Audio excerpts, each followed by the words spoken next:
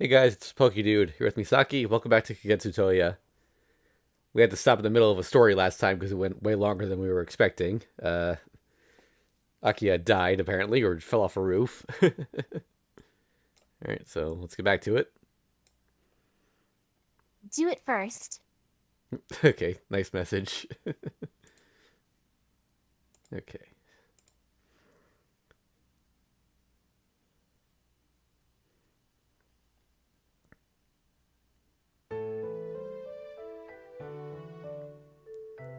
That was surprising. Oh, okay. I'm the one who's surprised. You fell from the roof and suffered only some scrapes. Exactly what sort of body do you have? Are you really human?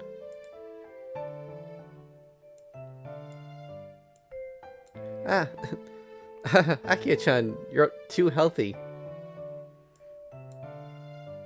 Before me stood two familiar roommates. Nope, sorry. Soka, what time is it? Perhaps the shock of the fall, or some after effects of losing consciousness, but I suspiciously asked my friend. It's just before 10 o'clock at night. Right before lights out time. I see. So it hasn't even been an hour since I fell. Yeah, when we called the doctor, she was quite surprised, but when she got here, she was even more surprised. Exactly who is this? Who, exactly where is this girl injured? Her eyes were clearly asking. That's right. The doctor said that some trees or bushes must have cushioned your fall, but that doesn't make any sense. Akia-chan, are even your clothes super tough? Hanepin, typically, was caught up in something utterly unimportant.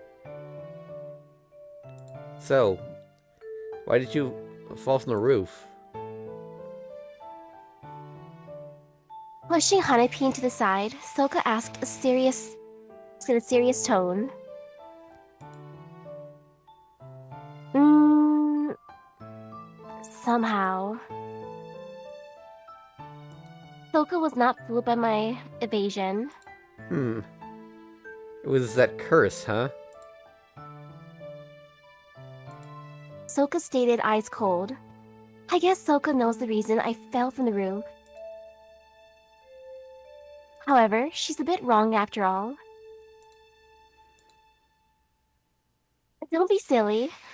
I already said that in this wholesome environment, there's no way a curse could thrive, didn't I? Didn't I?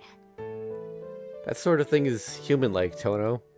People who don't know if there really are such things as curses or whatever sometimes do try to perform such a thing. Not everyone in this world is as sturdy as you are. I don't think of myself as sturdy. Just listen to me. To use a curse in this is the same thing as a prayer. A desperate wish that the orders to fulfill. That in order to fulfill, you'd even fight with your back against the wall. Driven there by a disaster if that wish should not be fulfilled. You understand?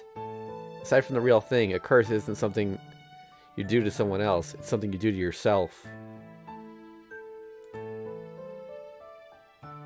Curse is a double-edged blade. She's saying that a curse is nothing more than a strong suggestion that you force upon yourself in order to achieve your goal. But Soka, that unnatural curse is what we call obsession.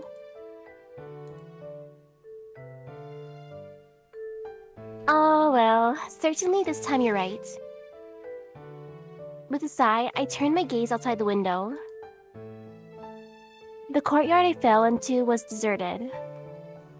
The dark of the winter nights is weak.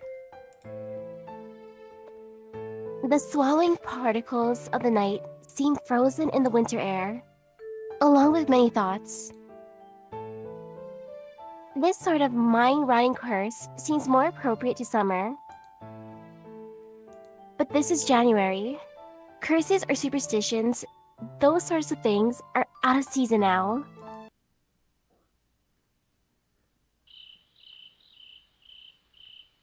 For some reason, Soka still looks like she had something to say, as she dragged Hanepin, still protesting, I'll sleep in the clinic Oh, with. Oh, okay.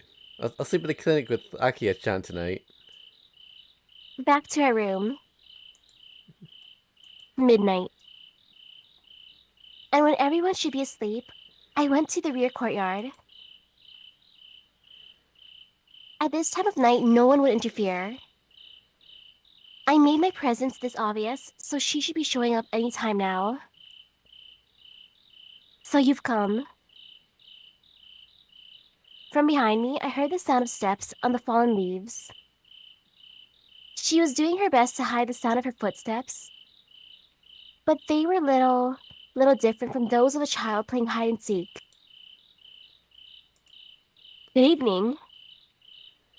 These nights certainly are cold, aren't they, Shijo-san?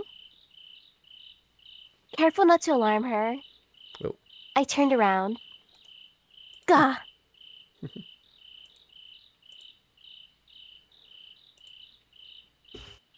I'd failed. No matter how gently I might wish to end this, if she had already been driven into a corner, there's no point. I understand how you feel, but that's a little too much. She has a knife. Yeah.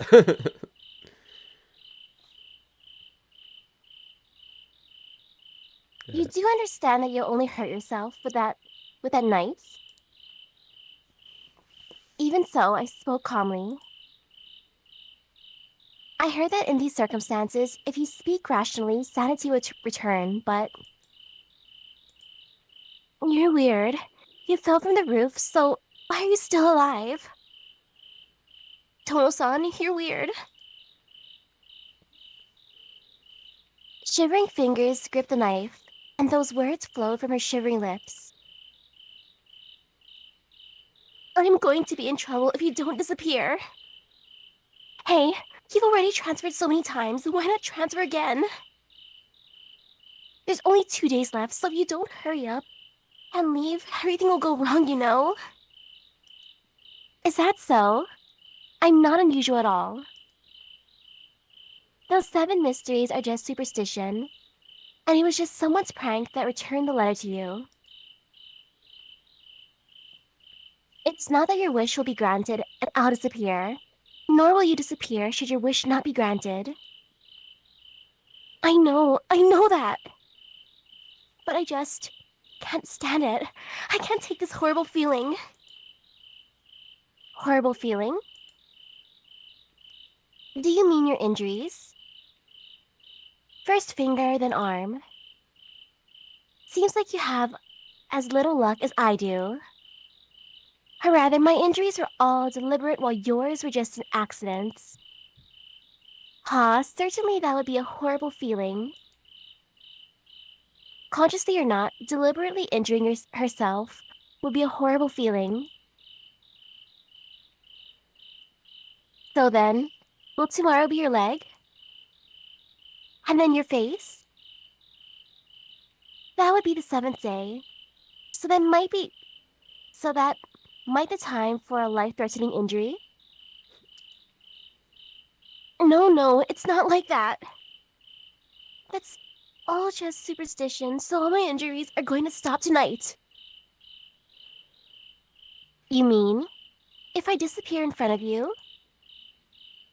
For example, if I were to instantly disappear from the roof, as if in some magic show? All I did was jump to the ground, however. Her already pale face became even paler as she stepped back. Well then, standing around like this is cold, and besides, I'm tired of this. Since this case is one without a clear victim, I had thought to handle it gently, but no more. She's in no condition to speak rationally anyway. I...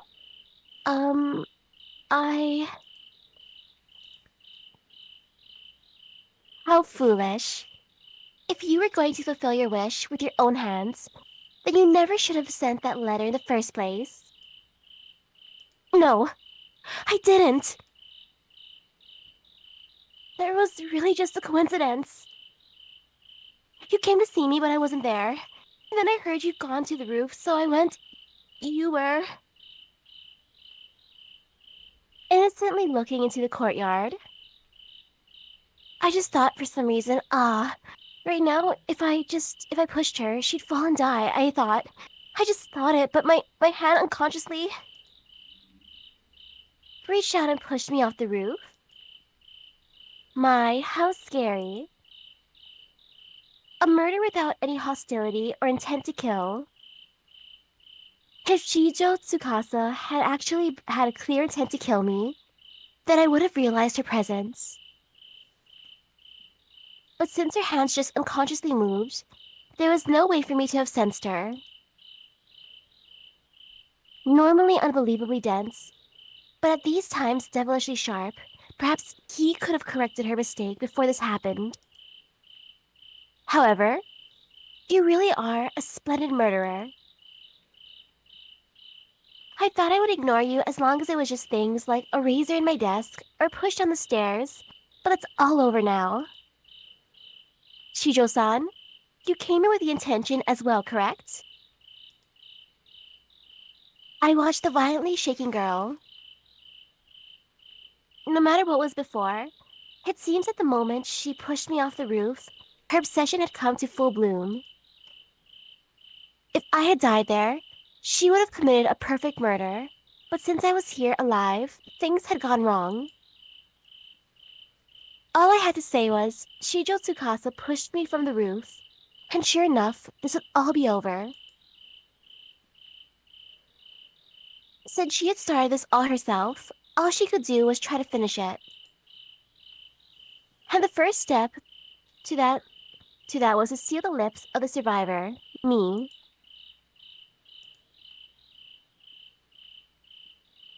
Enough of this.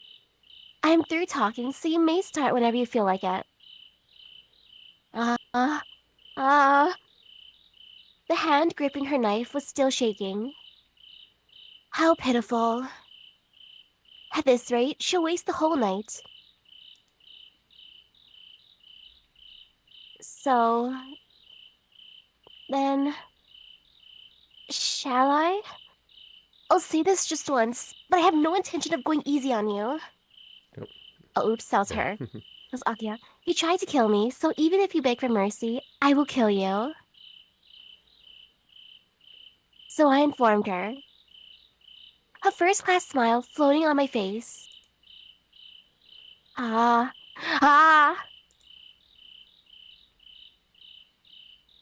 Just like me earlier. Pushed forward by something she couldn't see, she attacked. But it didn't matter at all. The wildly waving knife passed by my neck only once. Then, mercilessly, the instep of my foot connected solidly with the back of her hand. The back of her head. The Soko Skull's highest rank certain kill round kick. And flawlessly, I mowed down her consciousness. And maybe even dangerously close to mowing down her life. A brokenly collapsed Shijo Tsukasa. Atop her drifted from her hair. Her knife had cut.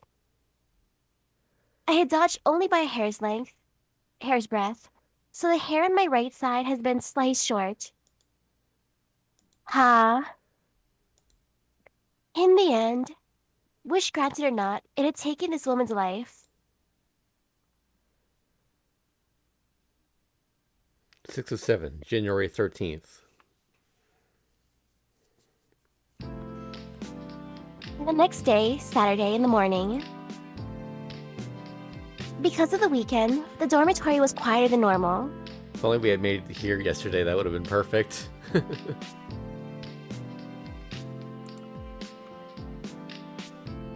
There were those who had already left with plans for the weekend, and those who were busy with club activities, and those who sleep all morning. For all these various reasons, the number of students moving around the dormitory was reduced to almost 1/3 of normal. When I awoke in the clinic, the first thing I did was get permission to leave the grounds, then go hire a beautician to put my hair in order before returning. I like her priorities. It seems like the two of them were waiting for my return. They must have been worried after I chased them out of the clinic last night. I digested that for a moment, and then thought, friendship is such a nice thing. The two of them stared at me, dumbfounded. Actually, Hanepin looked the same as always, but Soka seemed frozen, staring at me. What? Is there something on my face? Your hair. What happened to your hair? Soka finally choked out. Oh, this? It got cut up a little, so I had it shortened. I originally was going to have it cut short, but I decided that was too effeminate and stopped. It is not as if cutting my hair would cause anything to change. No, that's fine, but I mean, that's really quite... It fits your mean personality. Soka's mouth twisted. Wow, Akia-chan, you look really obstinate. For some reason, Hanepin seemed really happy. How rude. That's not the point at all, you two. I'd even considered a ponytail or triple braids to hide it. This was my final choice. Is that so? Don't concern yourselves.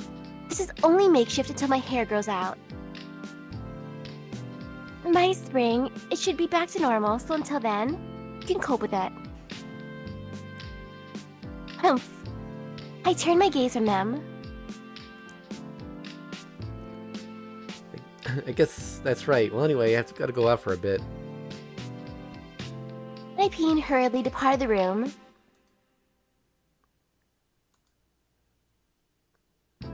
What's she up to? Hane was summoned by some of the higher-ups, but she threw a tantrum and refused to go until you got back. She seems attached to you, Tono. I don't remember being the hand that feeds her, though. Answering with another sigh, I loosened my hair.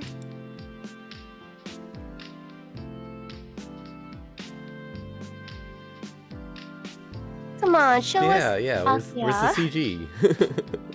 Like, that sounded like a point where we would show it. Yeah. After that, the subject naturally turned to the 7 mysteries. I gave Soka a brief summary of last night's events, and outlined the entire story for her. Now I understand. So that's the reason that Shijo is sleeping in the clinic. Oh well, this should be good for her. A painful punishment should make her guilt go away. Soka just accepted everything. Her candidness at times like this is truly amazing. Humph. To be honest, I don't like this. Just look, I can't believe that just because her letter was returned, she got all obsessed by this non-existent curse. I agree. This was just bad luck. If the person Shijo was wishing to disappear had been someone other than you, Tono, I don't think any of this would have happened. What does that mean, Soka? Perhaps she thought you were found out through some fluke. The same accident as 10 years ago would happen. You have no mercy for those who oppose you. In other words, I'm saying that what Shijo was scared of wasn't a curse, it was you. Yeah. One kick just wasn't enough. I should have acted like you, Soka, and just cooperated with her expectations after I failed her. Hey, don't say that. Shijo's going to be suffering from whiplash for a month. If you'd gone that far, it really would have been 10 years ago again. A breath later, Soka chugged down her freshly poured tea. Coffee and tea are wasted on her, but for some reason, she's eccentric and continually uses the tea set she owns. Her taste in Eastern culture might be a match for those of a certain someone somewhere.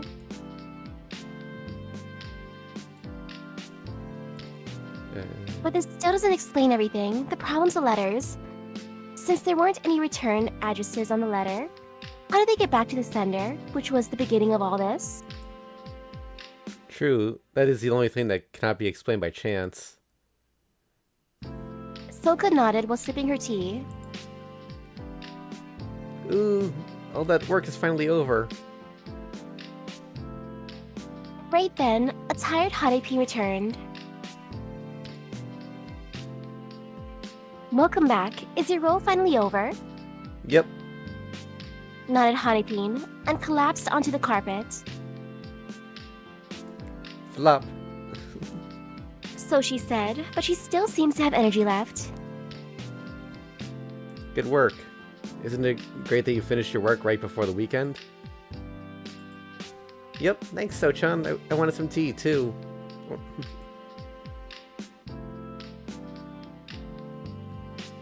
I think that's Akiha.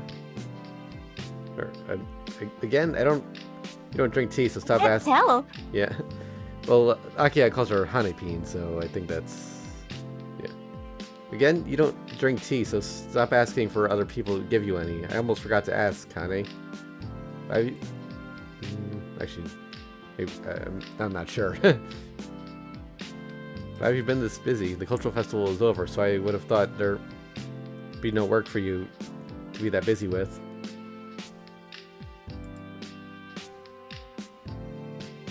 That's true, but listen. Pouring Soka's tea into her own teacup, Hanepin started speaking. Well, you know the dorm's being renovated, right? Well then, this is the perfect time, they thought, to get rid of the old mail system we had. From now on, we'll be giving out our letters to the clerk at the reception desk. Hold it, Hanepin. I never heard a word about this. It was such a sudden decision that there were still undelivered letters left from the winter break. Then the upperclassmen asked me to sort them all out by myself.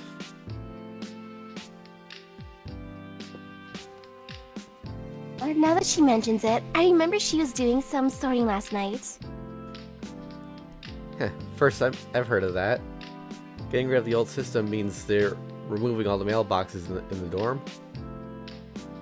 That's right. And then I was told to check all the letters to friends or family or such one by one. They wanted to double check the sender and address and such. That's a division of privacy, isn't it?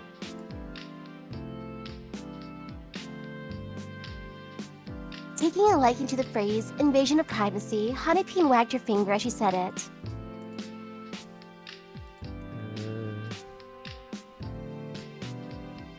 I see. Thus, your sorting of the mail. Wait a moment. What'd you do with the letters that had neither address nor sender's name? Threw them in the trash. There weren't as many of those, so I returned almost all of them. But my roommate was flat out bragging. Ah.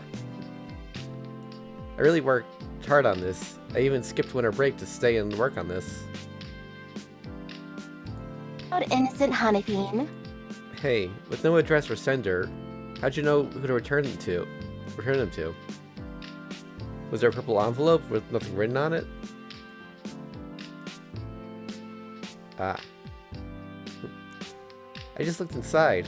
I recognized Shijo's handwriting and Akiya-chan's had a blank paper in it, but I remember earlier wondering what Akiya-chan was doing with the purple envelope, so I returned that one to her. It's right there on your desk, Oh wasn't my it? gosh. It was her all along.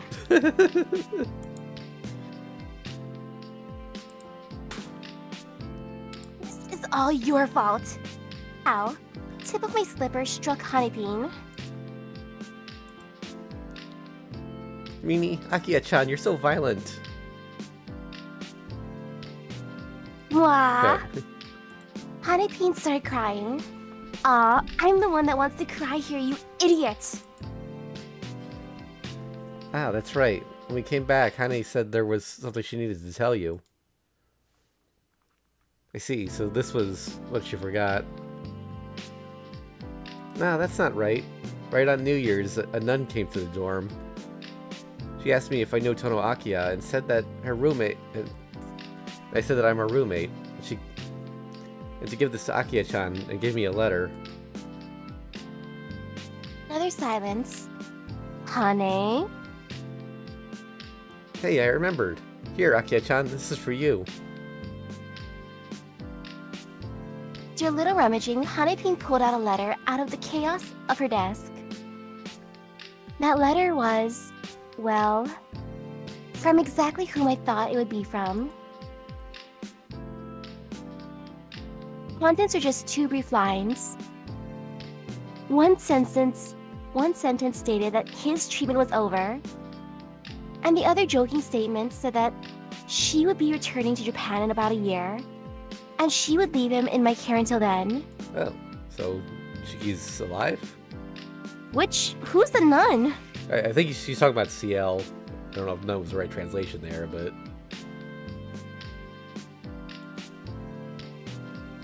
My mind went white. So white, I couldn't even tell what I was feeling. If there were such things as hollow feelings, then... why did she have to be the one to help him? Ah yes, those are my feelings for that self-styled senpai woman. Tono? Soka's voice brought me back. I shoved the letter into my pocket and stood. I'm going. I don't know if I'll be back, so I'll leave the rest to you. Huh? Wait, go? You don't mean temporarily, do you? Ignoring the confused Soka, I began packing my bags. Then, there, reflected in the mirror, was the form of Tono Akiya with her hair cut short. Yes, show it! Come on. No? Maybe on the next page. Again, my mind went blank. No, perhaps I just returned to my usual calm self. My first thought was that I simply couldn't see him with my hair like this.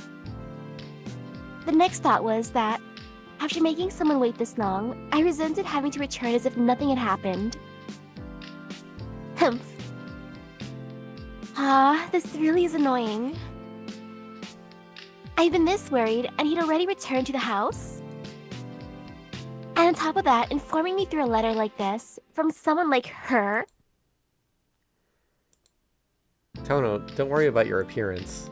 Someone like you needs a little flaw somewhere. Of course, we'll miss you, but if that's the most important thing to you... Stay. That's right, hurry up and stay. What? I said I'll stay. I just couldn't stomach rushing back like this. I've had to wait all this time, so now it's time for him to wait. Even I occasionally... If I didn't trouble Nissan by making him wait for me, then the scales would be unbalanced. Soka's lips twisted into a smile.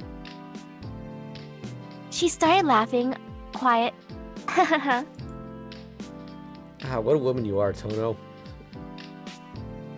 Just like last night, again she grabbed her sides and collapsed in laughter. Whoa, Sochan's broken. Normally she never laughs, but this is the second time. Don't worry about it. If Soka doesn't laugh occasionally, her balance will be off, right? Akiya-chan, you're smiling too. Yep, you're back to the same happy Akiya you were before you transferred. Hanepin delightedly laughed as well. Is that so? Then let the three of us keep laughing. If anyone saw us, they'd think we're one strange group. Nuh-uh, we're normal. After all, today's the weekend and we're all together here, drinking tea. You and me and Sochan too. We're all young ladies. Hanepin laughed gladly. That too was normal. No matter what, she always smiles happily.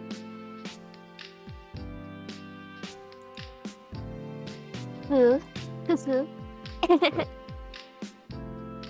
Sucked in by her obvious joy, my laughter just slipped out. It felt much better than I expected, letting all my earlier troubles fade into insignificance. My waiting self, even though I left and returned, my unchanging roommates. Scared of that endless waiting, my own girlishness that played at making wishes. And finally, that warmth in my heart that I clung to on those sleepless nights. My wish was made in greed. I thought I wanted him to come back, but if that was all, then surely I would have been unsatisfied. And that's why, all along, my true wish was something the seven mysteries couldn't grant. For my true wish was much different. Although saying so would be way too blunt and effeminate. After all, making him mine wasn't just a wish, but my ambition, right? Anyway, spring. Winter will deepen, the snow will fall, and the frost will halo the earth. Only when my hair is back to normal, and I can't bear waiting anymore, I will go home to the mansion. When I do, surely he'll be just as impatient, waiting eagerly before the gate. Did they really not show it? Like, wow. And wait, were we day 6 out of 7? Yeah, I guess it might not have. It might not have updated actually, but. But I swear we saw 6 out of 7. I'm like, this is the end? And maybe after the credits, I don't know. Or it's possible they just forgot to include the text there for it.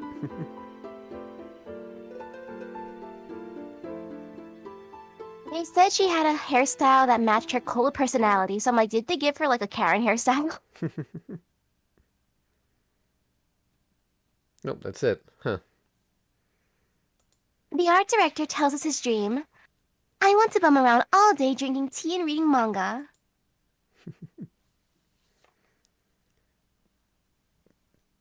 Alright, well. So supposedly that was the only particularly long one, and the rest should go a little bit quicker. Oh, Does it mean in that story Shiki ended up with Ciel? I guess so. At least temporarily. We don't know if Akia went and won him back.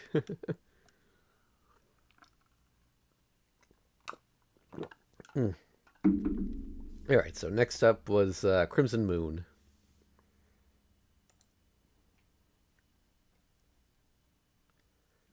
The stars are close. The sky over the deep valley was so high and clear you would be able to reach out to the stars and touch them. It wouldn't be anywhere else in the world that is as close to the heavens as this land. This is a high land, but if you simply compare the heights, there are other lands that can boast their altitudes other than this. The real reason that this land is close to the heavens is because this is where they were born. At times, the figure of the moon is sacred, even holy. It, being large enough to cover the top of your head, is like a cover of the sky, and its size strikes a certain fear in you. The people of old wondered if the moon was about to fall down on them. That is, the end of the world. The fear was not just an absurdity, because the primal being that appeared in this land was definitely summoned to bring forth the end. However, the world has not met its end. The concept of the world that we have built is far stronger than what the star had imagined. The crimson moon sheds its tears. It says in sorrow that it will be a long fight. But even if it returns again as a new moon, it is not the end. For all living things in this land will turn on it. Although time, which may be the ultimate factor, is on its side, Crimson moon. The moon is close. It suddenly occurs that the celestial body may be connected to this land. That was it not the point? They say that they were created as a censor of nature. But who was their mold, that primal being? The planet made them to resemble humans. But before that, what made it create a censor called the true ancestors? The reason why they are affected by the moon.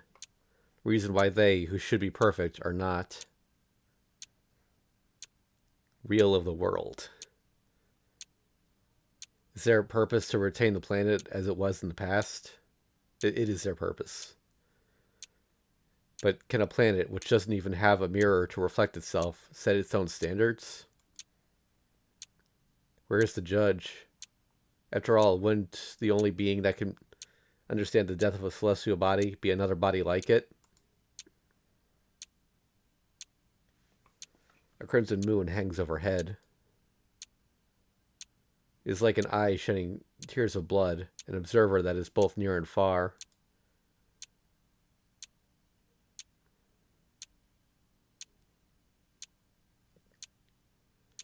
I don't still no idea who's talking here. I'll keep going. I opened my eyes with a strange sensation. It was like I am myself and someone else. Okay, like Tonoshiki, is in the cloak of a man called Michael Roa Valdemyoung. A minute disorder disturbs my sleep. I'm understanding myself as myself and someone else. Like Michael Roa Valdemyoung, am residing inside the consciousness of a human called Tonoshiki, which is the dominant one. That would definitely be me. Because I am the world based on this is the world based on my memory. However, such an emotional recollection of the past wouldn't be possible for me. So that means this world is my world. Right. I gotta switch voices depending on what color the text is. I am myself and I am you. Then this must be a dream. This is a story that can only exist as an anecdote that is both past and future. Is it? If this is a dream, then that would be okay. The time spent in this gap is probably just an instant. It's a contradiction that can be understood with acquired knowledge, and one that will be forgotten in a second. The space of time is unnecessary, but it's not that big of a waste. One. Or out of one. The room assigned to me was windowless, so the moon wasn't in sight. The castle standing in the valley was really silent. They, the masters of the castle, and the dead apostles who served them, were both keeping their presence and emotions silent, as if silence was a virtue.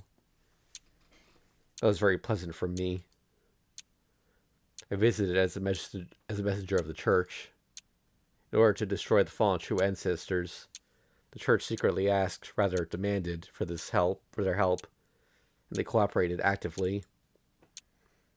The number of fallen true ancestors that walk this land is around 10.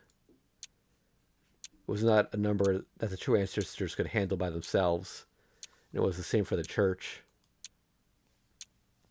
They were in need of the organization of the church, so they accepted me, a priest of the church.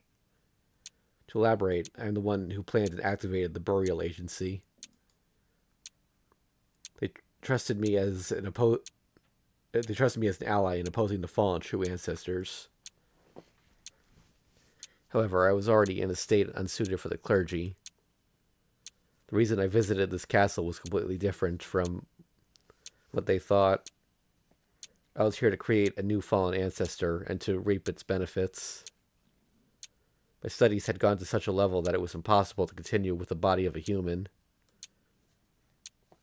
In order to find a way to continue, I must become a vampiric creature known as a dead apostle. The night is deep. Now, I will have an audience with the princess.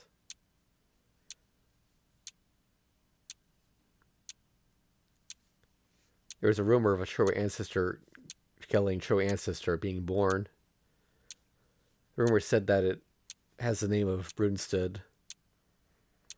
If that is so, then it would be true ancestor royalty.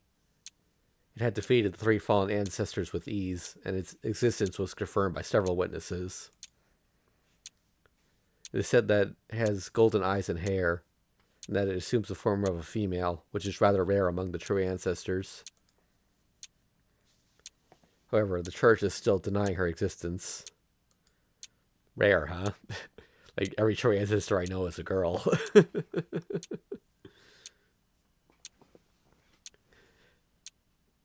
That's natural. The church is conservative.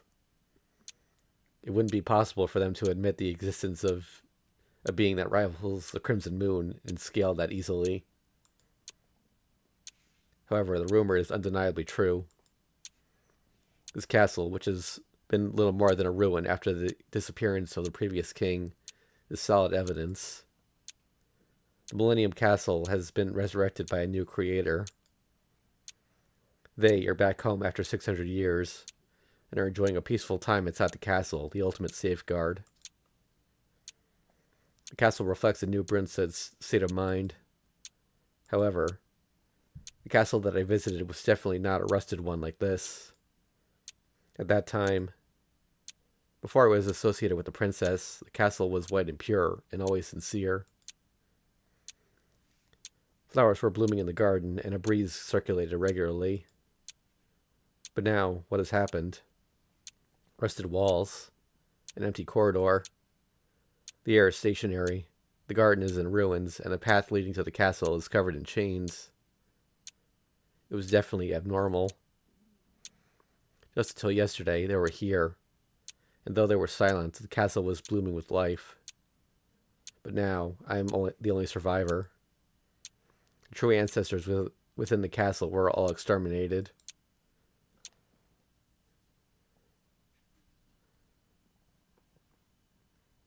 The cold is extreme. All doors that lead to the throne are closed. The chains that extend from the outer walls are clustered towards the throne. There was a window, and the throne was in sight. Beyond the closed doors is the heart of the castle.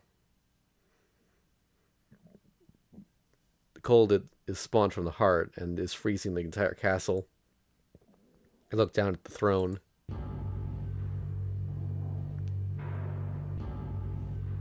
I was wondering if we're going to get more of this area since we just had that one dream sequence in the main story.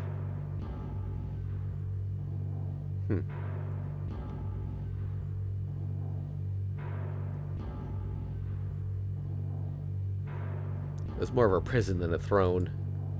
That was how it looked. The chair is heavy. The sin is deep. The sin is deep. The tangled chains become a thorned crown, praising the lonely princess. To that extent, the being that had corrupted me was decaying alive. I pitied her. Is this the result, Roa? Does it occur to you as well? Yes, this is the result. But I don't have time to worry about such matters. She is not what I pursue, and I have no means to free her.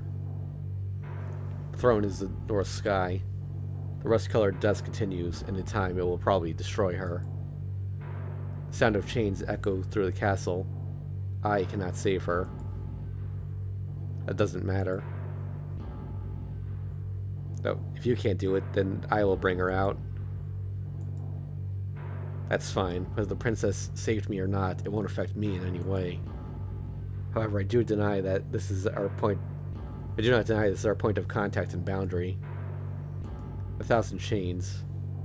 With the chained princess between us, I have our backs against each other. Now for a moment, in a time that cannot exist, let us each start his day. 2. The room assigned to me was windowless, so the moon wasn't in sight. The castle standing in the valley was really silent. They, the masters of the castle and the dead apostles who served them, were both keeping their presence and emotions silent, as if silence was a virtue. No, that was very pleasing for me.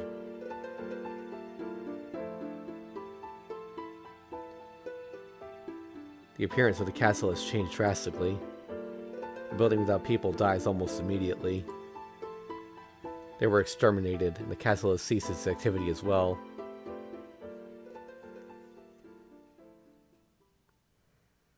I moved into the inner yard. The fountain is dry. Such a tiresome man. I didn't expect you to remain in this castle. That was not the chained princess at the throne. She's still bound up in there. This is a being hiding inside her consciousness, waiting for a time to fuse with her. It is an honor to meet you, Brunstad. I never thought I'd have a chance to speak with you like this. Anyway, with you in this state, it seems to me that it will be difficult for the princess to succeed the Crimson Moon.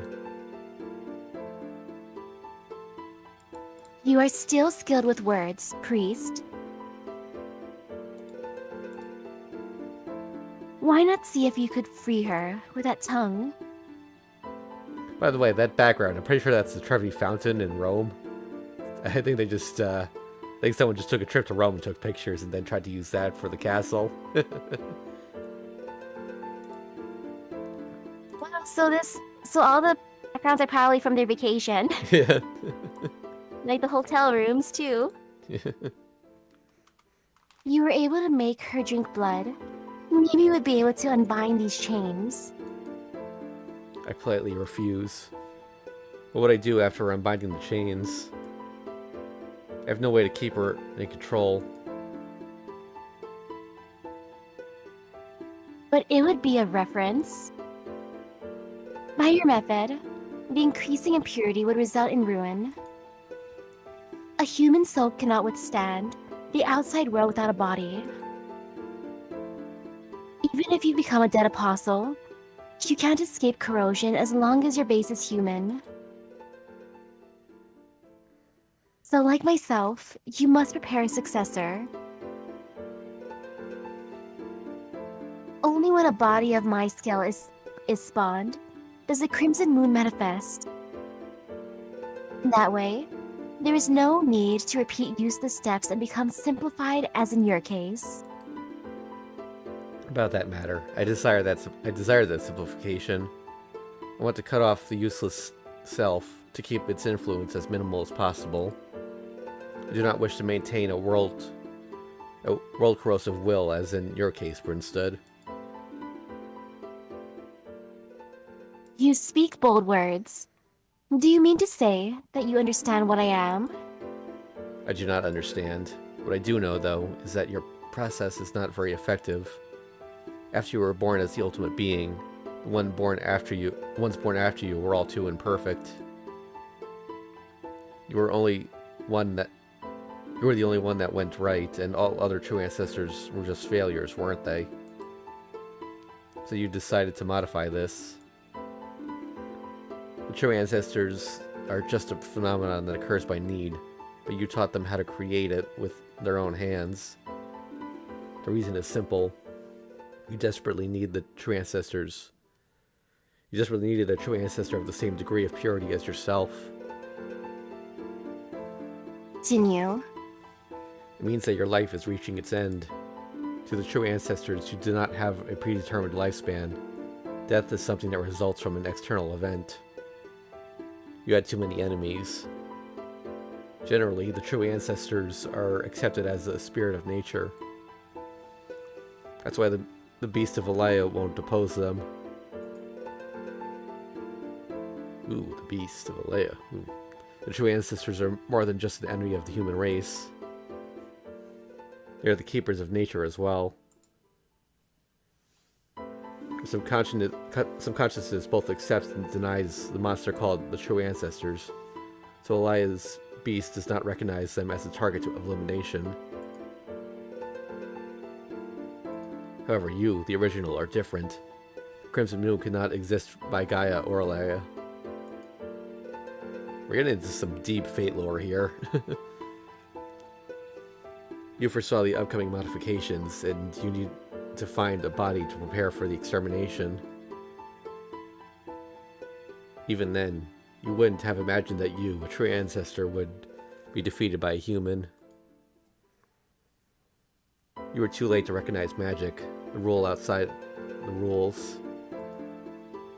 That's why you were surpassed by the Old Man of Jewels. Because of that unexpected event, you were exterminated just before the perfection of a successor,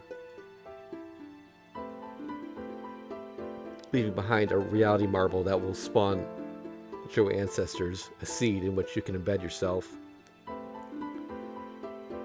Is this the first time the word reality marble has been used in these games? I'm trying to remember. I think so?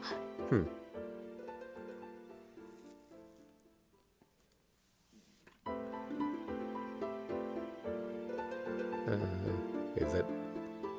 Yeah, okay. The 27 ancestors are no more than a footprint that you made in this world. No matter how much you tried, a true ancestor of your level of purity would not be born. So you began to test out other possibilities.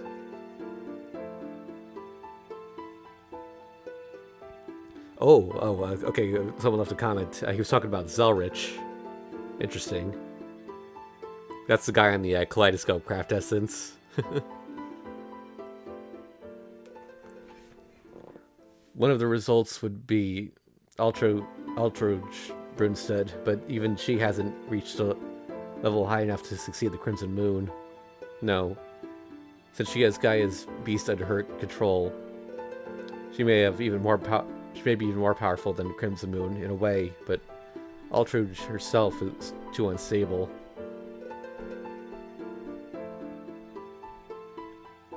Then the true ancestor was spawned naturally, a method that you had given up by then.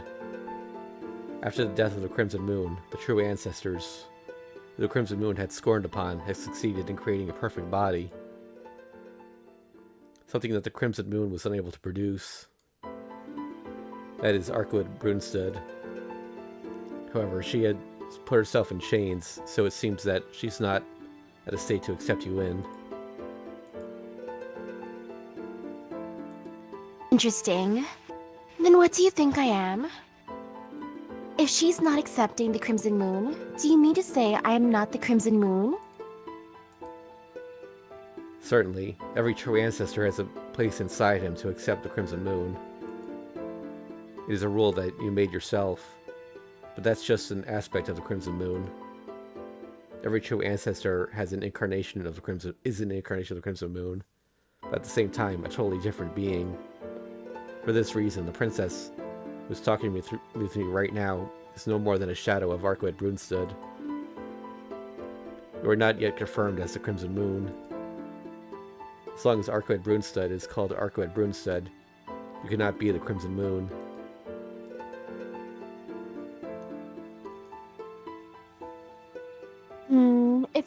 If what you say is true, then it certainly makes sense that I exist in this manner.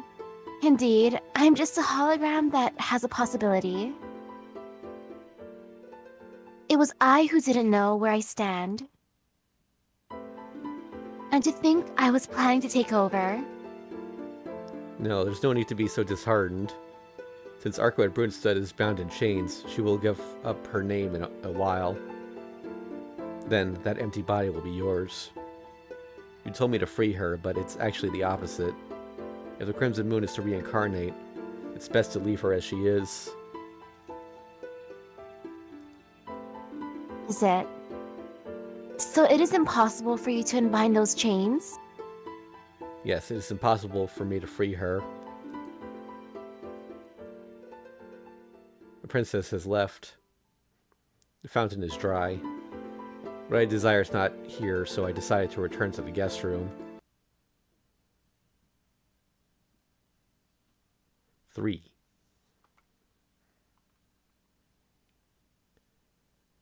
The room assigned to me was windowless, so okay, this is the same dialogue.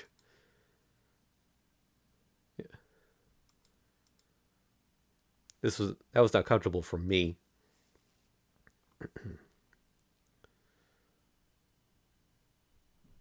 The appearance of the castle remains unchanged. The castle walls are hardened with despair, and not a speck of wind enters through the closed doors.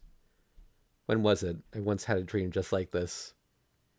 I walked towards the cathedral, my footsteps echoing like screams.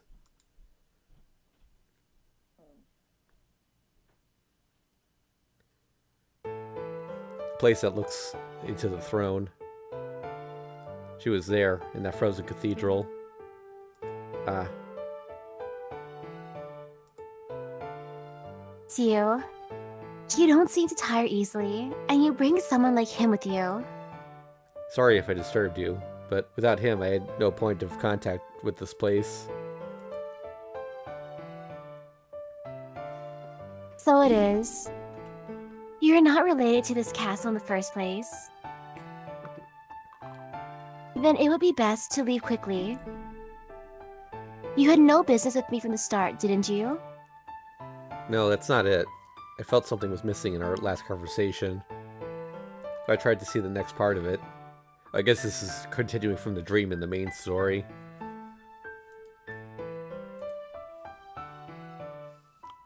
I don't understand. What do you mean? Something was missing? Well, I mean, that was this time. This time I'm here to see you.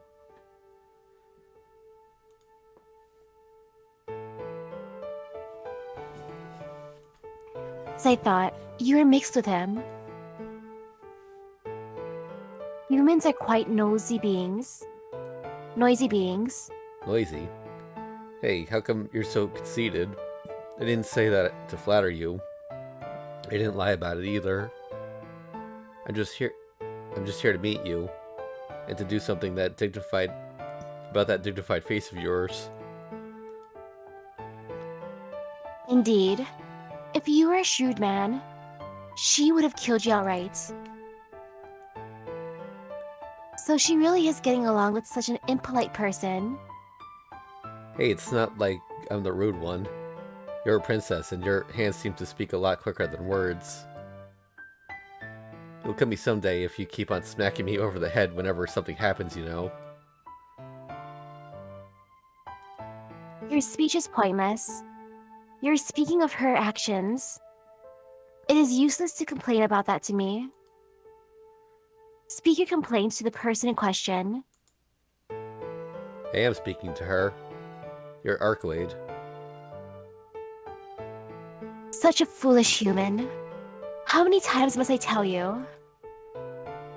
I am just an aspect of Archwade Brunstad. The Archwade you know is a different being. I told you, I know that. But you're an aspect of Archwade, aren't you? And it's the same thing. You have long hair, you talk with an accent, and you don't know me, but that's not important at all. If you're a part of Archwade, then that means you are Archwade. What, did I say something weird? Did you surprise me? Indeed, if I exist as myself, it would be a bad thing for you, would it not? The one that you desire is the one that is bound by chains, not the one that exists here. Ah, well, yes, the Archwade that I know is certainly not you. Then why do you speak words that tolerate my existence? Does that not contradict your purpose? Does it? This is a contradiction? Of course it is. You're the one that is shielding her. If you, her only ally, accept me, the enemy, then naturally the Crimson Moon is near. You're trying to hand her over to me with your own hands. Oh, is that so? But that's not much of a problem. If that happens, then I'll get the Archwade that I know back by force. Do you mean to say that you'll fight me? Fight you? Fighting with Archwade to save Archwade. Now that's a contradiction. Fool. Wanting her means fighting me. Do you still speak such words? That you could save Arcoid Brunstad, who has been bound by chains from the long past? Yes, I can save her. Silence. Then, filling a faint yet absolute gap, she speaks.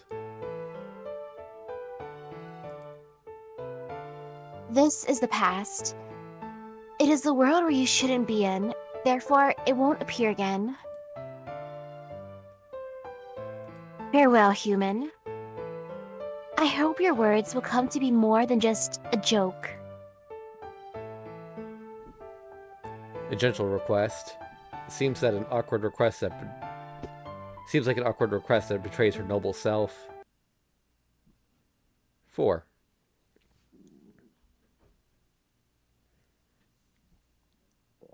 Now, to return to the rifle memory. And the list, yep. Then there was a change in the silence. Sound sinks into an even deeper silence. The owner of the castle is back. It was not a silence to greet the return of a king. Rather, it was a silence fearing the return of a heretic. Wait, what? It looks like our dream ends here. My last memory of this castle is approaching. It's best for you to just observe.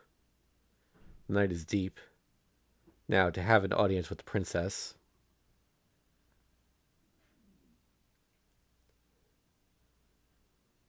The moon is blue and so bright that it overwhelms the stars.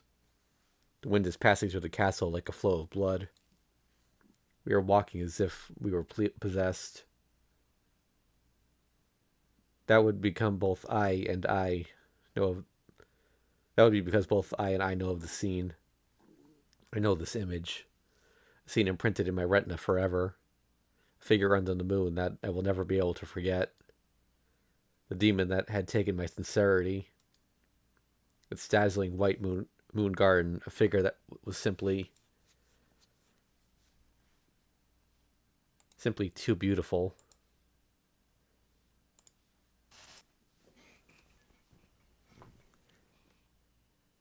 There, everything was. Everything that surpassed what I pursued. But I was young and stubborn, and unable to accept it, unable to understand it. I had armed myself with hatred.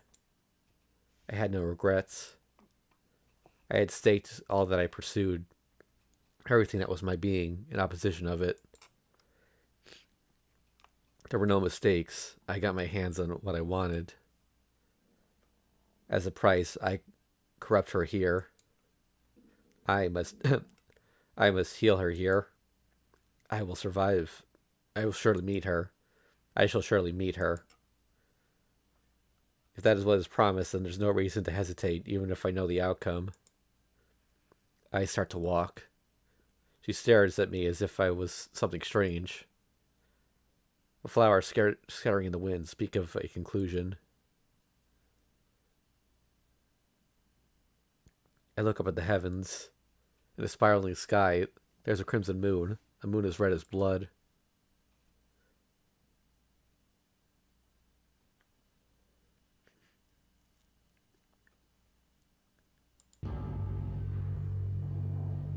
In the ruins, a sinner is imprisoned. Bound in 1,000 chains, the princess of the true ancestors continues to sleep. Gazing at the night sky I had never seen before, I decided to wake up. Oh wait, farewell, princess. If we ever meet again, may be in an unfamiliar place, in an unknown time, under an uncomfortable sun.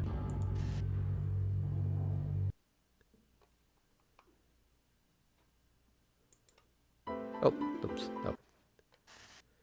Okay, well. Retirement. Just retirement. Wow, that's it? Huh. Yeah, so those... I didn't know, I gotta read up on Zalrich.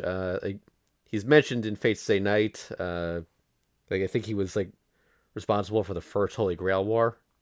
Like, he's, like, a major figure in Fate history. Based on what they were saying, where does Yume Ren stand with all this? I'm not sure, actually. I think there was something different about her. I forget what the deal with that was.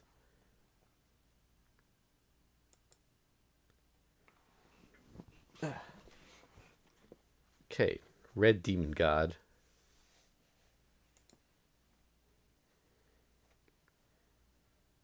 Hey, let me tell you an old story. Red Demon God. Prologue.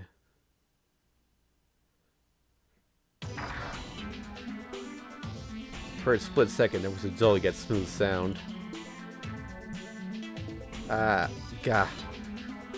The man died by getting his neck crushed from the front. It wasn't an instant death, but a painful death which takes a few seconds after receiving a fatal wound. Even so, the man could never see the figure of the attacker. In a few seconds until he died, the only thing he was thinking was to let the others know that there was an attacker. Another smooth sound. Right next to the man, the other guard, who was literally at arm's length from him, died similarly as well. What a bad dream, the man thought. There was something an intruder. There's already intruders in their area. They wouldn't even let a rat pass through. And now he was dying without even noticing the death of his partner.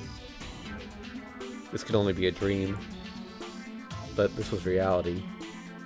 It wasn't the work of a human. It could have been a familiar that is skilled in hiding its presence, or the work of a demon unknown to him. The pupil enlarged. The camera called the eyeball caught the figure of the assailant before it lost its function. I was clearly smiling. The figure was a human. The presence and smell was no different from a normal human either. In his hands, he was carrying something that looks like a drumstick. The man was surprised that his neck was crushed by such a thing. And he was surprised even more by the fact that the assailant was really just a human. The assailant walked on quietly. Another smooth sound. The guards in the other areas died just like that. Just like them. It's a terrible dream, the man thought. Without any presence or reek of murder. An ordinary human who does not have any mixed blood was crushing through the tight defense of the inhuman bloodlines. I see, the man was convinced in his disappearing consciousness. That is our enemy this time. The taboo within the hybrids. The head of the Nayas, who's said to be a demon god.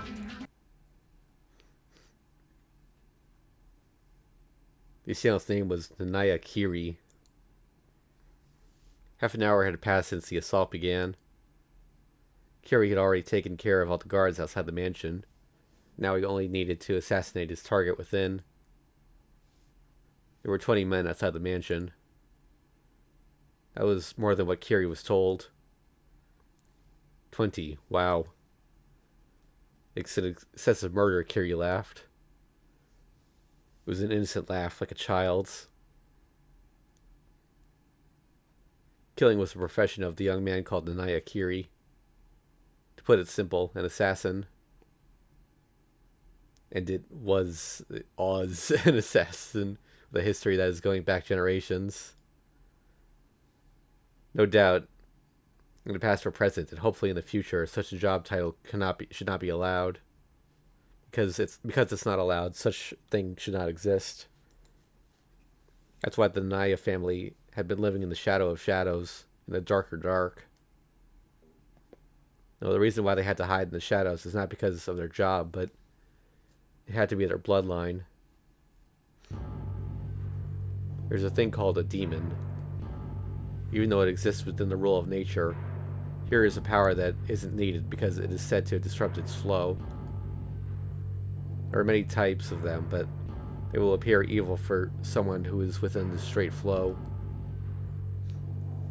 A demon is a disruption, and demon hunters are a gathering of those who fix the disruption. But disruption isn't of a single type. Demon hunters fix disruptions within nature, but can't fix the disruption within humans. For example, there's a type of demon called the Ogre. I wonder if that actually said Ogre or Oni. Because sometimes Oni gets translated to Ogre. This is a type that isn't in the straight flow from the beginning, and clearly a genuine demon. The demon hunters are fit to banish them, but it's a different story when these ogres mix with humans. Because the demon hunters are an organization in the lawful spell branch, created by humans to protect the human society, they are not supposed to hurt humans. For that reason, they will have a difficult time against a mix of demon and human. A long time ago, there were many who wished to become hybrids with the demons, who are greater beings, and as a result, a few of them made that possible. Using the power of the demons, even as a human, can sometimes help the demon hunters, while sometimes becoming their worst enemies. This ratio is very fragile. The hybrids who place themselves with the demon hunters and the hybrids who oppose the demon hunters hate each other, and they continue to fight below the surface. Of course, the demon hunters oppose the hybrids as well. But as a general principle, demon hunters are those who fix the disruption. Demons are disruptions just by existing, so they banish them right away. But demon-human hybrids are not a disruption. In order for a hybrid to be considered as disruption, the demon blood needs to become thicker than the human blood. These demon hybrids who can't maintain the human side anymore are seen as being out of alignment, and the demon hunters finally see them as their target. Excuse me a sec.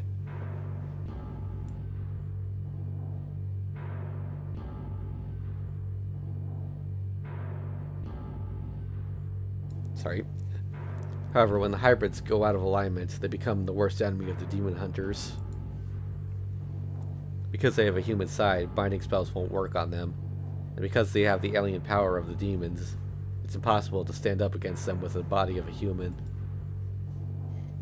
In the past, when weapons were undeveloped, killing them meant many casualties. However, there was a special case. Psychic ability. Even though the demons and demon hunters oppose each other, the powers actually originate from the same place. Therefore, there's a common rule between them that they have a fair fight within its bounds. But rarely there are ones who are outside of the rule. Those are the alien powers called psychic abilities, and the psychics. They don't follow the rules of demons and carry inhuman powers as pure humans.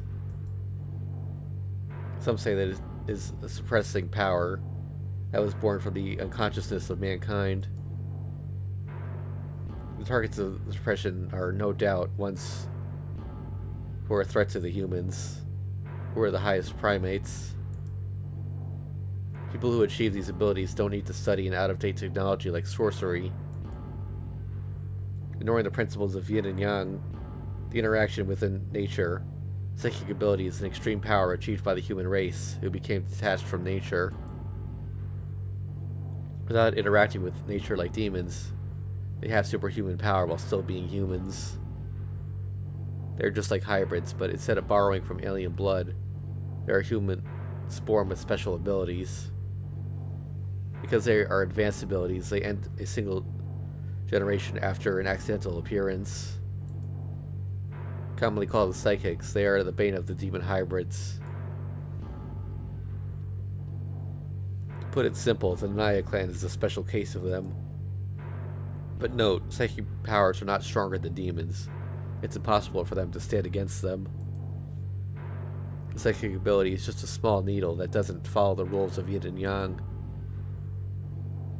Those abilities and effects are extremely small compared to the interaction with nature of the demons and demon hunters. There's no way a psychic is able to fight them alone. But still, a power outside the rule can be a threat to those who live inside the rule. The demon hunters hide their existence in the beginning and use them to catch the hybrids off guard by having them appear in the middle of a battle. It's kind of like saying a psychic support is a stone that is thrown between two people glaring at each other. The psychic uses their unusual abilities to just once create an decisive opening in their opponent. That's how demon hunters use the psychics, even for the hybrids. They are just about some unpredictable factor. Yes, there's not a chance in a million in this world that such a thing as psychic ability, which is only a power of a human, can defeat a demon that is nature. However, here was that 1 in a million demon god. Since the ancient times, the Nanayas lived for generations without mixing their blood. Many hideous children were born for being incestuous, but the ones who were able to grow up became powerful. Repeating that signal blending was the reason they were able to solidly carry their psychic abilities, which are supposed to be a mutational gene that lasts only for 1 generation. On top of that, the Nanayas polished their skills as assassins and learned a way to bring the psychics, who were normally on a suicide mission, home alive. As a result, we had the Nanaya clan with power outside the boundary of a human, and the human body trained to the limit. At that point, they were not considered a clan with psychic ability, but a clan that is specifically given the title of demon hunters. That was the only way for the Nanaya family, who were psychics discriminated against even more than the hybrids at times, to show their usefulness and live. That is how the demon hunters possessed the Nanayas as their absolute war power. A long and boring time passed after that.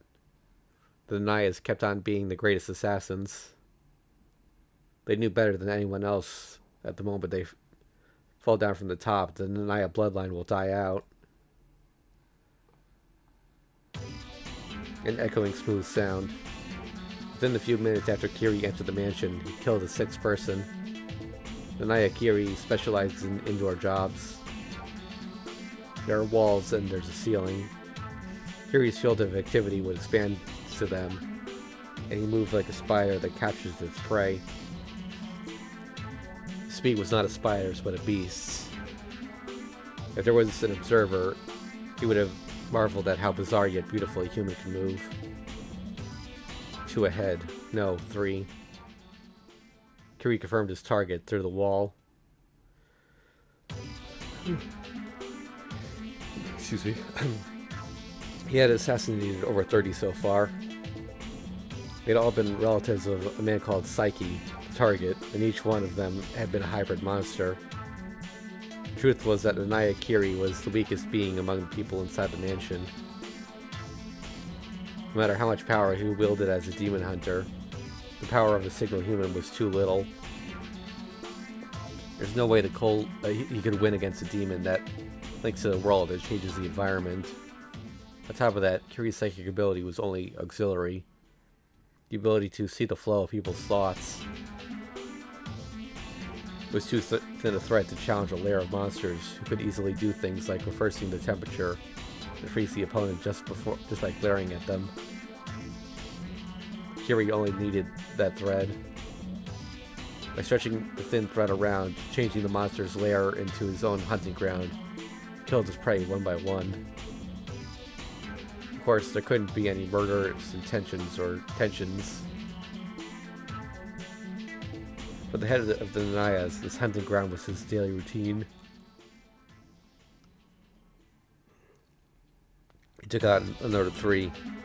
The thing in Kiri's hand was only a steel drumstick. He liked to use this plain weapon, and he used to thrust it into the vital spots of a human. That was a savage way of killing, far from the superior assassination skill called the pressure point. At the point of the stick that is neither thin nor thick, he crushed the bones instead of the muscle. At times, he thrusted at the opponent's head from above, and causes the head to push into the body. He could have made this music loop a little longer. It stops really quickly.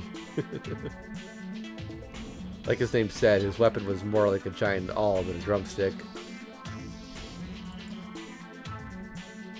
It couldn't cut, but it could make holes.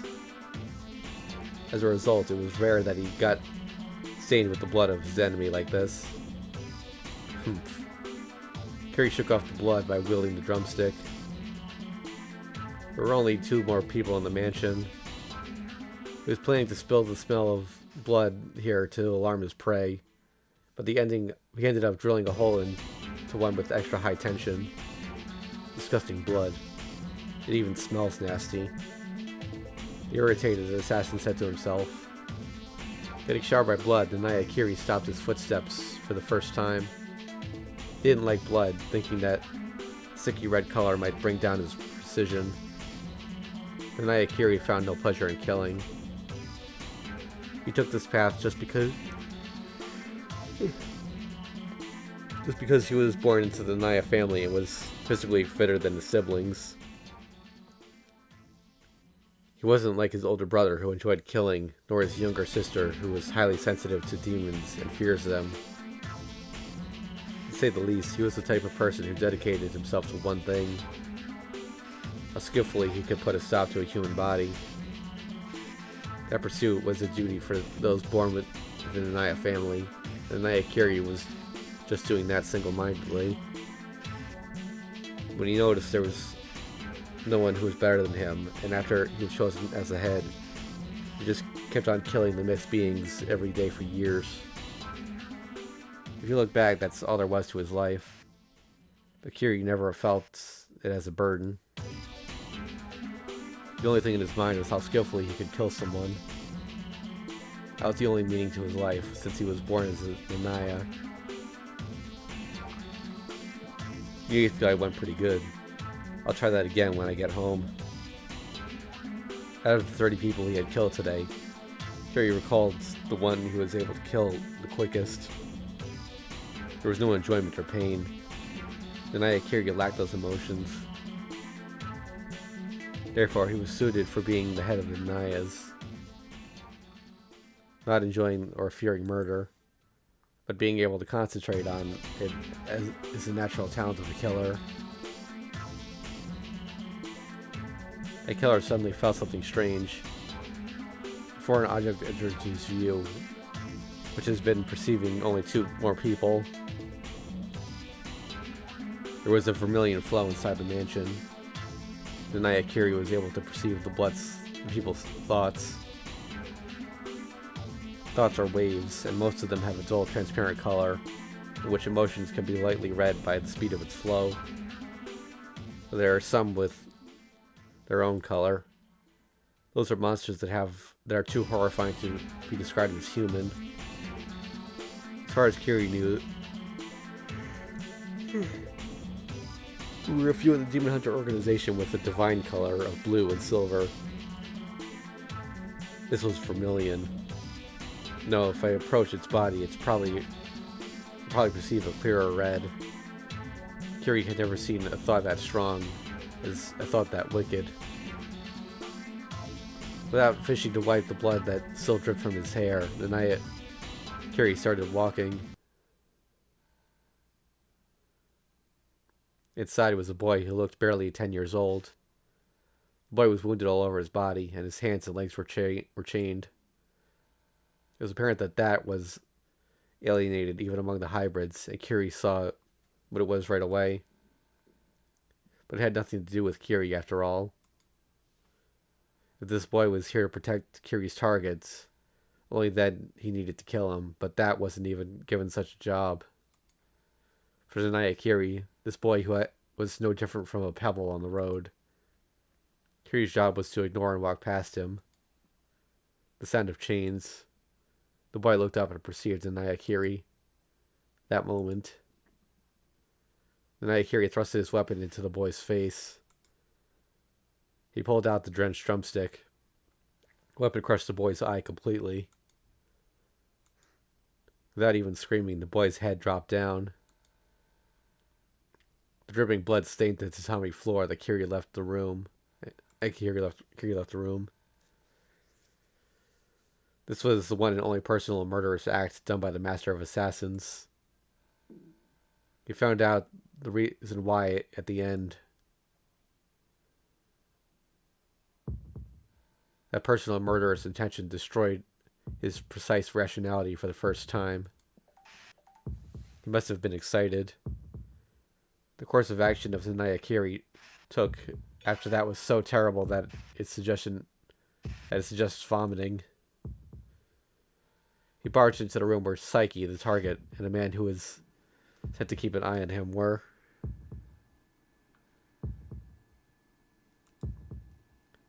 That wasn't like the Nayakiri. The reason he was able to come back alive after fighting against the hybrids was because of all that was done by assassination. A barbarous act like this was a suicide. And the hybrid called Psyche didn't hesitate at all to use his power against the Nayakiri, who was invading instead of sneaking in. No, let me make a correction. He didn't hesitate because his opponent was the murderer in the Nayakiri. This man saw from the closest place. This man was the eldest son of the hybrid family and knew the head of the Psyche family. But unlike Psyche, he cooperated with the demon hunters. Because for him, his family's safety was a lot more important than the pride of his ancestors.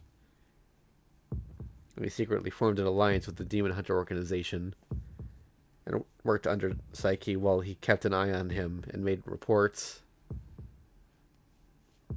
It was he who reported that Psyche ate human flesh and that there were more than 1,000 casualties. Originally, Psyche was the old type of hybrid, full of dominance. And from the view of a hybrid who just wanted to live peacefully like this one, he was just an annoying old man. On top of that, if this old man was a dictator, who was a dictator, died, the Psyche group cooperation would have a hole in it. It was his ambition as a businessman to make use of it. That's how the man sold the Psyche bloodline, and the demon hunters who brought it sent an assassin called the Nayakiri.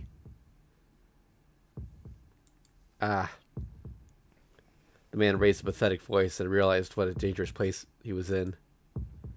Aha, ha. He raised a voice like a broken doll. But that disappeared behind the consistently echoing smooth sounds. Begizu. Splash. Splash. Splash. Splat. This is what's called no questions asked. The man who looked at the evil demon with laughter. There was no other choice but to look. Just as if a storm ripped into the room, the assassin annihilated Psyche's body. When the Fusuma door opened and the assassin made an appearance, the man cursed. That was hopeless. Even if you prepare a dozen demon hunters, you won't be able to win head-on against Psyche, who completely awakened his demon blood. Just as he thought that this was all there was to the rumored head of the Nanayas, it happened. There was a wooden table in the traditional Japanese room. The assassin slid under it as he appeared. The man and Psyche were caught off guard. For one thing, this is a small table. What is he doing? The instant he thought that, Psyche was dragged under the table by his foot. Then this. And there was no time for Psyche to scream. The moment he was dragged under the table, the head of the old man called Psyche rolled over the tatami floor, and body parts started flying everywhere under that table. The space so small that barely one person fitted into it. A terrible dissection took place, and then, drenched in blood all over his body, the assassin crawled out. Aha, ha, ha, ha. The Nayakiri approached the man, who couldn't help but laughing. Emotionless eyes gazed at him, who was also a hybrid. Ha ha, ha ha ha ha ha.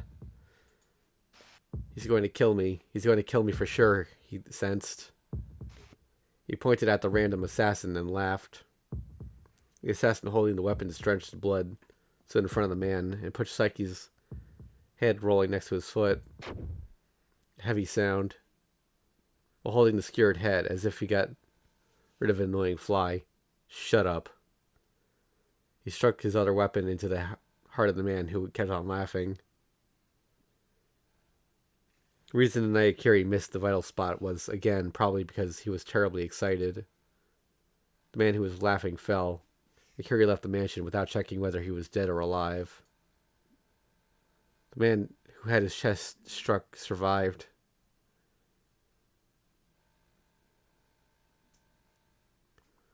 Huh.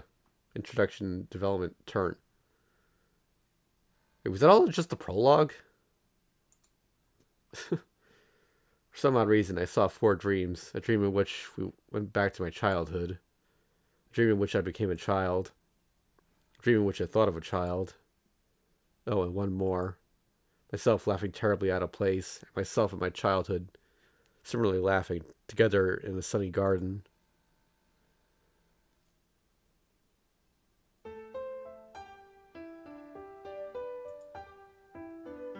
You want to take over for the narration here?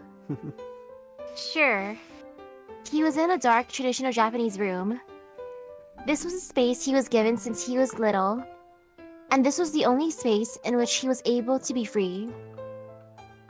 He was only a small child, so he was satisfied with this size. He even remembered complaining that it was too big. He wasn't very comfortable with being with the others in the first place, because his eyes were special, and it was an eye that seems to look into the inner side of people. That's why he never learned words until he grew quite big. Probably because he was able to feel what people were thinking without talking. On top of that, the words that they used to communicate didn't really match their emotions. That's why he didn't learn words. He thought that it was useless to learn a method of communication that is so incoherent. It was only natural. He was taught one thing in the beginning. A year passed after that. There wasn't really anyone who came to see him during that time. There was nothing else to do, so he repeated what he was taught, and that became boring, so he modified it to a way that was easier for him to do. And when he was taught the second thing, it was after he had already learned it. Maybe not having a teacher was beneficial, and he was able to use his body without being restricted by common sense. His talent had been discovered at that point. He knew that this was a way to kill people since he was born. He knew well that this family was that kind of family and that he couldn't escape from that obligation. That's why the rest was really simple. He accepted that and kept on polishing his techniques. That was the only meaning of his existence. Anything else must have been bothersome for them. That's why he just kept on running. Without looking back and without thinking of anything else, he aimed for somewhere. Even as a child, he thought that he was just going to think about how well he can kill someone all his life. As a result, that was wrong.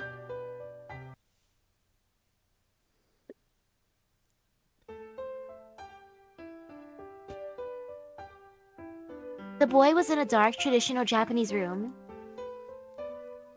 This was the space he was given since he was little, and this was the only space in which he was able to be free. The boy was only a small child, so I think he was satisfied with this size. The boy glares at the empty space as if he's complaining that it was too big. Is this the same text? Oh, never mind, that's okay, different. Yeah. The boy didn't understand people in the first place, their behaviors, expression, words. He didn't understand anything well. The boy thought he must not be human, but a dog. There was a severe gap that, if it wasn't it, he might have gone crazy. The gap wasn't solved until the boy met the same type of person as him. Everyone called him a demon child. They were a clan that continued to mix with the pure demon called the ogre in the first place. But once the boy who preserved the desired purity was born, the clan desperately tried to hide his existence. Even they, who were not normal, must have realized that he wasn't something that should have been born. So the sins of their bloodline over several hundred years had finally taken shape in their generation. Those who were called the Kishimas finally realized that they were taking the path to destruction when they got there. No doubt, this is where all the bloodlines of the hybrids end. They were just terribly slower than the others, or terribly earlier. The boy was never taught anything. No one talked to him in the first place, so there was no need to learn words, and there was never a need to tell others his thoughts either. The boy's vicious eyes pulled out the inner side of the people. Most of the people who met him were nothing but terrified. That's how the boy learned that people were like that. Since they only act like that, there was no need for him to learn words. It was only natural. The boy liked the forest and wished to be among the animals. They didn't allow that. Even if it was just out of formality, they couldn't let the successor of the family live in such a way. More than anything, it must have been an embarrassment for them to have the next head of the family wishing to live like a beast. But the boy wasn't a fool like they were thinking, and he matured pretty fast. The boy knew how to steal his power early on. As a matter of fact, he never opened his cage until he was born. Since he was born. That was like a feasting that began right when he was born. Fasting. Fasting. Yeah. That began right when he was born. The boy just kept on suppressing his thirst, and the beast called himself. Normally, the bloodlust only happens after growing up as a human and finding something in need of protection. The inversion impulse that the boy's bloodline experiences destroys the person within a year, even the mind of an adult. The boy was withstanding that quietly. It should have been impossible for a child who does not know words, does not know what a family is. In other words, the boy was trying to protect his family without even knowing. Father, mother, siblings. He doesn't know how those things are related with himself. But he was suppressing himself to protect them. That's probably because he knew that someday returning to soil peacefully, after being forgotten like that, was the right thing. But that didn't last long. The one who put an end to it was someone other than the boy. You were out of your mind since you were born. Receiving that curse, the boy was shot in the head with a bullet. Those words were true. The boy was different since he was born. That was why he was able to suppress the blood longer than them, and didn't go crazy like them. And then, the boy who was out of his mind since he was born couldn't even die from such a thing. When the old man called Psyche brought his men, it was all over. The mansion burned down and the clan was slaughtered, leaving only one person. He didn't understand what a family was in the first place, so ending it must have been easy for him. That's how he was possessed. There was no regret, no remorse, no emotion, and no feelings. After all, that was a living being that can only exist that way from the beginning.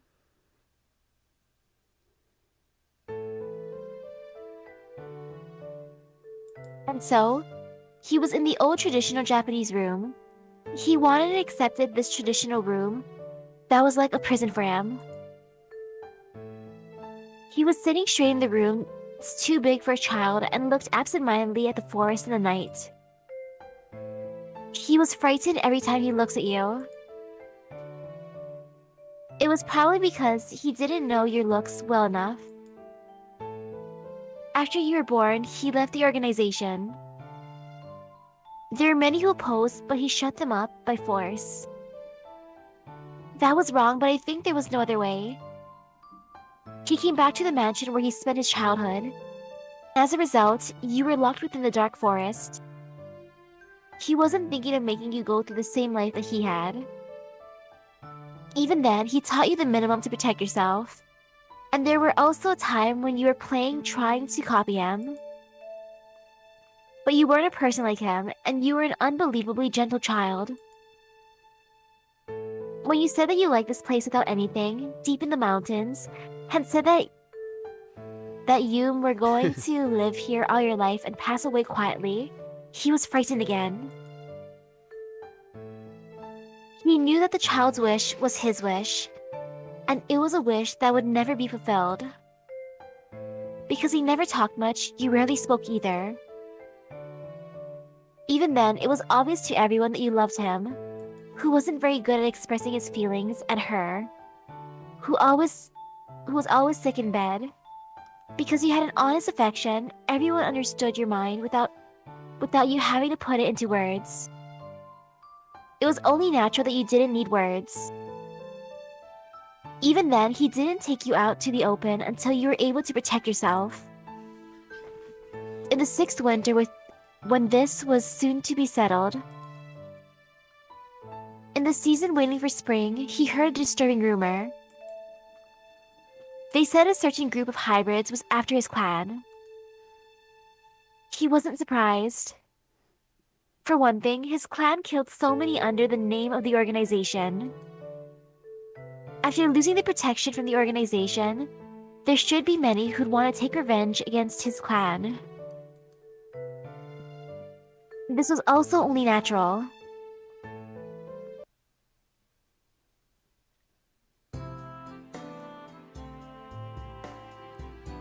Hearing that his mansion was getting attacked soon, Nanaya Kiri laughed lightly. You idiot, this is no time for laughing. There isn't much time. If you're going to do something about it, make it quick. Aren't you the head of the clan? You shouldn't be ending your bloodline in such a small disaster. The doctor glared at Kiri. This is a man he knew from way back. Even after Kiri left the organization, he couldn't just forget about him, and secretly told him about the assault. But Nanaya Kiri, the person in question, was just sitting there laughing. No, but thanks for the information. But what difference does escaping make? If they're going to attack us, I would rather confront them with my own backyard. I wouldn't intend to ask you for your help. Moreover, This being the first hunting in a long while, Kiri sharpened his eyes. Kiri, didn't you leave the organization to break away from that job? You knew that assassins were no longer needed anymore. Isn't that why you went out of your own way and left? If that's the case... Stop preaching. Why is it that I have to listen to you, to your lectures when I just came in for a treatment? Here, stop talking and start working, you quack. I got my shoulders busted working as a bodyguard when I haven't done so in a while. I don't understand. Someone is after you when you're supposed to quit, but you're minding your own business and taking on a job as a bodyguard for Tozaki. No, because you do odd things like that, there are fools who start seeing the Nanayas as problematic. How can I help it? We've known the Tozaki since the previous head. Besides, they actually got some money. It was a pretty good job. I thought you settled down after you had a child, but you haven't changed. I heard you were a fond father, but I'm starting to be suspicious. Shut up. Forget that. Hurry up and finish it. Kiri didn't speak anymore. The doctor treated him quietly. Suddenly, Hey, old man. The assassin once feared as the demon god raised a voice in an extremely calm tone. People's lives are very well made. Oh? What makes you say that? Nothing, I just felt that way. Muttering that, Kitty stopped talking. 6 years ago, as the head of the Nanayas, he had a child. In order to maintain the precision of being an assassins, they made the generation transition early. By the time their physical abilities started to decline, their child had already matured, and the name of Nanaya is succeeded to the next generation. His elder brother and younger sister already had children, and they were receiving training as a potential successor. Compared to them, Kitty had a child quite late. The reason Kitty never had a child was because he simply didn't find the need to do so. He was just thinking of having his elder brother or younger sister's children become the successor. For Kitty, who only had an interest in how to kill people, a thing such as a child was totally beyond understanding. No, maybe Kitty already knew that he was a person who grew up while still remaining a child. A person who concentrated on one thing, chipping off everything needed as a human being. A person who was only looking at what he liked. An inexperienced child who only knew about one thing. There was no way such a child could raise a son, and obviously he never even imagined it. In other words, a child was something excessive and not needed for the Nanaya Kitty. That was before he saw his own son. Kitty was thinking he shouldn't feel anything. He never needed it to begin with, so a son had to be something just bothersome. That's why he was thinking of seeing him just once and leaving the rest to that woman. However, his world flipped over when he saw him. It was a transformation that felt like something fell right in its place. Or did the thing that was possessing him since he was born disappear? Either way, the instant Nanaya Kitty saw this living being, he made up his mind to quit his career as an assassin. He probably still doesn't carry such an emotion like loving his child. He just felt that he needed to, and his lifestyle since that day completely changed. He was a man who only knew how to kill people in the first place. And now he was trying to make people live. This was literally a turning point in life. Kitty had said that people's lives are very well made. That was definitely true, and everything about the ways of making people live were new to him, difficult. Kitty, who was accustomed to killing, was no longer bored of his life for the past months and years. Can I ask you something? Did you quit because you loved your son? No way. I quit for myself. That's right. If a child is a duplicate copy of oneself... You didn't want to make him take the same path as you? I wanted to see if he is able to take a different path than me. I see. The doctor nodded his head. The treatment is over and Kitty turned his back. Alright, take care. If we ever meet again, I might ask you for your help. Oh. The doctor doesn't answer. After Nanaya Kitty left, the doctor repeats his words. If he's able to take a different path, eh? I wonder if the man who said that it was for himself, realized that this emotion was in fact the love of a father. You fool, why do you have to develop a human emotion now? Everything was too late. Finding happiness as a human was a misfortune for that flawless killer. It's possible for you. You'll never be able to attain it. Mumbling to himself, the doctor laughed with a sigh. The killer himself must know that more than anyone. That man has already accepted his end. That will eventually come. Involving his clan, including his own son, he left the path of being an assassin. Being the head of the Nanayas, he must have known. The Nanayas were able to exist because they were able to be the greatest assassins, Hence, when they go down from the top, that's when the Nanaya clan dies out.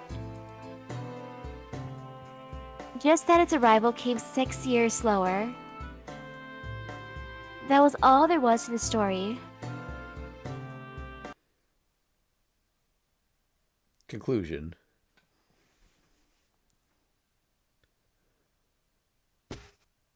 And so the night came.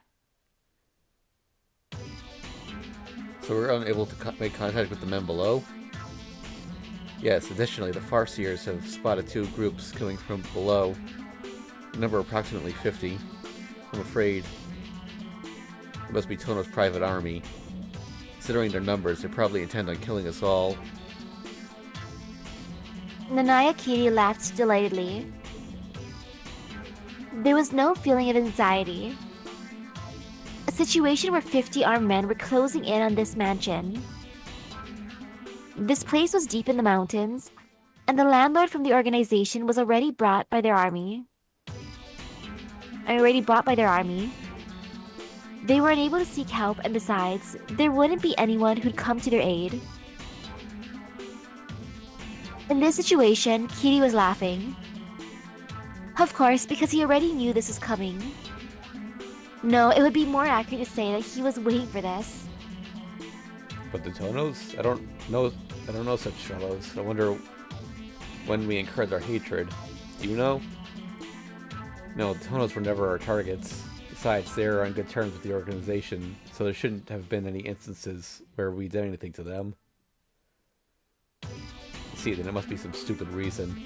Ha, they are funny fellows to throw away their lives like that. Master, are you telling me that you're going out to fight them? Of course. We need to stop trouble beforehand, or it may disturb our sleep. If the higher-ups are just going to watch this, it'll be better for us. No matter how many we kill, they'll clean up after our mess. But we won't be able to do that without casualties either. Our enemies aren't hybrids, but armed people. They are skillful and equipped like professional assassins. You're right. We won't be able to avoid bullets. Alright, I'll go on ahead and take care of the troublesome ones. I'll leave my older brother and the others in charge of disposing of the leftover meals. Kitty stood up. There was no need for a report on the enemy routes, since Kitty knew the terrain down to the individual trees. If he knew just the direction the enemies were approaching from, and where they were headed to, he could naturally figure out their path. Master, what is it? What should we do with your son? If you order us to do so, we'll risk our lives to take him outside. Don't. You'll just be their target. If you have combat ability, have confidence in yourself. He's still a child who doesn't even have combat ability. So the ones who need to be prioritized are you guys. But Shiki's our child. Then let him sleep. Maybe that'll be the best way for him to survive. Laughing delightfully, Kiri left the room. I guess that was his wife then? Kiri went ahead to strike the assailants. Since Kiri had been assassinating on his own, working together as a group would just mess him up. Kiri ran through in the night, the forest that he knew everything about. There were 50 enemies. They were coming up the mountain equipped with heavy artillery. What idiots. Kiri swore as he slipped through the trees.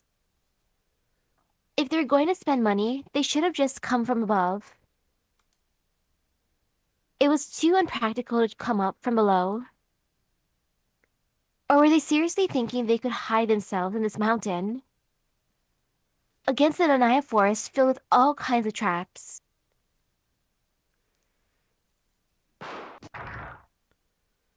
And then, for a split second, there was a dull sound. A sudden assault, comrades who were dead before they knew it. Numerous traps appearing from underground. They fired their weapons trying to resist whatever it was, and sounds and lights continued to spark. In the confusion, they decreased the number one by one. The line of commands must have been disrupted. Moving disorganized, they shouted out. Even then, they were skilled individuals. They escaped during their own judgment. And silence. The only things remaining in the forest were the dead bodies. There were many kinds. A dead body crushed by a collapsed tree, a dead body that was shot by his comrade, a dead body whose neck was twisted off from behind, a dead body which was skewered through his brain to his neck, and so on. After verifying where all the assailants escaped off to, Kitty started moving again. There were simply more than 10 enemies left in this area. A number that Kitty could take out without taking too long.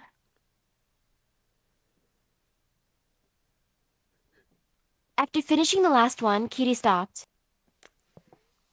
There were two options. He could go kill the other assailants, or he could keep on going down and kill their enemy leader, most likely waiting and seeing how things would turn out from below. The assailants should already be surrounding the mansion from all four sides. There isn't much meaning to killing them one by one. Just when he thought of killing the enemy leader and leaving the other assailants to the ones in the mansion, Nanaya Kiri encountered the one other attacker that newly appeared.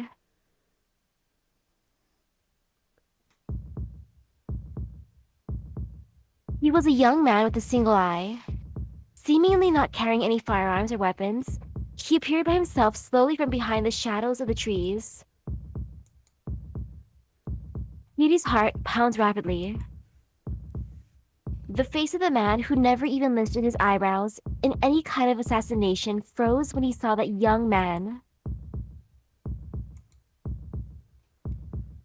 Without thinking twice, he made an escape. As he was doing that, he triggered all the traps set up in the area.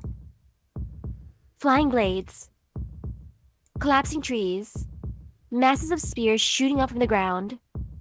The forest shook after no more than a second. The place that Kitty was standing was wrecked without leaving a trace. But there was no need to do that, because the assailant wouldn't be hurt from such things in the first place. Are you Nanaya Kiri? The young man asked, appearing from the collapsed forest as if nothing happened. Kitty glared at him without answering. The vermilion color flowed sharper than back then. The young man was a member of a clan called Kishima. Mixing with a non-human race called ogres, the descendants of the ones who mixed not only the blood, but the flesh as well. A clan that was only wanted for the power of destruction. You can say that they were the Nanayas of the demon hybrids. But he had heard that the bloodline of the Kishimas, which always produced those who lose their mind, died out a few years ago. They weren't destroyed by the others, but was killed by one who lost his mind, produced by themselves. The one who lost his mind, I heard his name was Kishima, Koma. He was barely 10 when he destroyed all the Kishimas, the clan of demons, awakening the inhuman blood within himself. When he turned himself into a demon while still being a human. In an old legend, it was called Kurenai Sekishu. Hey kid, have we met before? He took a deep stance and made Koma come into his range. The young man called Koma didn't answer and just raised his arm. That moment, the battle began. Kiri was forestalled. In one step, he jumped over his opponent's guard and crushed his neck before he realizes he got hit. That move he believed would have no equal got literally smashed into pieces by a single blow of the enemy. Kishima Koma jumped in first before Nanaya Kiri took his step. Raising a wind noise, He stood in front of Kitty and thrust out his fringed arm. Although surprised, he dodged that and pierced the elbow of the arm that was poorly extended. That was supposed to have made Koma's arm useless. But Koma's body did not have a scratch. Kitty instantly understood that his enemy's body is as hard as steel and jumped back to open the distance. The demonic hand of the one-eyed chases after him. Kitty was backed up against a large tree. He lured Koma's thrusting arm and lodged it in by a hairline. Dodged it by a hairline. And dodged it by a hairline. Koma's arm didn't stop and struck the large tree. I got I him. got him, thought Kitty. However, he decided to pull back. Kitty prioritized his decision. In order to open the distance to Koma, who was supposed to be wide open, Kitty turned his body into a spring. That instant, the large tree that Kishima Koma had struck collapsed. Huh? Many things occurred for the first time tonight. Kitty raised a voice during a battle for the first time. But that couldn't be helped. The large tree was almost a meter thick, and there was no way it could have fallen down from just the punch of a person. And yet he knocked it down. Furthermore, it wasn't the impact of the hit. This man crushed the large tree in his hand. His grip strength wasn't of a dimension that could be just called strong. Could be just strong. The single eye beamed across. It captured Kitty, who was trying to escape. Ha. Kitty laughed. He didn't laugh at the result of his own assassination skills until now. But for the first time, he laughed, thinking of the battle that was about to take place.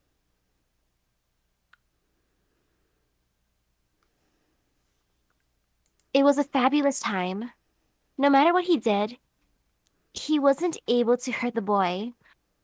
And the only thing he could do was to run around. All the traps set up in the forest had no effect, and Kitty's weapon couldn't even scratch him. There was no chance for him to win. There was no chance for him to go home alive. But it was a fabulous time. At least, Kitty felt that way. Kishima Koma was charging at him. That was just a charge. He was surprised by the speed first, but it was nothing after he got used to it. At any rate, this man didn't know any skills of assassination. His charge like a gust of wind, his arms that thrust like the sickle of the god of death, his body of steel that repels all kinds of weapons. He was just born with all these things. The young man called Kishima Koma never did anything that could be considered as training. That was such a simple and primitive form of destruction with nothing extra. Ha. Ha. Kitty couldn't stop laughing. A demonic arm that could destroy him just by touching flew right in front of his eyes. Dodging that to the left by a hair's breadth, he thrusted his weapon at his enemy's unguarded left side of the neck. Of course, it had no effect. He's been repeating it dozens of times, but Koma's neck wasn't hurt. Kitty was laughing at himself in his mind. You can't even kill one person after all this, and you call yourself the greatest assassin? But there was no need for an embarrassment. If it had been against a normal person, the precise blows would have certainly killed him 40 times over. Without missing a single millimeter, dodging the demonic hand of instant death, he keeps on hitting the same spot. How could anyone but Nanaya Kitty do such a thing that could even be considered an illness? After several collapses of trees, when Kiri saw Koma's arm crushing the trunk in his hand, he thought, if Nanaya Kiri was a demon god who pursued killing, Kishima Koma must be a demon god who was the master of destroying. Their powers were similar but different. It's probably wrong to compare them, but Kiri knew that he was inferior to him. The only one who could fight against this demon god equally is one who is a similar master of death. After all, Nanaya Kiri, who pursued death, who never had it from the beginning, couldn't get up to that level. If there was anything who could fight with him equally, then it would be, just like this demon god, a thing that was born broken. However, for this reason, because it was Nanaya Kiri who wasn't born with death, there was a horizon that could be reached. After several demonic hands of Koma, Kishima Koma's expression didn't change one bit. That was because he was an uninterested killer, just like Nanaya Kiri in the past. A killer who did not fear his own death nor his target, but just concentrated on his own activities. We both were losing out, weren't we, kid? Kiri thought. And killing his laughter, he prepared for the final blow. I was really losing out. I never knew that a battle was something so awful. I think that's him. Yeah. Never knew that a battle was something so awful. A fear that flips over your heart. Uncertainty if your blow will be able to defeat your opponent. Or you, certainty. The mind turning white and everything becoming meaningless. I feel like throwing up and it's difficult to kill my laughter. I was really at losing out. There's a problem with its shape, but this is such a simple struggle for life. Then there could be no other moments that I would feel so alive. The flying demonic arm, again dodging by a hair's breadth, Kiri rolled over to the right side. A change occurred in Kishima Koma's single eye. Similarly, Nanaya Kiri himself, for the first time, felt his own death. Because Nanaya Kiri kept dodging to the left side, Kishima Koma couldn't follow his target that slipped to the right side. In addition, this is an absolutely blind spot for him, who has his right eye crushed. The flying weapon. With all of his strength, Kiri strikes his weapon into Koma's neck. Not to the left side of the neck that he had kept on striking, but to the right side. Precisely, just like the left side, to the location where it is beautifully symmetrical. The reason he poked the child's eye the moment he saw him. This is the reason. He, at the time, sensed that he wouldn't be able to defeat the monster called Kishima Koma. And just this once in his life, he prepared a chance to win out of a personal emotion. In the distant future, if there were a time that when he had to fight this monster, he'd be able to end it with this one blow. You bastard. The dry and dead voice of Koma. Damn. Kiri was the one who cursed. The laughter that he was suppressing subsided. His weapon was embedded into the neck, about 1 centimeter deep. The impact should have penetrated to the left side of the neck for sure. Then the accumulated damage should have broken Kishima Koma's neck. What are you? Then, why was Kishima Koma raising his voice? Kiri was knocked over to a tree. Koma snatched his body and just threw him. Nanaya Kiri's stomach area was crushed in that instant, and his remaining upper body slides down the trunk. The next moment, Kishimakoma ran to the tree, and Nanaya Kitty's face was smashed instantly. If there was a reason Nanaya Kitty lost, then it must have been his life itself. Nanaya Kitty was an assassin, not a murderer. That's why he only poked the eye out at a time. Even if he sensed that it would eventually become a powerful threat, he wouldn't kill a child. That was the most simple reason why Kishimakoma lived and Nanaya Kitty died.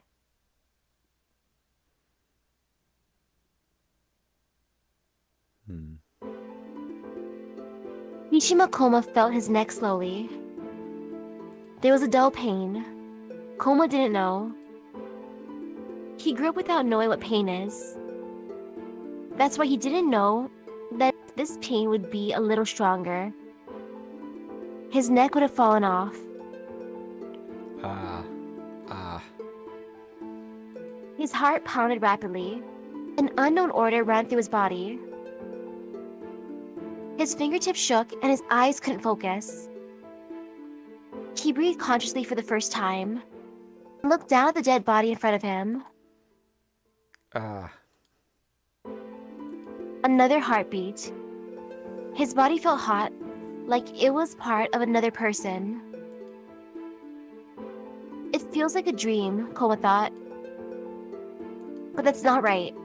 He finally woke up from a dream. 6 years ago. Just like Nanaya Kitty, who hurt the child who might kill him out of his own will for the first time, and lost his sanity. It was just that the cluttered mist on himself, where everything felt empty and meaningless, came off. But he couldn't understand what it was.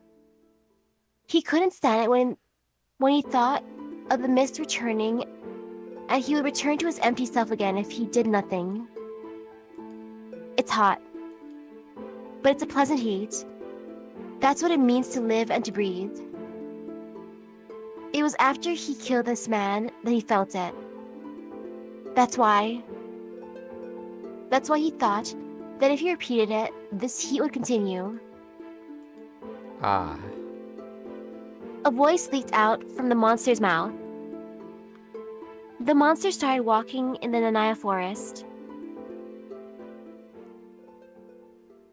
He was losing his mind.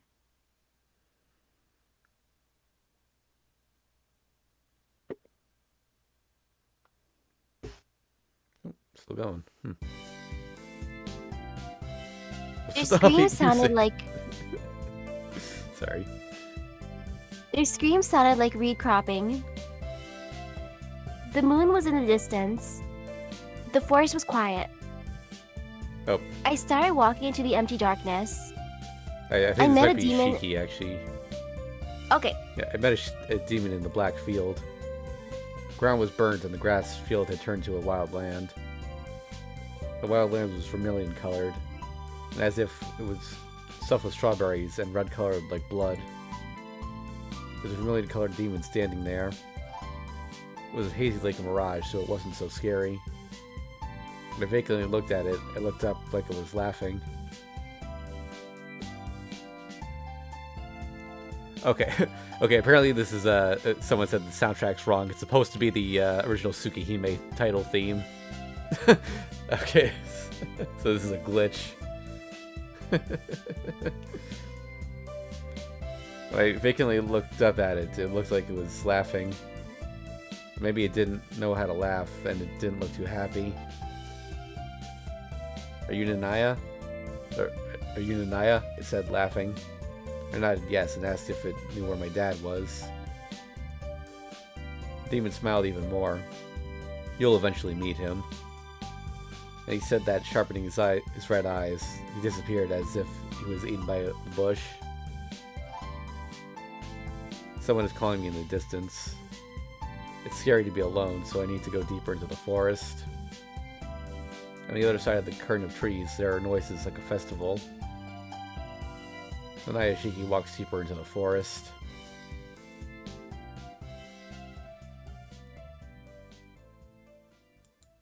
This, this is the end of the story. It's an old story that no one knows about anymore. So there isn't anyone who knows about it and how it ended either. If there is anyone, it's probably only that.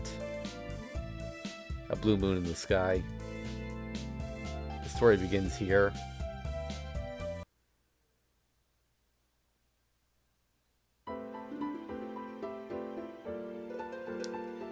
To think of it, Tsukihime... Surprised there weren't any sprites. Yeah, guess they couldn't be bothered to, So I think, so Kuma, I believe, is the big guy in Melty Blood, right? That we saw towards the end of the main story.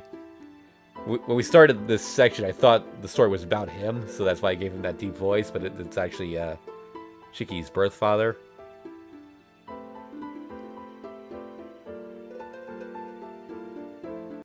So the prologue for Tsukihime, I believe that was the story of his mother getting killed in front of him. You should drink only once you're 20. Or 21, depending on where you live. Thanks, Arcade. Wonder why that soundtrack glitch happened. Nothing else sounded off throughout the game, so... I don't know if it was a programming bug or if that particular track is actually messed up in the files, but...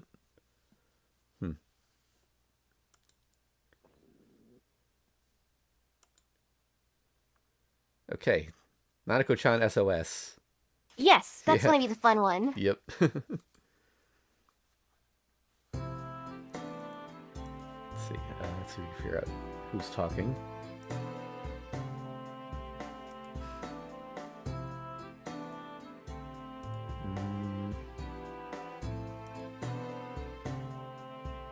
Okay, I'm going to assume this is Arihiko just because he's the one with the horse. That day, the weather was the worst. The rain began before I went home, just as I was hoping that it wouldn't, and by the time I started heading home, it was pouring. On the road while running home, I could see that the river I always passed by was overflowing. Thinking, this is a complete typhoon. I ran across the bridge, but right then I spotted something coming down the river from upstream. A piece of junk caught my fancy as a collector, so I swam into the swollen river and retrieved it. Since I picked it up, it is now definitely mine. After I got home, I cleaned up that piece of junk and put it in my room. After that, I took a bath to wash my drenched body and then went straight to bed. Must have been partly because of that piece of junk I brought home was stupidly heavy.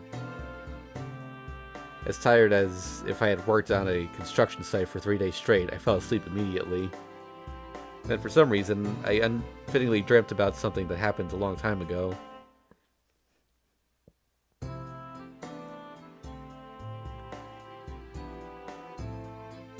Looks like there's no one apart from you worthy of becoming my rival.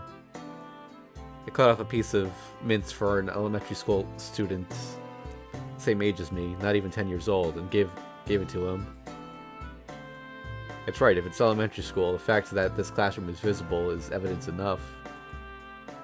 Anyway, it's hard to remember the school I used to go to as a kid, so let's leave it at that. It seemed that the kid didn't think anything of me, who was standing before him. It wasn't that he was ignoring me. He was looking at me as if I was merely a part of the scenery. It made me angry, so I ate his pudding. That was definitely mealtime. On top of that, it was the one day a month when we got pudding. Humph. I showed him a smug smile. Even so, he remained silent and, as if uninterested, began eating his meal. This guy. I was completely pissed. After that, a fist fight broke out. Well, we were restrained by the teacher, and we were both scolded. But in its own way, it felt good to me, so I was happy. Because that kid who attacked me with that calm face was, as I had predicted, the same kind as I. Anyway, having taken 4 hits to the stomach, many to the face, even to the back and sides, and a decisive hit on the knee, all the way to the end, that kid did not make a sound. Well, as I thought, he was someone who was broken. That kid who didn't speak from beginning to end and who was so calm as to make you angry is called Tonoshiki. I'll say it for the record, but my name is Inui Arihiko. This was my first encounter with the guy to whom I would become ridiculously close. But what is this? Why am I the lead this time around?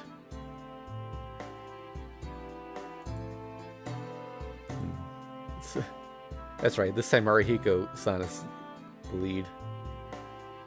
Ah, I see, lucky. Do you think I'll say that and just let it slide? What is this? This tone that I can't distinguish whether it's happy or gloomy. I don't know who this is supposed to be. I'm going to say it's a girl, though. You'll enjoy it when you read it. We'll pay you 1 year of your lifetime in return. For some reason, I felt like a horrible headache is about to come. Nanako-chan SOS.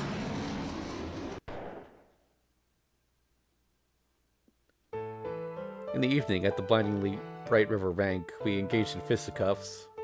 It wasn't because I hated him, but rather because I was so unhappy with myself that I wanted to train someone similar to myself by hitting him again and again.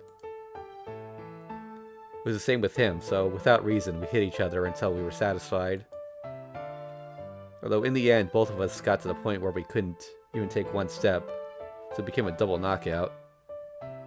Then I think we lay on the grass while complaining, "My tooth fell out," or "I think I'm gonna throw up."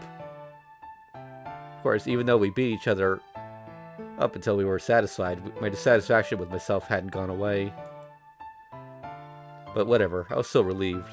I knew that dissatisfaction with oneself was something that never went away. And I was satisfied enough with knowing that there was another fool just like me. Plus, I was glad that kid who was usually cold was still very much like a child. I can't quite recall what we said to each other then. It must definitely have been pretty boring things that elementary school kids talked about. That conversation that isn't even worth remembering was only worth something back then. But still, the last thing we said is a memory that has remained deep in my heart. I don't know why the conversation went that way, but we started to talk about death. What we would think about in that final moment on the deathbed. That was the topic of our unchildlike conversation. I've already chosen that when I die, I definitely have to apologize. I have to politely lower my head and say, "Everyone, I'm sorry for everything up till now." "Yes," he said and nodded, looking at the riverbank with a face that seemed to say, "This kid understands."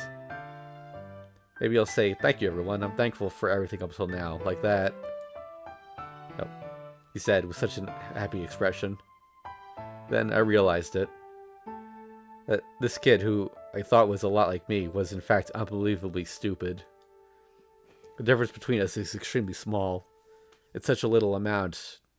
2 hands on the clock off by just an hour. There's no need to even acknowledge such a small difference. However, this is why I realized it. That's why I realized it. That this kid who could say something like "thank you" at the moment of death was something I could never defeat. The moment I rejoiced that this rival, whom I didn't like, had turned around completely and had become a friend. This kid had come to realize that we were rivals. That was such an extreme betrayal that I obviously resented it. Even so, I was laughing. This unfairness, or this irrational violence, or the fact that the kid, who was like a piece of the world's spite and pain, said something like that, were unbearably joyful things. So I laughed. In front of the river, sparkling due to the evening, I grabbed my stomach, still hurting from the fight, and laughed loudly. 1. Here is a single house. The location is our corner of the residential district. 20 minutes to walk to the train station, and just a minor non-governmental station at that. In addition, with not even one convenience store nearby, it is truly an inconvenient place to live. Even so, this is my home, and the fact that I have no complaints after moving here almost 8 years ago shows that humans are tough creatures. Our nameplate is... I'm gonna say it's Arihiko. Or... Oh no, or Inui, right? Backwards. That reads Inui.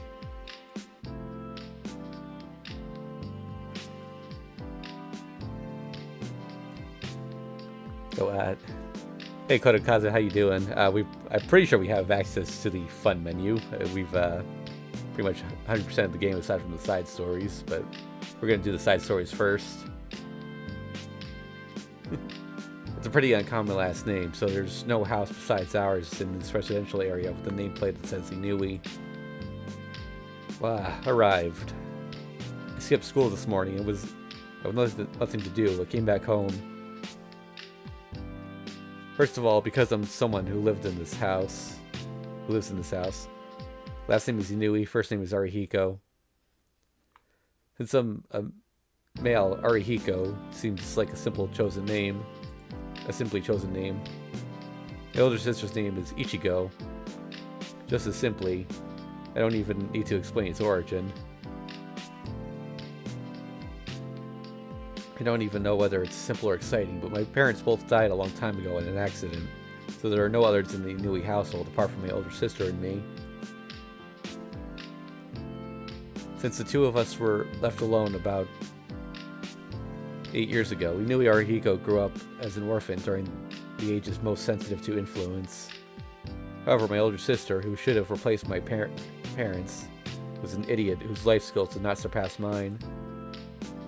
Maybe she felt something from our parents' deaths, but my older sister showed off stupidity greater than mine by doing whatever she liked, and since I grew up by myself, doing whatever I liked as well, I've become a great delinquent by now. So today I again only showed up when necessary and quickly escaped to school.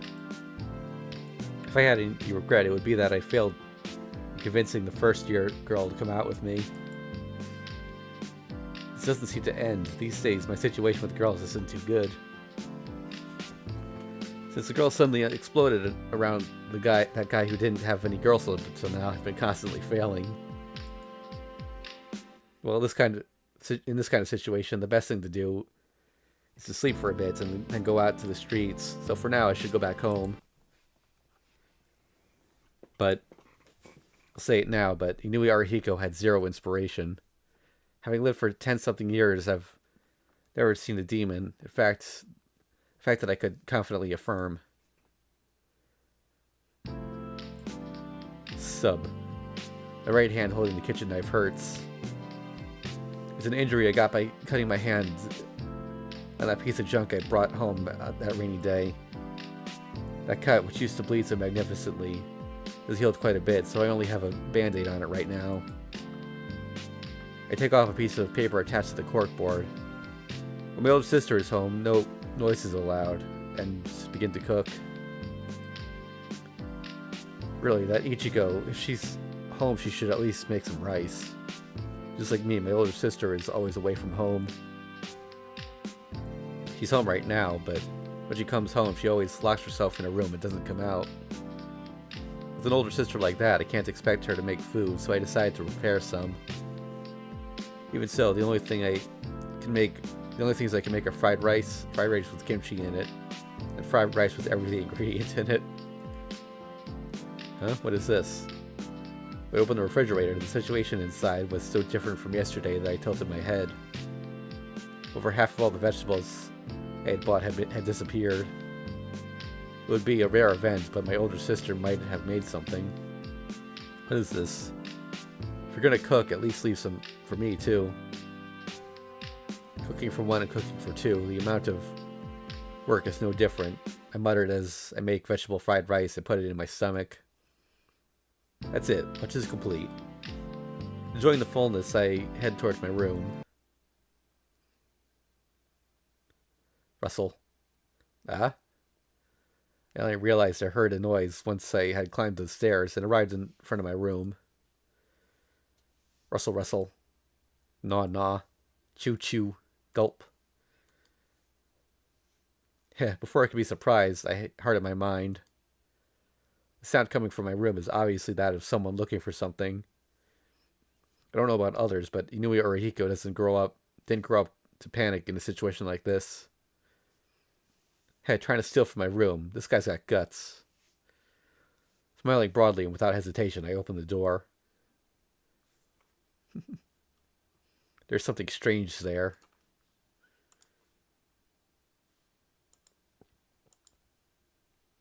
I closed the door. What? What was that just now? Wait just a second. Could my eyes be playing tricks on me? For some reason, I feel like I saw something I shouldn't have seen. Calm down, calm down, calm down, calm down, calm down, calm down, calm down. Alright, I'm tired right now. I'm really tired. After all, this is my second consecutive day of being awake. I didn't have enough calcium. Plus, these days, my luck with women is horrible. That's right, since I'm this tired, it's not strange to see a hallucination once in a while. Okay, that's what it is. In that case, everything is okay. I don't need to see anything just now. I didn't see anything just now.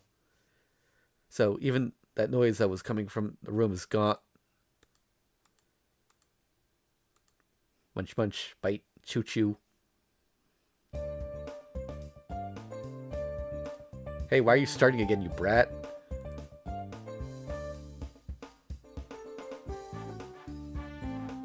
think that's her. Yeah. What is it? This mysterious creature raises its head in surprise. I couldn't wrap my head around the fact that someone who had clearly intelligently broken in and was sitting there and looking calm. What are you doing, you punk? Would you like to come in? It tilts its head like a pigeon. For some reason, that calm look gets my blood boiling. What are you talking about, would you like to come in?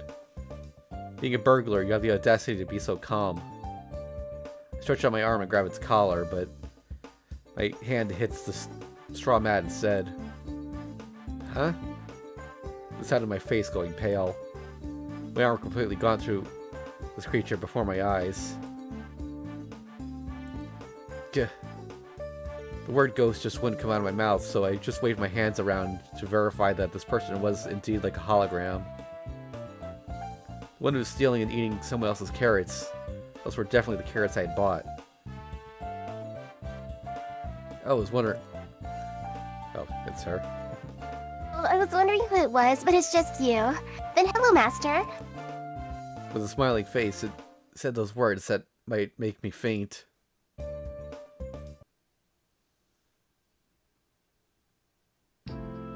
Let's get a hold of the situation. This creature that suddenly appeared for no reason in my room was a cult. I don't know if it's a ghost or a wraith, but since it said, I'm a spirit, it must be a type of spirit. If you look closely, it has a tail, and its hands and feet couldn't possibly be those of a human, so it might be the spirit of an animal. Why something like that is taking the shape of a human, that of a girl even. If someone asked me that, I'd be stuck. So now, the identity of this occult thing in front of the absent-minded Inui Arihiko who began the sad story was still a mystery.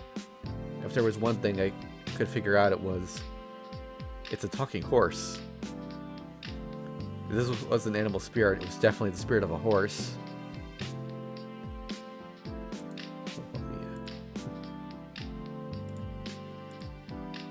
It's not right, Master. I'm not a horse. It vehemently refuted that. I threw my alarm clock at the horse's face. The alarm clock goes through the horse and hits the wall. That was dangerous. The horse speaks without any sign of confusion. This is bad. This is definitely for real. Hey. Yes? What is it, Master? Don't kid me with your what is it, Master. What are you talking about? I don't know why you came into someone else's house, but if you're a ghost, you should act like one and disappear now that you've been discovered by a human. What are you doing, just peacefully making idle talk? Bam, I stomped on the floor. Anyway, this is a ghost. I understood, but I couldn't accept it, so I decided to get angry, unnaturally so, even in my opinion.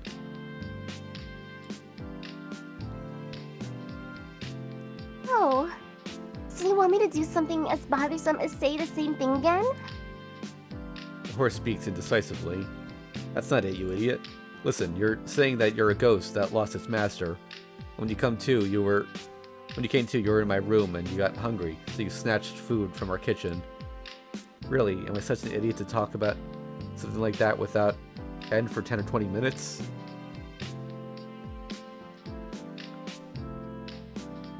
Seemed like that this master was stupid, so I thought I would have to explain everything properly.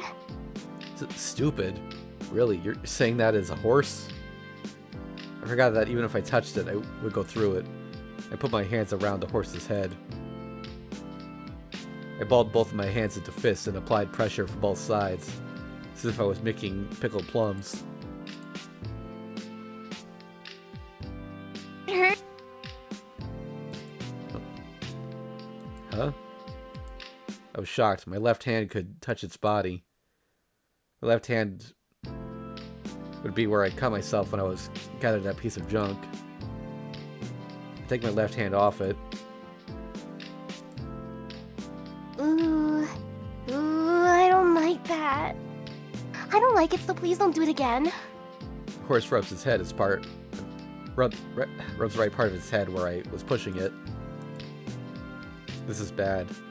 This thing is so calm that it can make me, who is screaming, look stupid. Hey. Been saying just that for a while. Hey, look. Look. Huh? For some reason, that feels good? Hey, get your head out on street, master. I gotta try saying this just once. But bam, full of energy, the horse beats my head with its hand shot with a horseshoe.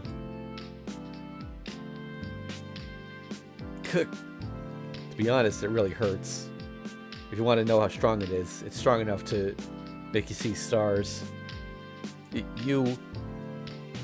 That hurt just now. I swallowed those words with all my might. If I realize that its light hits hurt me that much, I don't know what kind of things it might do next.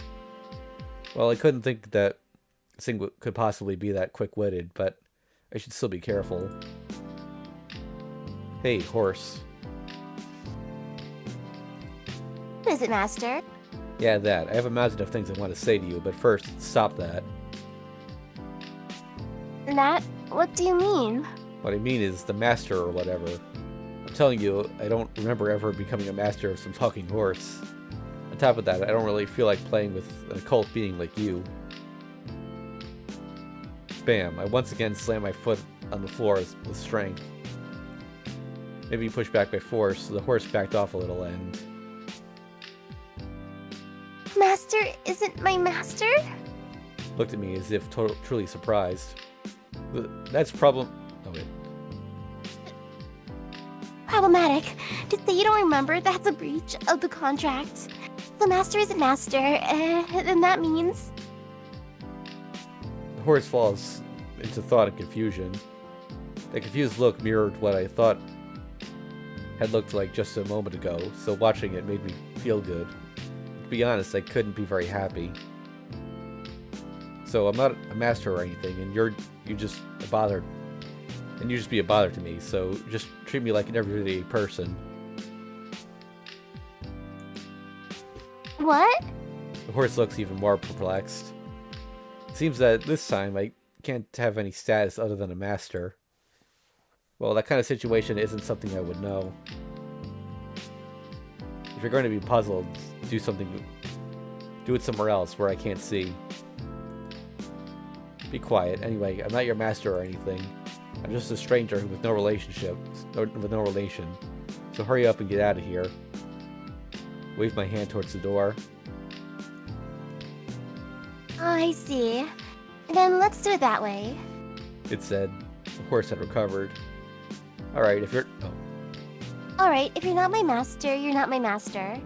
I got it. It's a special case, but from now on, I agree to call Arihiko-san just Arihiko-san. Wait. What are you doing deciding all by yourself? Really, I don't know what to ask, but tell me the context. The context. Context? That is, from now on, I will consider Arihiko-san as a host. This room might be cramped and a bit drab, but as long as you keep it clean, I'll be patient. Horse, after looking around the area a bit, whispered, Service? Oh.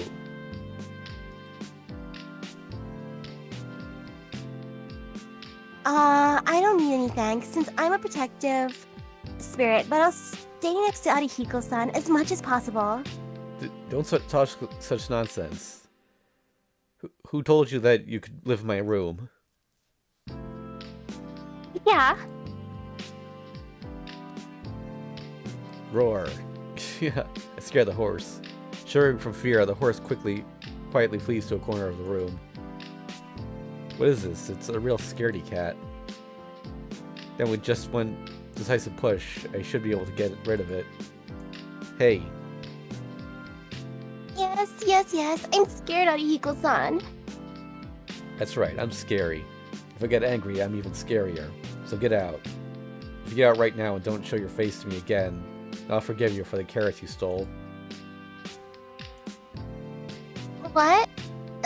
That is, does it mean the contract is broken? Ooh, I'm not sure what you're talking about, but anyway, that contract is broken. If you got it, then hurry. Oh, I see. No, I don't want that. How many people has it been? Dying from a freak accident. It's never my fault, but it's not a very happy thing either. Isn't that right? It says something strange. A bad feeling goes up my spine. This guy was so annoying that I forgot, but that's right. This guy was a ghost. Wait just a second. Is this what you're saying? That is, if I throw you out, I'll be punished or something? Divine retribution, you mean? The ghost tilted his head. Oh.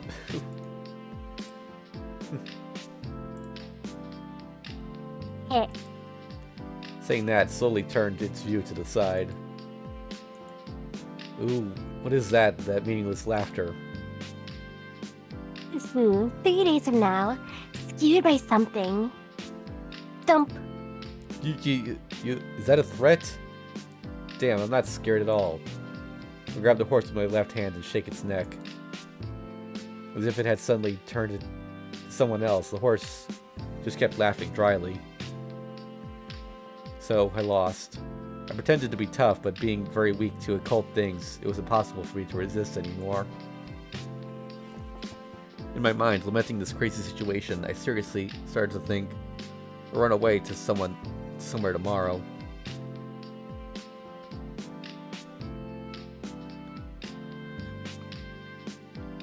In the end, I accepted this crazy encumbrance.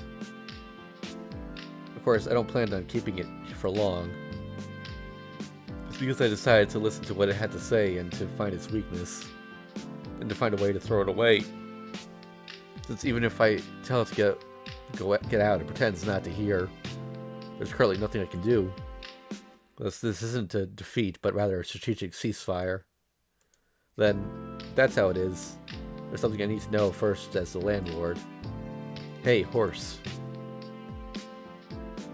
Hiko-san, I'm not a horse, so I don't really like you calling me that. So if possible, please call me by my name. I know, so teach me your name. You seem to know my name, but I don't know any ghosts. There's no way I would know your name. Now that you mention it... Given another crazy smile, the horse said its name was Seven. Oh, I get it, Nanako.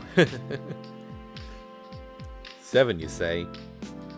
Huh, well, I didn't think it was Japanese, but it really wasn't Japanese. Well, this guy wasn't a human to begin with. Arihiko-san? Don't you like my name? The horse, 7, looks at my face with a worried look. Since it regains its composure, I could look at its shape calmly. That's right, it doesn't fit.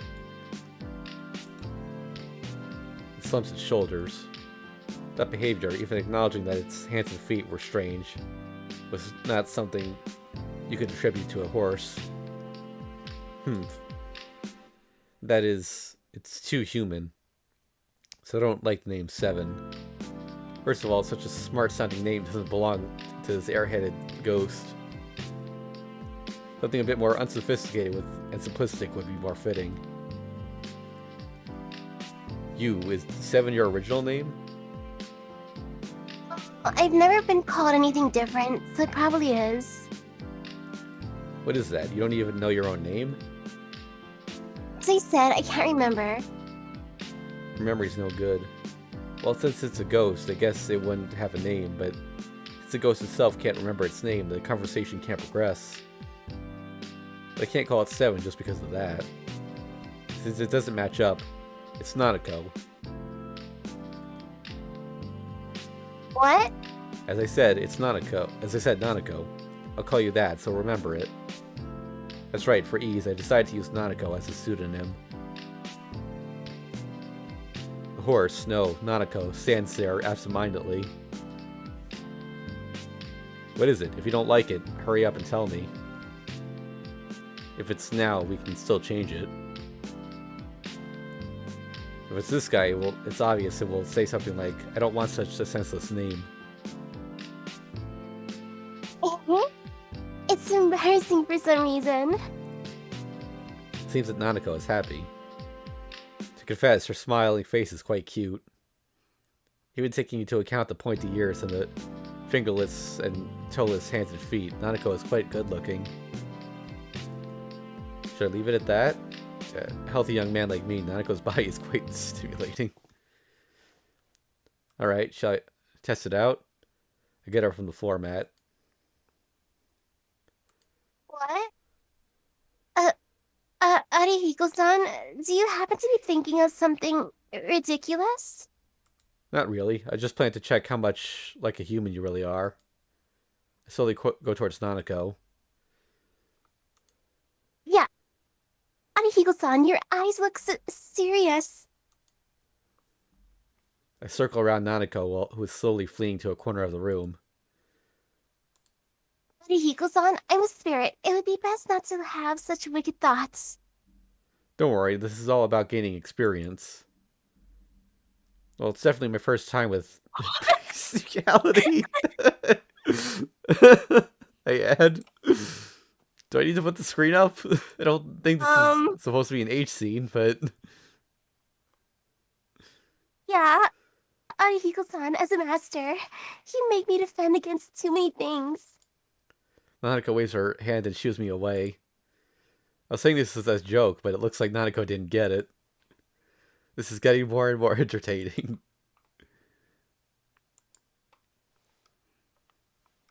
What, the master is the owner, right? Unless you're saying you have a true owner besides me. Aw, I don't know anyone that evil. Huh, now it's started to jump around on all fours. Looks like she's quite weak against this master of hers. In that case, does that mean if I find that person, I will be able to get rid of her? Well, anyway, let's continue doing what we were doing. I stretch out my left arm and grab Nanako's arm. A feeling of smoothness. Whoa, this guy really is first class. Just touching her skin gives me an electric feeling. What does she eat? I started this as a half joke, half threat, but if I'm not careful, it might become truthful.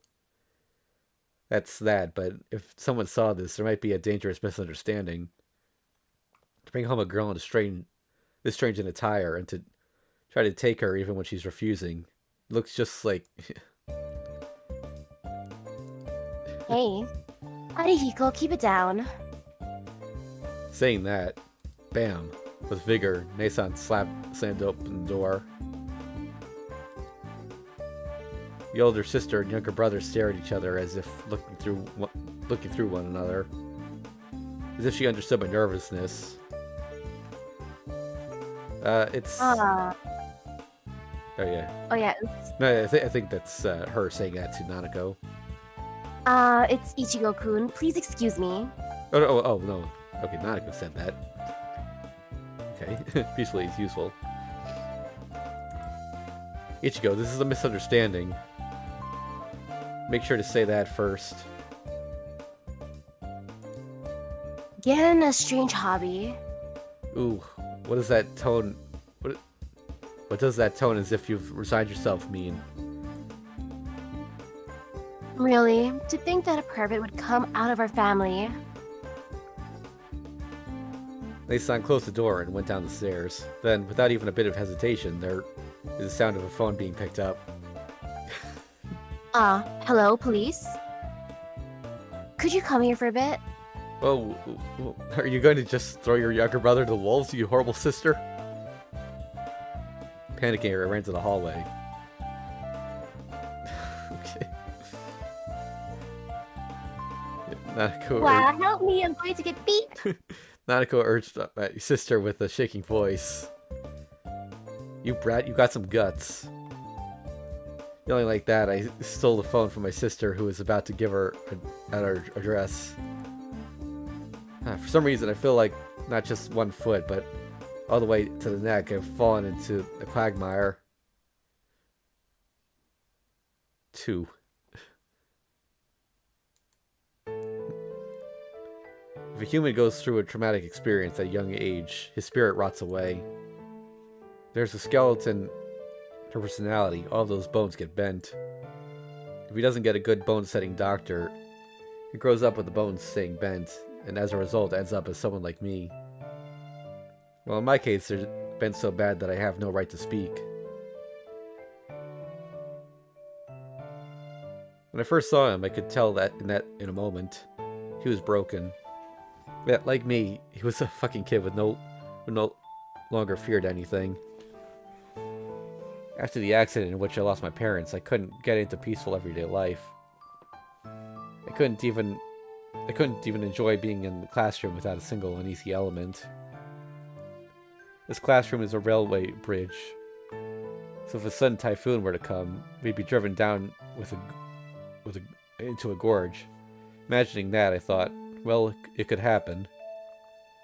It's embarrassing to say, but I had pretended to mature early. Because I had experience seeing death come without warning, I thought I understood what it was. It comes in random outbursts.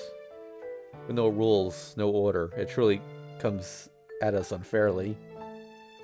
It doesn't matter if you're a good or bad person. Like how an unlucky man might trip over a stone, he might receive death. I thought I understood that irrationality since I was a child. No, really, I think I understood. That's why I recognized someone like me. In a classroom filled with naive children, a kid who was so broken that you'd think he should be isolated in a hospital. What kind of accident was that? It was definitely during elementary school when we had taken a class trip to some faraway place. We were in the mountains when it started raining, and eventually started pouring, so the entire class fled into some shack. Everyone thought it was just some regular rain at first, but the rain kept getting heavier and heavier, and the cliff behind the shack collapsed and we were caught in a mudslide. Well, the shack was fine, and the cliff hadn't collapsed that badly. That's right, a few trees had penetrated the roof, and the door was unopenable to the mud, but that was about it. Still, grouped inside the shack, we were so scared that we couldn't stand it. The ones who didn't cry were just him and me. As if playing chicken with him, I pretended to be calm. Yes, that's how it was. I was barely used to it, but I hadn't actually accepted that death was irrational and could come at no fault of your own. I just knew the principle, but it's not that I had any answers. So in that situation, I could do nothing but quietly as possible, wait. That was probably the same with him. If there was one thing that was different, it was that he was constantly looking out the window. I recall that before the mud unraveled, he kept looking outside and told the teacher that we should close the shutters. Then when the mudslide came so hard that I thought the shack was going to turn over, I kept my eyes open in order to see to keep watching the scene to the end. At first, I think it was pretty calm. When I realized that the entire shack was drifting down, I didn't act surprised. And when a wall or window started squeaking and cracking, I didn't panic. I even went to a corner where no one was because I was annoyed at the crying of my classmates. But that was a mistake. Suddenly, with a bang, the roof broke. A broken branch stuck to the floor. It fell right in front of my nose, and so my whole mind went white. I was always ready for this kind of accident, but I had become unable to think or move. At that moment, let's go back to where everyone is. I think this place is dangerous. Suddenly, his face popped up behind the fallen branch. You aren't you scared at all? I tried to say. Oh. If he came from behind the branch, that means he was in this area as well. In this situation, where one wrong step could mean death, he was unbelievably calm. We're not hurt. I guess we're lucky. Now let's go somewhere safer.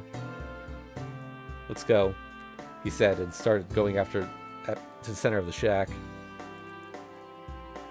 From that, I understood a little. I accepted the irrationality that humans could die at any moment. I decided to live however I wished until then. However, this guy was subtly different. This guy could accept the irrationality of death, but still live with leisure. What an idiot. It's so strange that even I should say that. Maybe it's obvious that I got the feeling he was broken. This guy could be easily ready for death, and then, on the next moment, move about as if nothing had happened. Thus, Can I think anything but that something is wrong with his mind?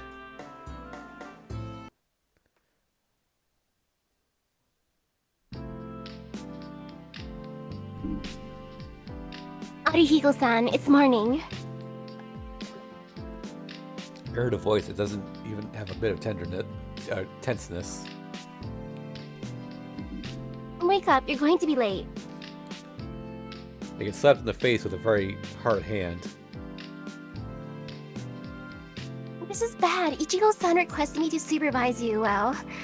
So now it's time for me to really commit to it. The slapping sound changed into some fake tapping sounds. Yeah, then I'm coming.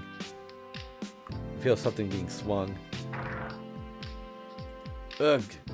At that moment, I got up as if shocked from a nightmare. On the pillow on which my head was resting until just a moment ago are Nanako's front legs. What are you doing, you brat? Good morning, Arihiko-san. Nanako greets me, filled with energy. Maybe she has poisonous breath. No, from the beginning, whenever I talk to her, my head starts to hurt. It's not a good morning. How many times do I have to tell you not to get involved in my life? Yes, I already know that. That's why I'm talking to you indirectly like this. Also, I think it's bad if you don't go to school. After all, Arihiko-san is a student. I look at the clock. It's about 10 in the morning. This time, there's no point in going to school. But if I get away from her, it wouldn't be bad to go to school. Crawl out from under the blanket and change to my uniform. Are you going out? Arihiko-san, you're becoming more and more like a human. It makes me happy. This ghost who did her own whim, ghost who on her own whim latched on to a human seems to have made it her goal to rehabilitate me. Won't someone teach me how to kill her? I'm going to school, so stay here. On the way home, I'll buy some carrots, so don't take stuff from the refrigerator by yourself. Of course, you can count on me. Then have a nice day, Arihiko-san. With a completely untrustworthy smile, this ghost lying in my room sent me off to school. Now, After going outside, I look at the sky. It's magnificently clear sky without a single cloud. I can't go to school on a day like this. I've got a lot of stress from Nanako these days. Let's spend some time having fun in the city. So, did he get Nanako before or after Tsukihime? I want to know that too. Yeah. Also, like, we first met Nanako in Shiki's dream, so like, is this canon at all? Like, who knows? Oh, this is freedom I haven't felt in so long. Clench both my hands into fists and put my energy into them. The last few days, I spent all my time thinking about how to get rid of this ghost, so I couldn't play at all. I think it would be best if, from today on, I have some fun while pretending that she doesn't exist. Huh. Won't someone teach me how to get rid of her? Kono seems like he'd be good at this occult type stuff. It's best if it exists for people who have it, and doesn't for people who don't. Says some meaningless stuff like that, it doesn't give me any help at all.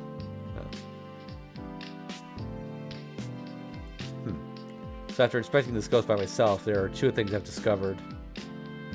First of all, it's that it can't survive outside my room. No, actually our house. I don't know the reason, but it seems that her movements are limited to just our house. So it can't even go anywhere else, and it just stays in my room. And second, this ghost is definitely one of poor quality.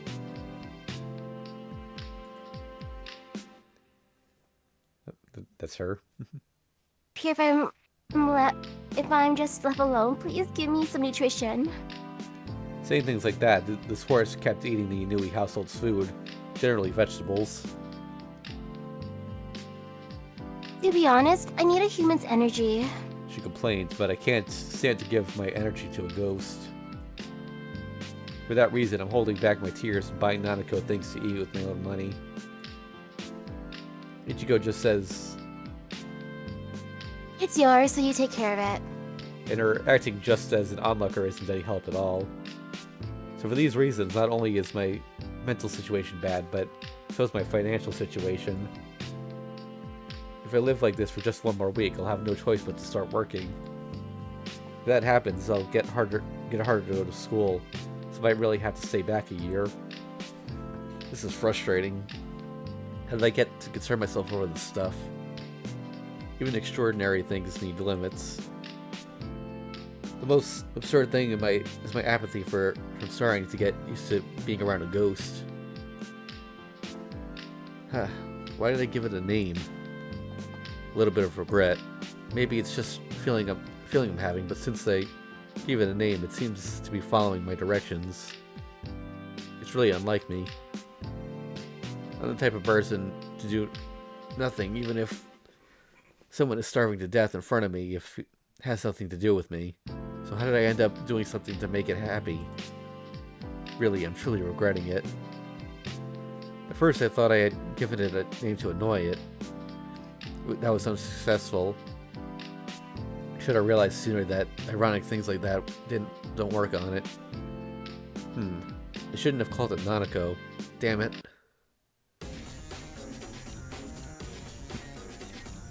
Arihiko-san?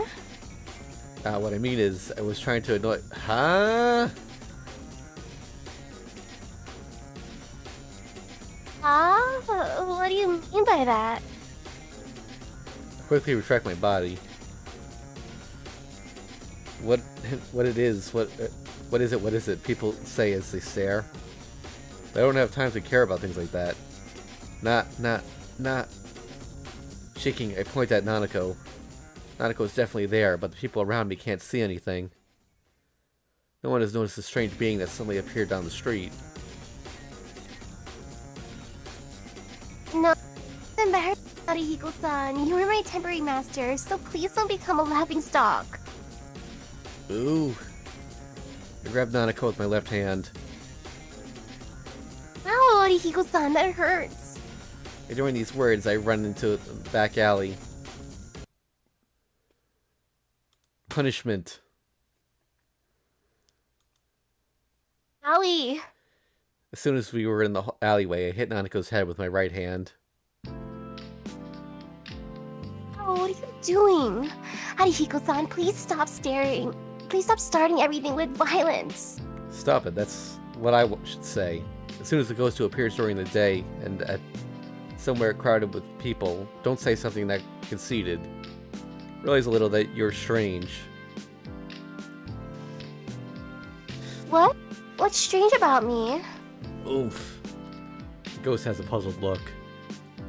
Really, this is exhausting. Alright, I got it. You really came here to annoy me, right? Lying around at home, you decided to ignore my orders to stay in my room and came here to give me a nervous breakdown. And the one who sent her must definitely be Tono.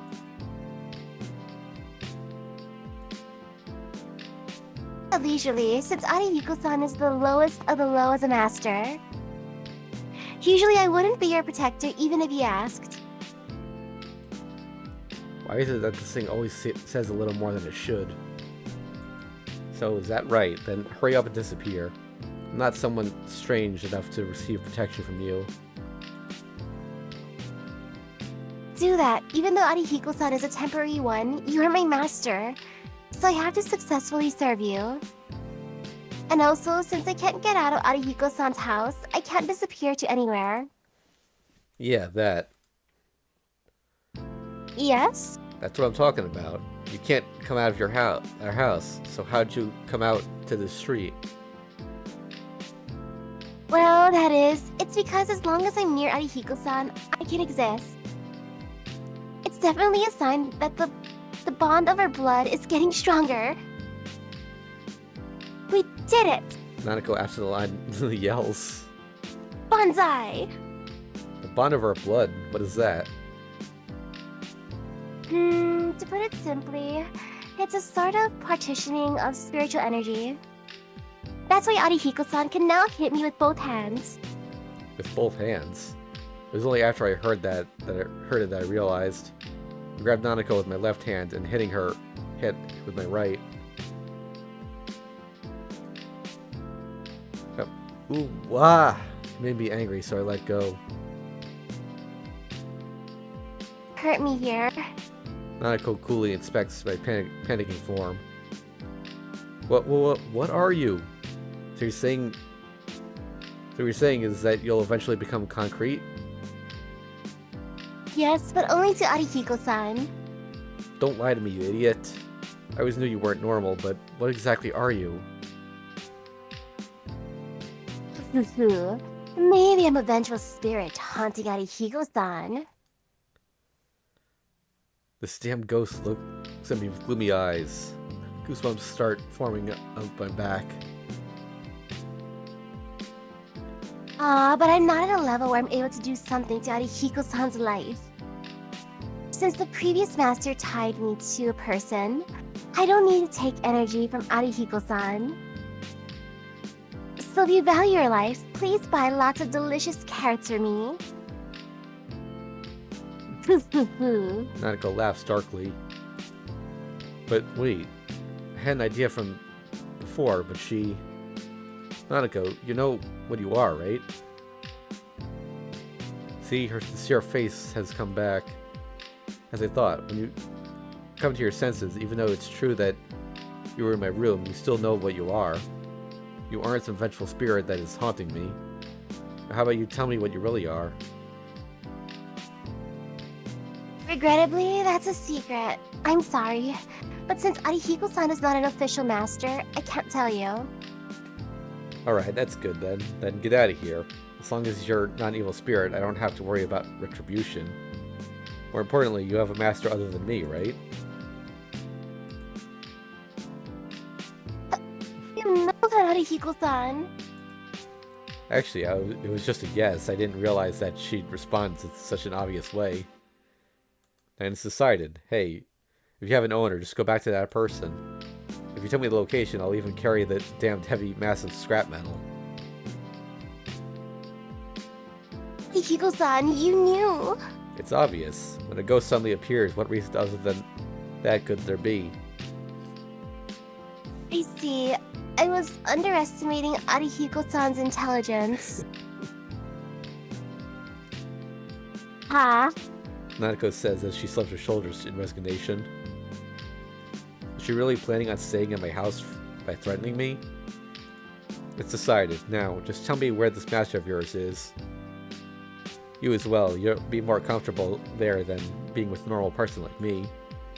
I grab her hand. Then... I don't want to go back to someone so terrifying. With that, she started to throw a tantrum like a little child. I'm begging you, please let me stay with Arihiko-san. If I go back to my master, I can't even guess how I'll be remodeled. Nanako flails around.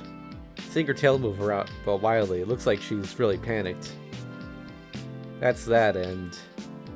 remodeled. I don't understand what that means. Wait, what do you mean you'll be remodeled? Master is a terrifying person. With the attitude of a starving wolf, she forcibly tears away my skin and dips it in blood and saying, I'll make you cool later. She even did this. Nanako points at her forehead with her finger. There was something that had caught my attention before. The part that was dug up like a tattoo. Oh, I was wondering what that was. That's right. My master even forcibly pressed this branding on my forehead on me, saying that it felt more industrial. To add hand protectors onto a book filled with history, what was that person thinking? I formed contracts with many masters, but that was the first time I saw someone so outrageously brutal with such an unbalanced diet. So please, let me stay at Arihiko-san's house. Wah, wah! Nanako falls down and cries. As if somewhat mortified, she's hitting the ground. Both of the horseshoes, the sound was very pleasant. Because of the horseshoes, the sound was very pleasant. I see, you must have gone through a lot of trouble. Isn't that right? Wow, you're so sweet, Arihiko-san. And now I'm free from those days where I could be remodeled at any moment. Oh, so where does this person live?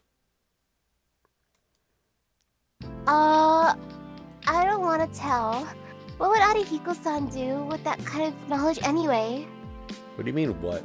I have to know the address to deliver the goods. We stare at each other for a moment. Ah, it's crying. I see, that's how it is. I'm too much of a mystery to Arihiko-san, and my existence isn't beyond that of a dignitary.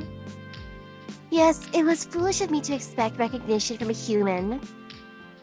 It's alright. Instead, please send me back down the river. Then. I was impressed thinking what a kind person this is. Nanako mutters. It seems that when her emotions pass a certain threshold, her personality becomes limitless. You sure are a gloomy one. As a ghost, don't begrudge me. Yes, because I'm a ghost, it's obvious I would hold a grudge. Oh, that's a good point. Saying that, I turn my back to it. Well, it can't be helped. I don't know how long it will last, but this is a battle of patience. I'm going to take a walk, so keep watch of the house. Our house is always empty, so if we have a guard dog, it might be helpful. Alright, I say, and exit the back galley. Behind my back is a joyful sound of... What? I don't know how many times I've sighed. Still, I don't think it will be too long. If her story is true, that master of hers will be looking for her as well. So when the day comes, I can just return her. If I try to get rid of her now, she might get angry, which makes me scared. Plus, whatever. If I brought it home, I have to take responsibility for it. That's my belief.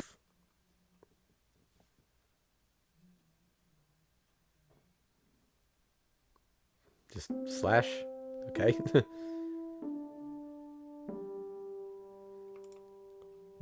What? Arihiko, you came today? Ah, I've come. Although class was boring, so I was hanging out in the cafeteria since morning. What is it you keep doing? What is it that you keep doing these days? Yesterday you just played basketball all day at the gym. Coming to school but not attending class. Something smells fishy. You got a strange sense of smell. It's just that I don't like staying at home. In the afternoon, I can just come for the attendance. Alright, then I'm off for now. Tono, are you scared of ghosts? What's this all of a sudden? Are you seriously asking me that? Yeah, everything I ask is serious. Alright, then I'll answer you, but which is it? Am I scared of becoming a ghost, or do I dislike the idea of becoming a ghost? Depending on which it is, the answer can change. Huh? What are you talking about? What I mean is, am I scared of a dead person coming back as a ghost, or do I not want to meet a dead person? Which is it? Ah, as expected. You can sometimes be so strangely sharp that it's scary. What is that? You were talking about whether ghosts were scary. Why are you suddenly bringing up talk about me? No, that is... I think that's your question. I solved a riddle. Thanks to your question, I solved a riddle that was bugging me for a while. Definitely, that's scary. I wouldn't want to meet someone who had died. Is that why you don't like ghosts, Arihiko? Something like that. But what about you, Tono? Are you scared of someone who died coming back to life? Sure, I might have become accustomed to zombies, but if it's unpleasant, it's unpleasant. Of course, there are some people I would like to meet if I could, so maybe I'm just arbitrary. People like you would like people people you would like to meet, like Buddha. Usually, if the person is alive, it's not called a ghost, but rather a wraith. But what is it, Arihiko? Do you believe in ghosts? Weren't you uncertain about all the occult stuff? Recently some things happened, and I decided to try believing. Although, whatever, even that's over. Over? You mean this ghost talk? To be honest, I thought maybe if ghosts really existed, I could meet some people I wanted to. But I realized that what I was worried about was truth itself. So what are you saying? That just until now I won't acknowledge things like ghosts. 3. This is another pretty long one.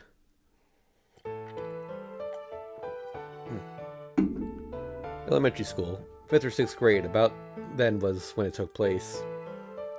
At our school, we had a thing called an exercise break. Between second and third periods, all students came out to the yard to run around to the beat of music. It was a fun little event. That day I had come out to run as usual, when suddenly, while walking in front of me, he collapsed. Idiot, you tripped over a rock? I went over to him to make fun of him. But then I was shocked. Because sitting down on the ground was nothing around him. He was suffering as if he were about to die. He was brought to the hospital. Then the next day he came back to school as if nothing had happened. When I paid more attention, I realized that these events happened pretty often. I asked the teacher because I thought it was strange, and saying, since he knew he was friends with Tono, she told me something she wouldn't tell the other students. That kid had some strange disease we don't know. It seemed every once in a while his arms stopped moving or his heart stopped beating.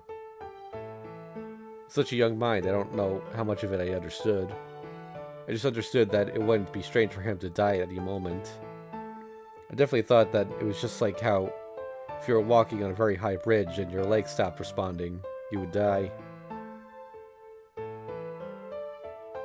With this opportunity, I truly thought that I would have to fight this guy. He knew that on his way home he passed by the riverbank, so setting it up was simple. Surprise attack from hiding on the riverbank. He fell down with a punch. Then, after making a confused expression due to the meaningless violence, he made a ferocious smile while attacking me. Then, well, we just hid and were hit by each other. After that idiocy ended, he said, "You always do whatever you feel like." At that I said, "Yeah," and proudly nodded. Since humans don't know when they're going to die, it's a waste to not live happily. To me or him, anyway. To someone, I answered as if giving instructions. He made a blank face and just laughed as if he was happy. His face might have been filled with bruises, but he had a good expression. This must definitely have been a smile coming from within his heart. Then I felt something. I decided to be friends with him for the rest of my life. When I think about it, it's just a stupid story from when I was a kid.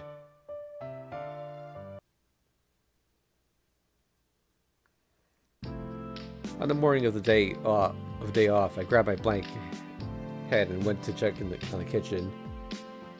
Went out to the kitchen. Today, the plan was definitely for Tono to come over to play some games. He said, "A maid in a new house is scarily good at games, and I'd like to try winning just once. So give me some training." Just what is that guy doing? Anyway, I'm hungry. I open the refrigerator and get some food. Ugh! My mind goes white. My drowsiness immediately went away. The reason would be that the refrigerator is completely empty. That damn brat. I kick the refrigerator and leave the kitchen behind. "Nanako, you ate everything in the fridge again, didn't you?" Poke the horse that is sleeping inside the closet.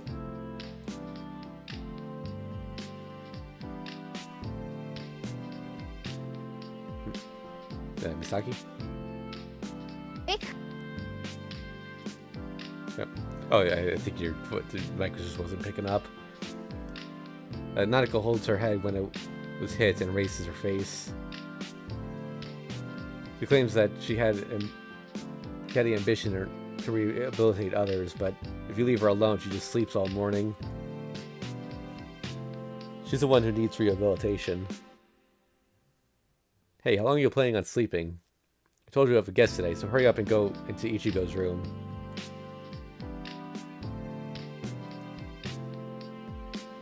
Arihiko-san, you were working hard in the morning.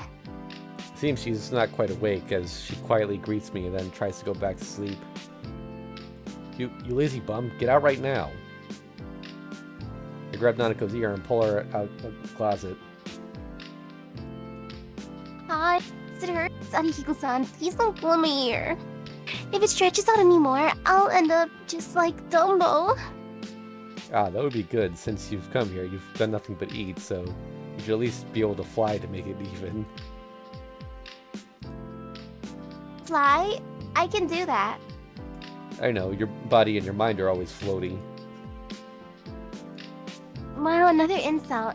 That makes it the 282nd time Arihiko-san has hurt my feelings. Ah, is that right? Geez, you sure remember useless things. Since you're blue, pull out one or two useful tools once in a while. Being only a burden to the owner, what kind of ghost are you?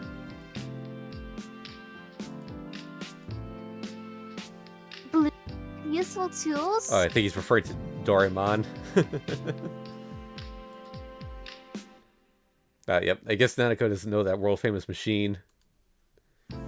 Well, it doesn't matter. It's nothing. Anyway, hurry up and go to Ichigo's room. I'm having a guest over later.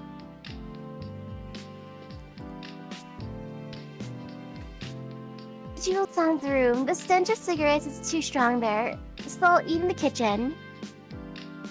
When the guest comes, I'll hide myself, so it's okay. You're acting like you're obeying, but really, you don't have any intention of listening to me, right? What? No, that's not true. Just, if you compare what Arihiko-san says in my abilities, there's such a great difference in ranking. Why don't you explain that ranking some? Doorbell rang just then. Ah, he's here. Alright, forget that. Just get out of here. You got it? Don't show your face in front of the guest. Alright, I'm just a girl of the shadows anyway. My fortune is to do whatever Arihiko-san wishes. You If you wish, I can take you to the dumpster right now. Wow, talk about short-tempered. Arihiko-san, you won't be very popular with girls if you're like that.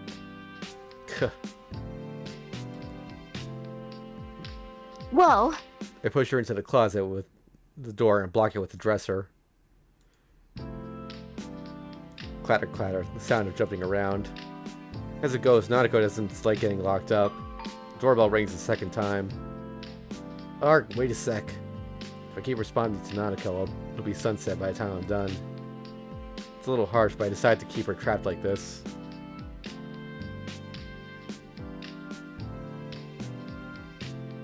In the afternoon, Tono went back home. With this, I can win. With this, I can win, he was saying while going home with a joyful face. He'd probably come back tomorrow while crying. Then, remove the dresser and open the closet door. Nanako came out with a face stained with tears. I expected her to complain like usual, but for some reason she seems different. What is it? Did a mouse bite your ear or something? No response. Nanako looks up to me and... He's like my master. Said this random thing. That guy just now is similar to your master? What does that mean? Are you saying that your real master is about the same age as him? No, physically they're completely different. Yes, since my masters have all been female. Arihiko-san is the first male. Although it's only temporary. Nanako adds. The person just now had an air about him that was similar. That person is someone very scary. Then again, he is sort of crazy, so what exactly do you find about him that's similar? They're the same in that they've both died. The ghost spoke bluntly.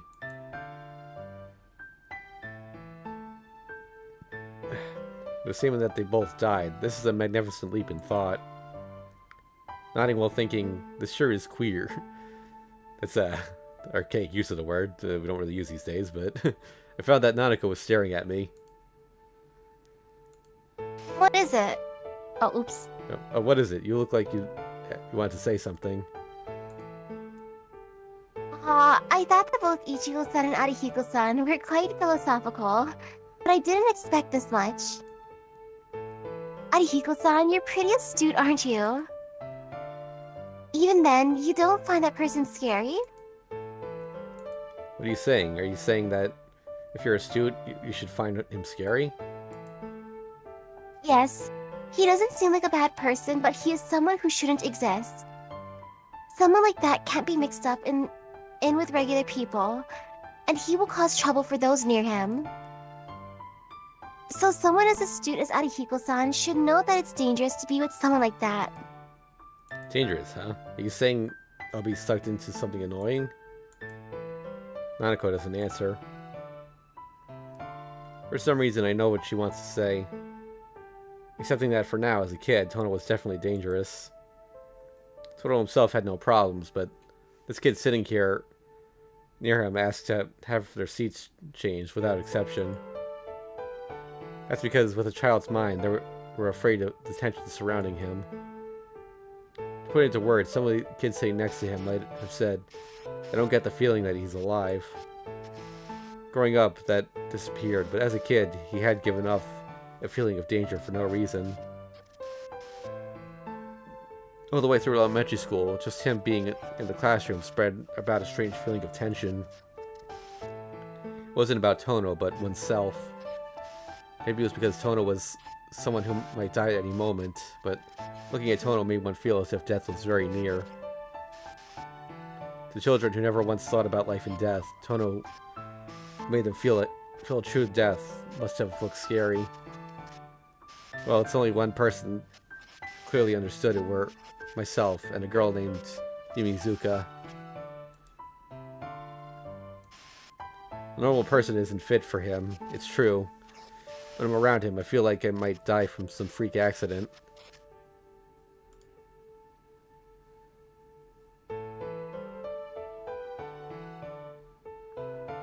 Misaki? Sure. Okay. Yes, furthermore, people like that only pull in others who have noticed the fact. Arihiko-san, if you're around that person, you really might die in some freakish fashion. For example, maybe while walking home drunk, you might fall down an open manhole and die. You have quite the imagination. That's definitely an absurd accident that might or might not happen. But an accident like that can happen anyway. I don't care about such things. Since I'm alive and it's time to die, I'll die. When it's time to die, I'll die. Arihiko-san doesn't fear dying. Why is that? Nanako genuinely questions me for the first time in a while. Actually, no, this is the first time she's genuinely asked me something. The reason I don't fear dying? Maybe it's because as a kid, I went through an experience that nothing could be scarier than. I'll say it now, but it's not some ghost story.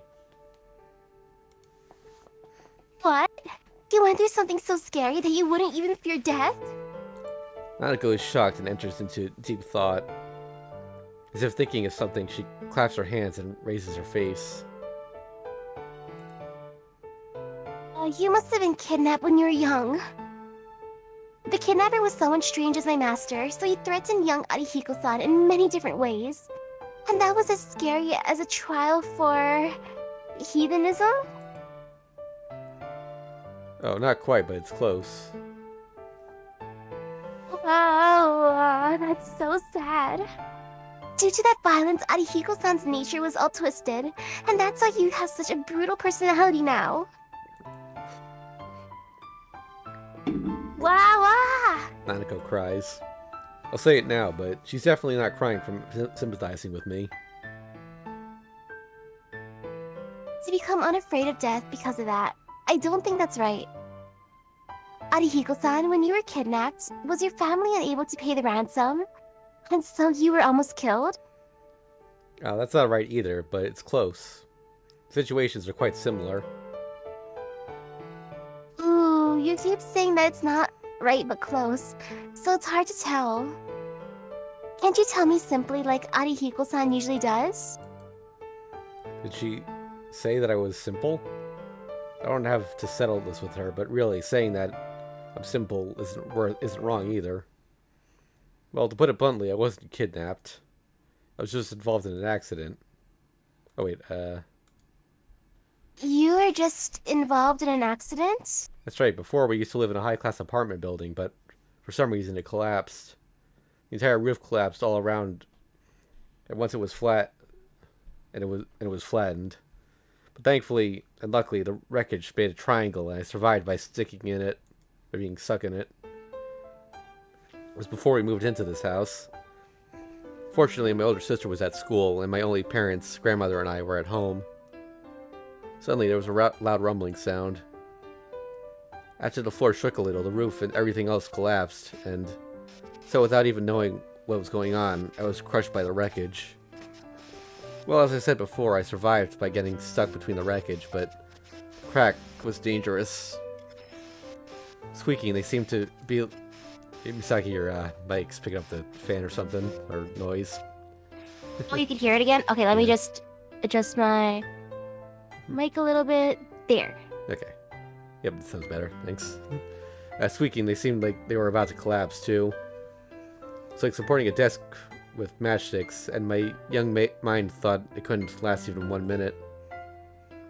Plus, it was dark all around, and even though there was enough of a crack to breathe, I didn't want to stay there for even 1 more second. Oh, that must be scary, Arihiko-san. How long did you have to wait? I couldn't tell, but they said it was 3 days. I was saved by a rescue team, but I was the only survivor among the 3rd floor residents. 3 days? Arihiko-san, you had to be so patient for so long. Didn't you scream or squirm at all? Idiot, if I did that, I'd be dead. For 3 days, I did nothing, so I just stared straight ahead. Wow, I'm really impressed by you, Arihiko-san. Steel heart? No, it's not that I had a lot of patience. When I think about it, I don't know if it was lucky or unlucky. In front of me, my grandmother had fallen down. That's right, she had fallen. Lying prone like only her upper half was visible. But unlike me, when her bottom half should have been was a steel beam. I didn't know the situation. Once she realized that I was in front of her, my grandmother painfully reached out to me. Then she coughed and threw up blood. Not just blood, but she threw up other things too. Breathing heavily, I was actually amazed that she was still alive. And I realized at that moment that in just a few moments, if this miraculous space between the wreckage should collapse, I'll become just like my grandmother.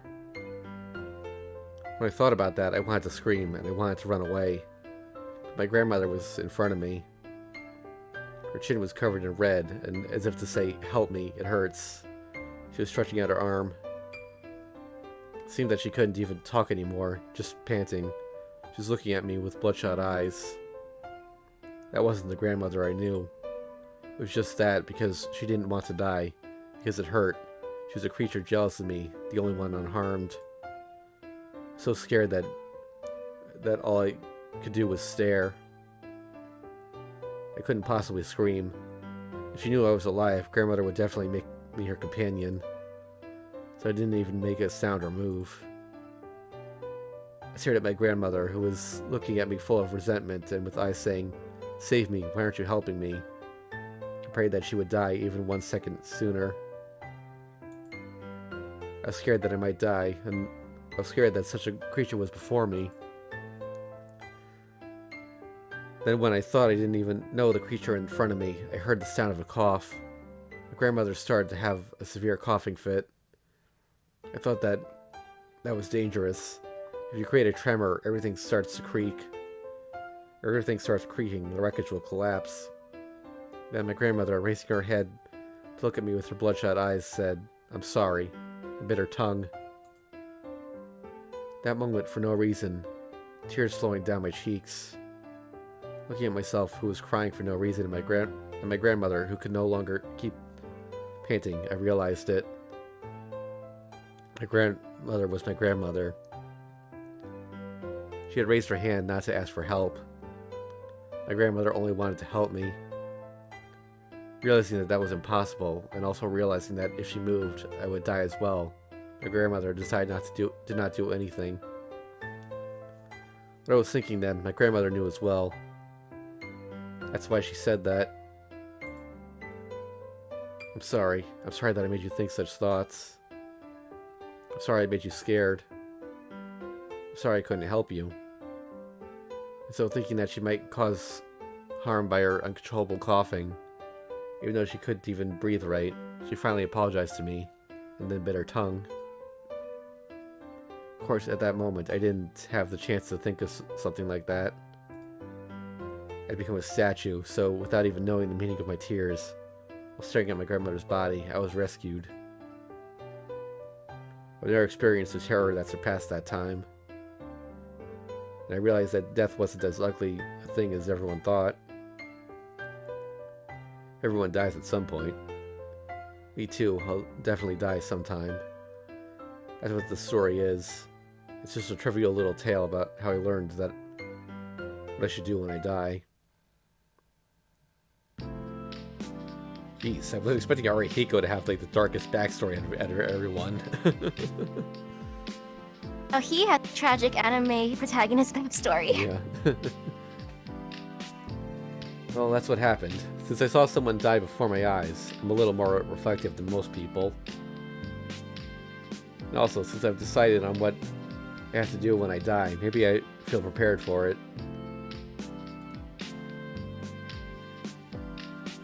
Arihiko-san, you decided on what to do when you die? Since I've caused such a nuisance to everybody, at my last moment I should at least lower my head. If I leave a regret in this world, I'll become a ghost. I see. Since I've already died, I don't have anything like that. That's right, you are a ghost. Wait, did you say you didn't have any regrets? Yes, I didn't die while leaving behind a regret. I'm not wicked like Arihiko-san. The damn ghost speaks bluntly. What of it? Then let me ask you, if you died without any regrets or wants, why'd you become a ghost? As I said, I'm not a ghost, but rather familiar. I'm not a being who remained in this world to fulfill a grudge. Then again, so what's a familiar? You really want to know? I guess I can't help it. Alright, it's originally supposed to be a secret, but since Arihiko-san told me a personal story about his past, I'll tell you about my origin. Nanako laughs ominously. For some reason, I get the feeling that the conversation will go towards something occult. It has already been about 1,000 years since I became like this. Among familiars, there are those of nature and those of animals. And among them, there are those who there are those who naturally and those who unnaturally get turned into protective familiar.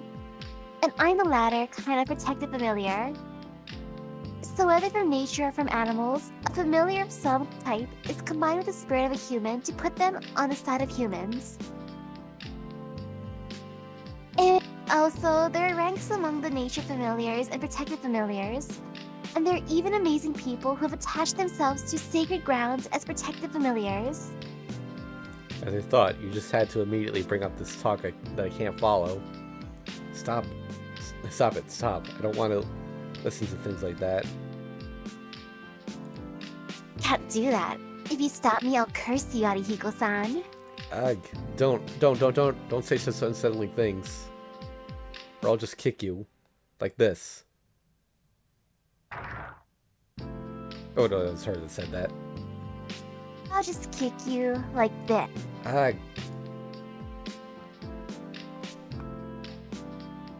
Huh? If you stand in line with me, you'll get hit. I'm already hit. And hit right on target. Due to the amazing force, I feel dizzy.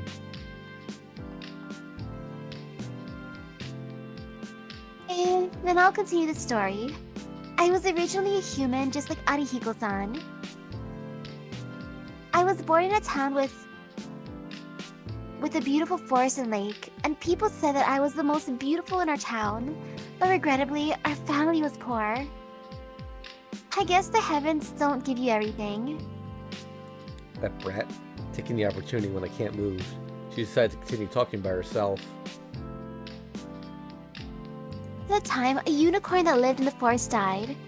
It was a divine animal spirit who granted people's wishes. Part of its corpse, the horn, had turned into a nature spirit. Some people who came from the church said that they were going to turn into a holy scripture for themselves. However, a nature spirit originally belongs in nature, so it refused to join humans. So a spirit with the same values of their own, in other words, human, was offered and combined with the nature spirit. The spirit of the human was a much lower rank than the nature spirit, and was thus absorbed in. As a result, it acquired knowledge as a human, and gradually acquired a human's values. So, now, do you understand? What Arihiko calls Nanako was originally the girl who was offered as a human spirit. The origin of the nature spirit was a unicorn, and that's why I ended up half spirit, half human like this. Oh, my nausea is finally starting to go away.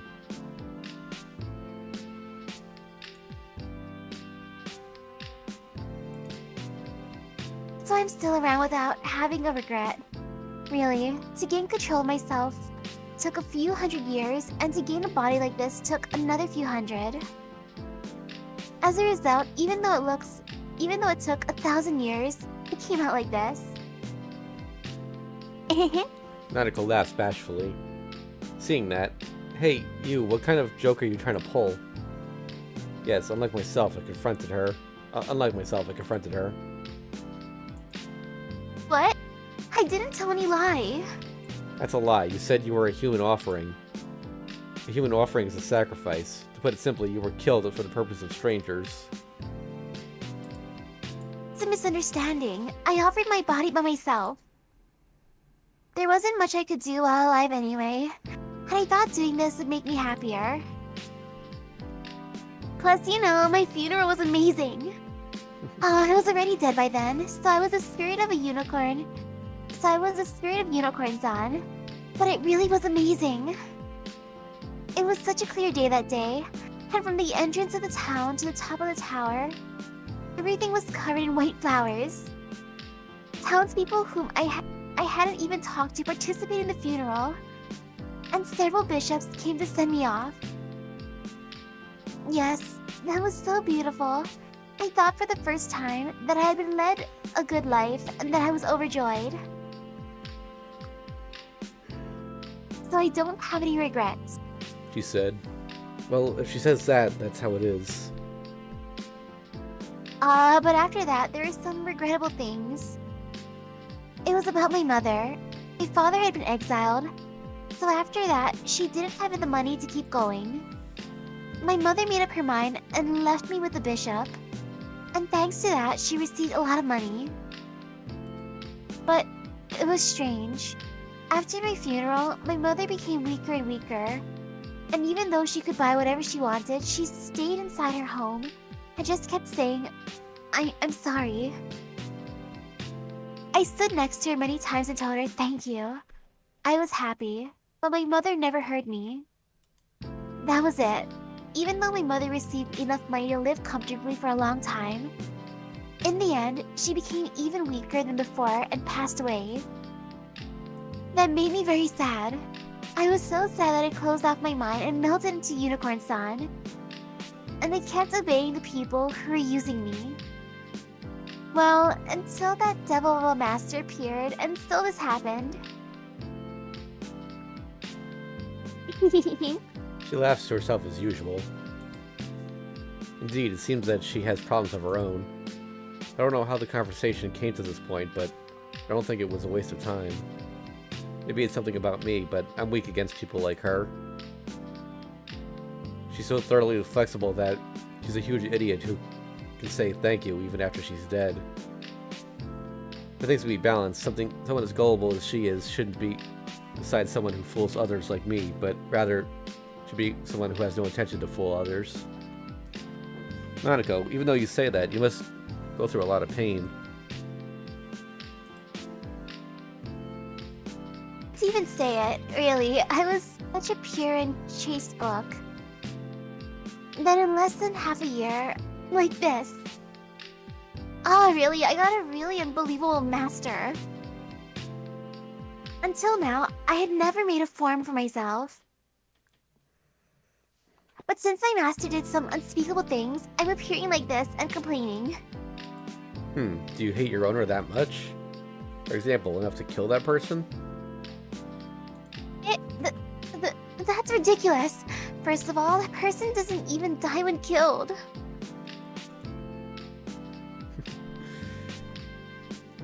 Oh boy. So there was... So Fate's Day Night is what made that line famous. People die when they're killed, but I guess this did it first. Well, maybe the translation for this one came out later, but... Is that right? I thought if you wanted to end things with that person, that would be the easiest way. End things with what? Don't you want to end things with that person? You said your owner was a devil of a master.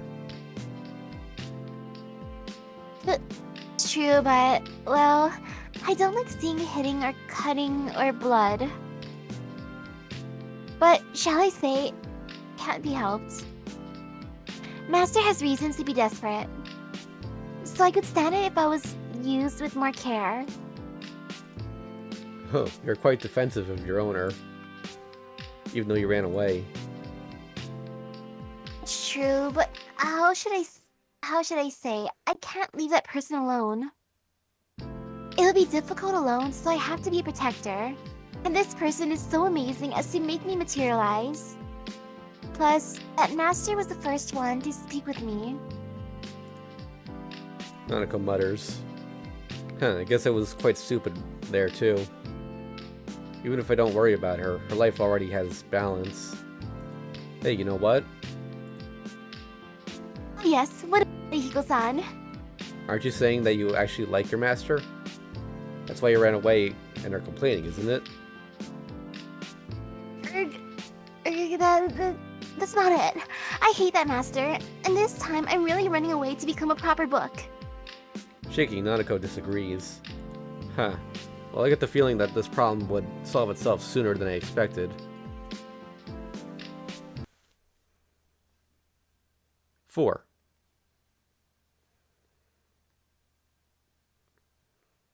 It ended as abruptly and as urgently shipped as an urgently shipped express package. Huh? The doorbell rang. The time was 6 o'clock in the morning. I would have ignored it if it hadn't stayed up all night and come home in the morning. What the? Who is this? Yes, who is it? I opened the front door. Then there.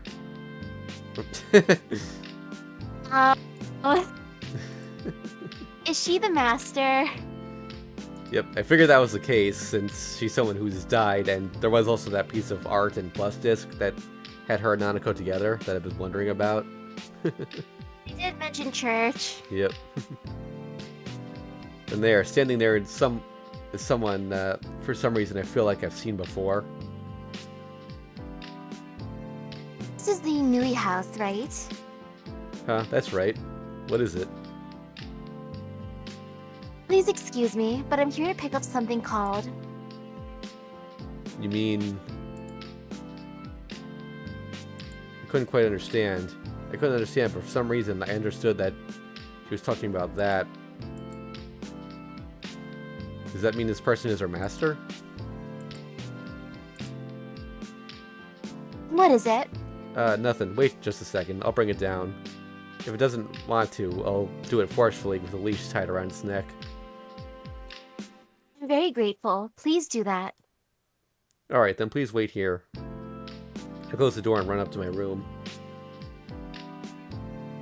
Then, hey, there's someone here to get you, you stupid horse. Forcefully open the closet door. Then, there's a quivering ghost in the closet. What do you read? What, are you ready already? What? As I thought, it's the amazingly black master. Nanako shakes. Ignoring that, I took out the piece of junk from the deepest part of the closet.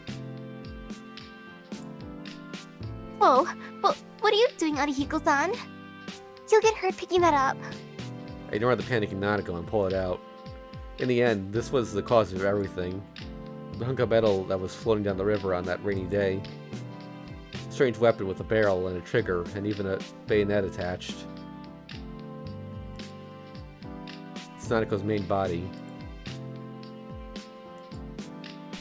Ah, there's some blood on it. Maybe it fell from my wound when I was first getting it. I cleaned the blood off.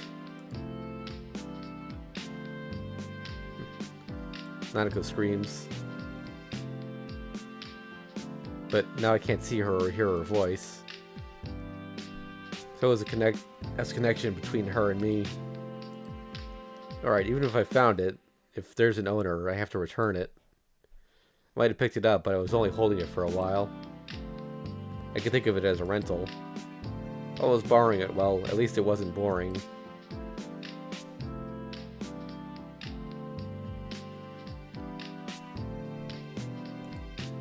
Thank you for your cooperation. But about this gun... Huh? What are you saying? I just picked up a model gun, and you're calling it this gun. Oh wait. Oh yeah, sis, you sure are a kidder. A person who resembled someone swallows her words, nods slightly, and leaves. The black uniform gets further and further away. In her hands is one truly ugly-looking gun. The person in the uniform mutters to the gun as if talking to herself. Like that. I don't know why, but it looks to me like it was saying goodbye. How pitiful. Will she be alright like that? Looking at her situation, I think she'll probably run away again. Cause some nuisance for someone. But that's something that doesn't concern me anymore. Ah. I scratched my head while grabbing the front door. So I guess I won't be able to have any horse meat for now. Muttering to myself, I was shocked at my own stupidity. That's not right. You usually don't eat horse meat anyway, do you?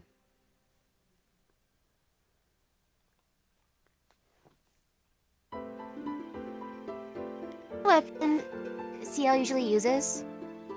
Well, it's not the weapon she used when she fought Shiki. I think. Yeah, that, like, big one? Yeah, maybe it was that thing, but... Yeah, it had a bayonet on it, I guess. So, yeah, I guess it was that. Ah, so that's the horse spirit.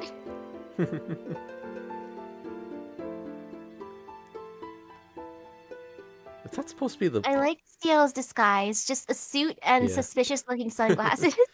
I'm wondering, though, like, is she supposed to be, like, the Black Barrel? Because it was mentioned previously, and we never really got to see it used, so... It might be. Do it first. Great advice. Alright, so... Can I check how long this one is? I want to... see if I got the script here. Let's see. Oh, wait. Alright, this one goes by scene number. Gotta check the flowchart now. Give me a second. Let's see. This is 5:33. Oh, what the heck? So the script, yeah, the site I use for like the full script is missing these scenes, so I have no idea how long this one is. I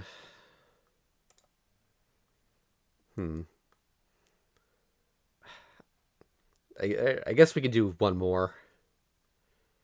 You up for it? Do you have time for one more, Misaki?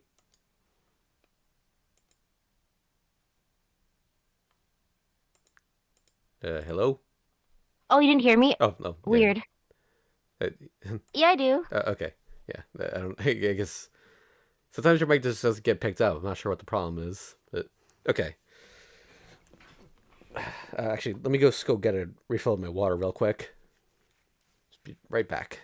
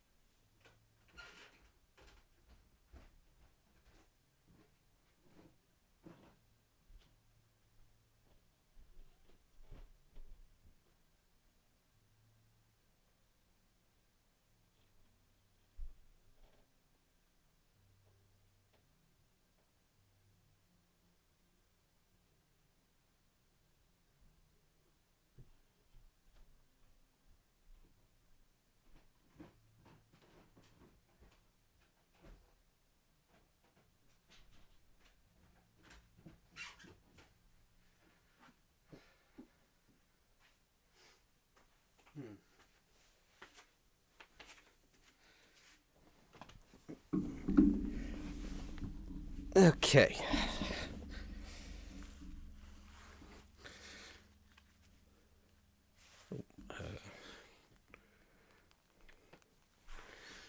Alright, so Emo Giriso.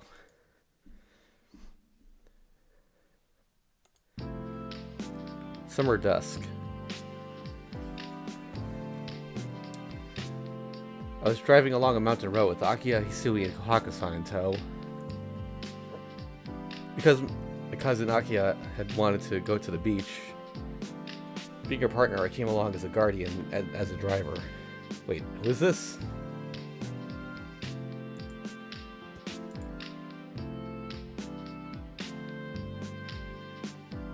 Wait. Cousin. Is it that one creepy dude? Maybe? This forest sure is deep. We've already been in it for an hour. There's still no end in sight. Sitting in the passenger seat, Akiya complained as usual.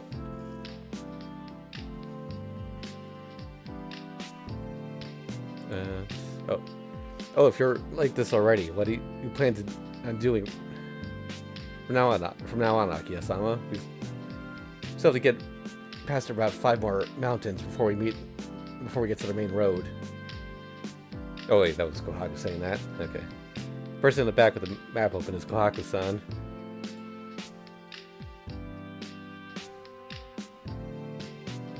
Oh, I guess it is Shiki? Oh, yeah, okay, weird. Cousin? And they are well. cousins, but... Or, yeah. Shiki-sama. The next curve seems particularly harsh, so it might be best to slow down.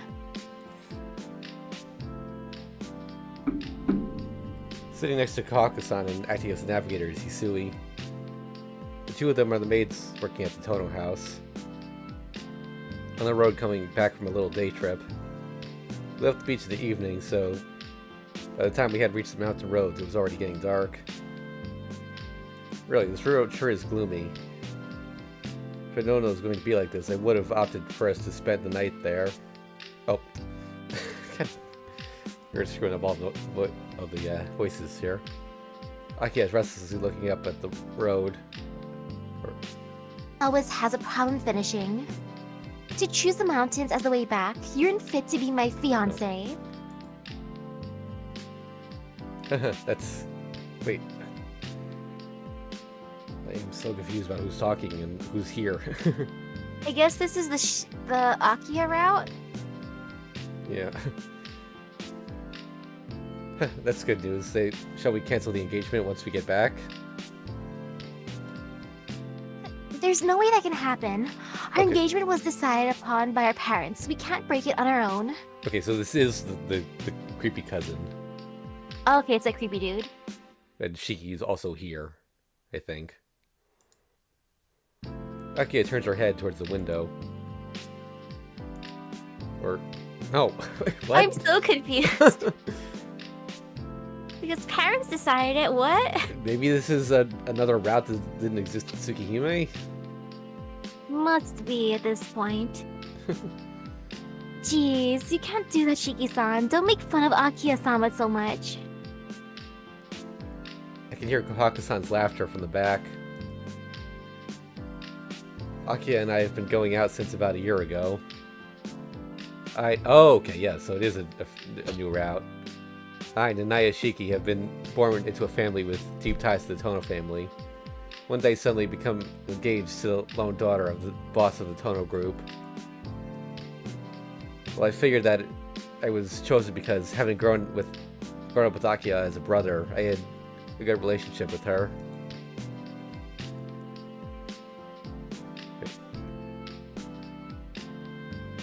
So they still grew up together? But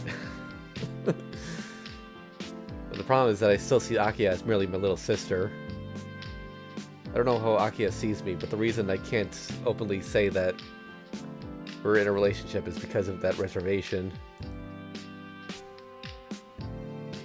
Are we going a little too fast? Ah, you're right. Around here, we shouldn't be going so fast that a siren might go off. We slow down. We slowly pass the curves that's like a snake crawling around the ground.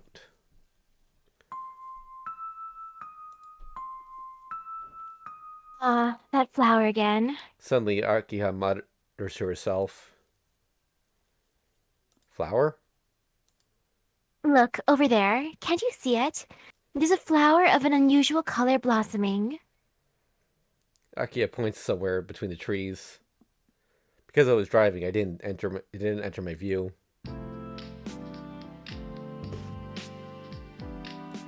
Or is that him? Wait.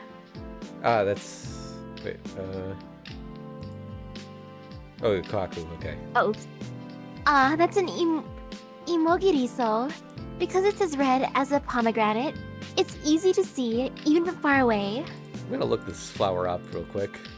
Let's see. Imogiriso.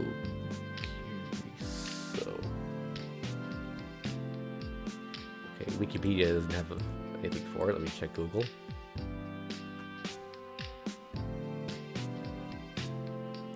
It's just giving me the Kagetsu Tohya cutscene, so I don't... the search results are all just Kagetsu Tohya, so I think that's a made-up flower, or maybe it's something that didn't get translated.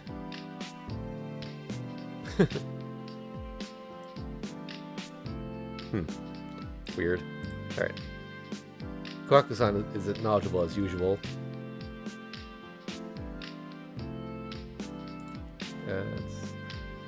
Okay. Imogi Riso, you say that? That's the first time I've heard that name.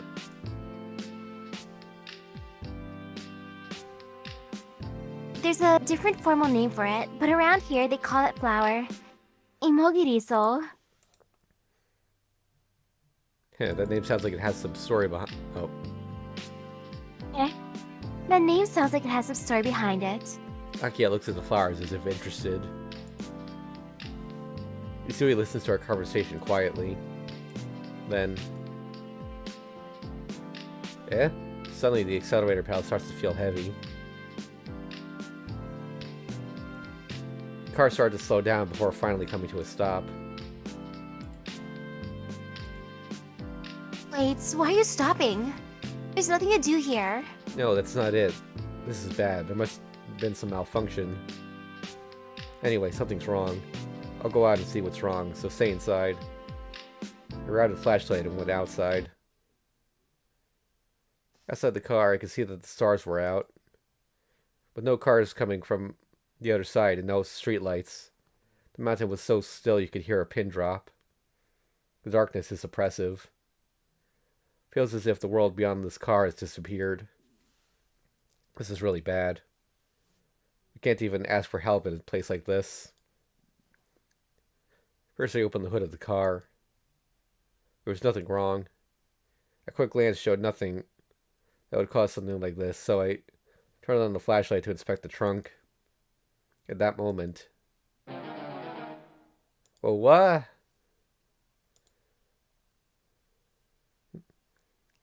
Akiya jumps out of the car. With my shaking hand, I pointed the light towards the back once again. There's no one there. The mountain road was so quiet it was scary. Misan, did something happen? What are you doing sitting on the ground like that? No, it's nothing. My eyes must have made a mistake. I decided to check the area around the trunk. As expected, there's nothing strange.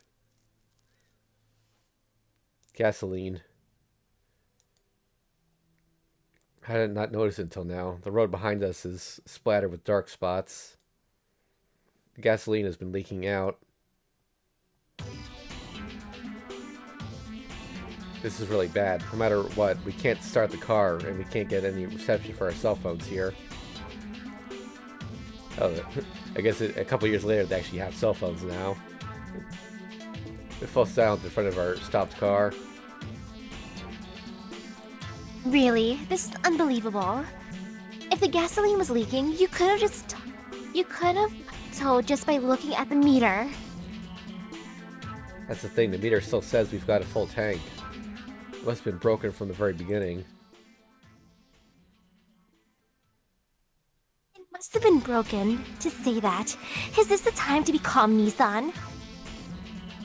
In this situation, we can't go anywhere all night.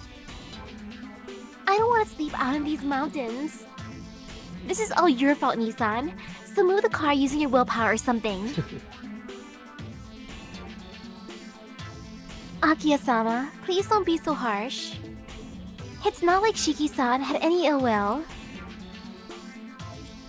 Yes, if anyone is at fault, that would be me, who rented the car. When Sisui quietly lowered her head, Akiya couldn't respond and had to stop her complaints. Anyway, we're really in a lot of trouble. The clouds look strange, and I think it's going to start raining. Since it's summer, we should be okay in the car, but it's so dark. We don't know the dangers we might encounter. I should have stopped there, but I inevitably... Wait, do I have to make a choice here? Oh, no. In a case like this, the man is the one to die first, I thought. Oh, two. I shivered as I thought about what I just saw a while ago. Wait, was that actually a choice, or I'm confused? Weird. Shiki's... Shiki-sama, what do you think is that light over there?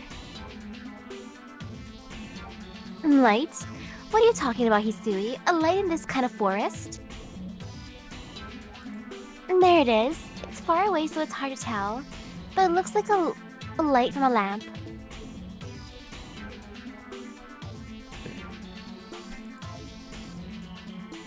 Wait.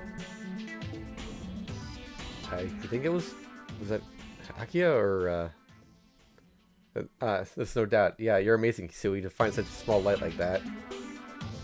Yes. Once the car stopped, I thought I saw a shadow of a house far away. Oh, okay. Someone just left a comment. This is a parody of Oto Guriso, Chunsoft's first sound novel. Interesting.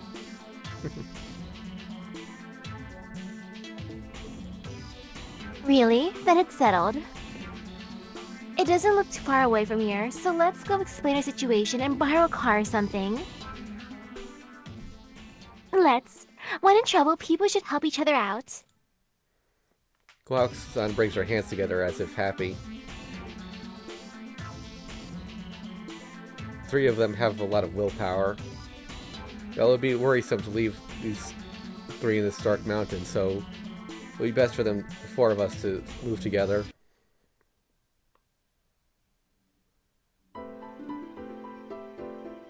Leave the road and go to the forest. In front of me is, of course, in order to make it easier for the three people in the back, I walk while cutting away the leaves. I'm thankful that we can see a light, but the forest at night gives me a bad feeling. On top of that, I so hungry I couldn't stand it. Couldn't forget the too realistic mistake that my eyes made a while ago. Like, these are not clickable, so I'm not sure why it's...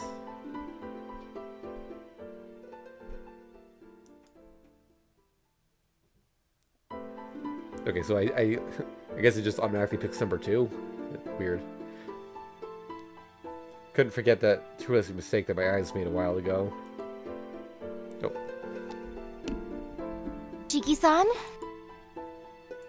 Oh, sorry. Hey, my phones came out a second there. Chiki-san, is something the matter? No, it's nothing, but more importantly, be careful, Kohaku-san. The path is a bit mushy around here. I passed through the forest while pulling aside the vegetation.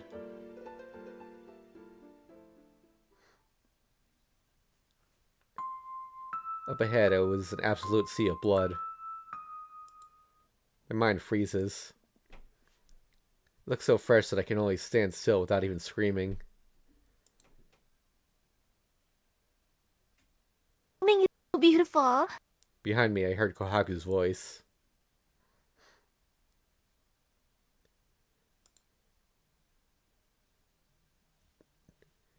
Imogiriso? What looked like blood were actually red flowers. Because Kohaku likes flowers, she's happily picking them. Now that I look at them, they're surprisingly beautiful.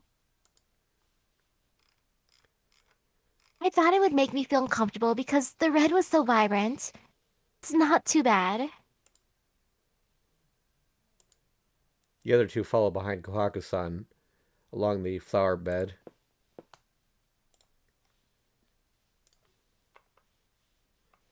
If I stay like this, the other three people will leave me behind. I purged the recent image from my head and carefully walked towards the flower bed. Shiki-san. Whoa. Ha. What is it, Kohaku-san? Don't surprise me like that. Shiki-san, you were surprised? No, it's not that. But what did you want to say? Did you see something? No, it's nothing like that. I was just wondering if Shiki-san knew the fable that involved the Imogiriso. Kohaku-san, who's smiling brightly. There are three bad things about this person, and one of them is that she's somebody who really likes ghost stories. I don't know. I don't know it. Why? There's a fun story about this flower. Once upon a time, on this mountain, there lived two sisters without parents.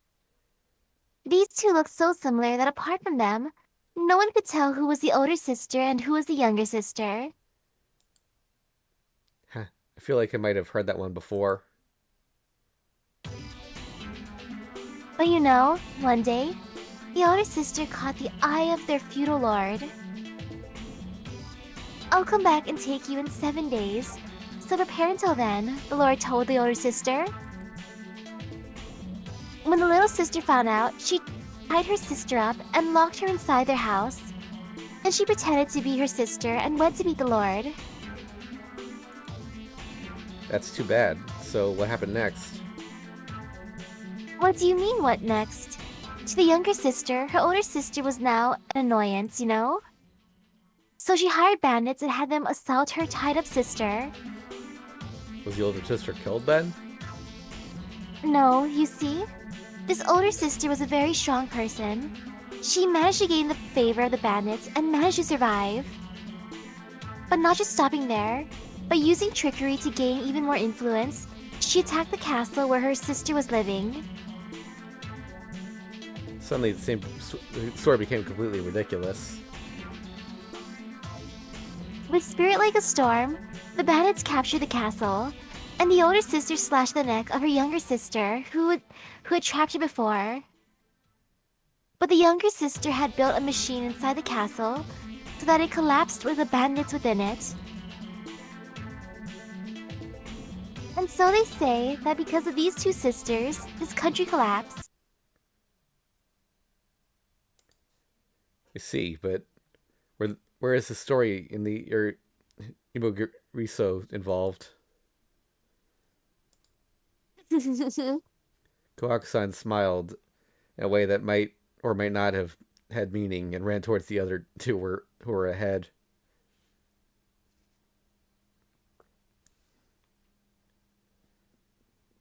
Once you passed the flower bed, the house was in sight.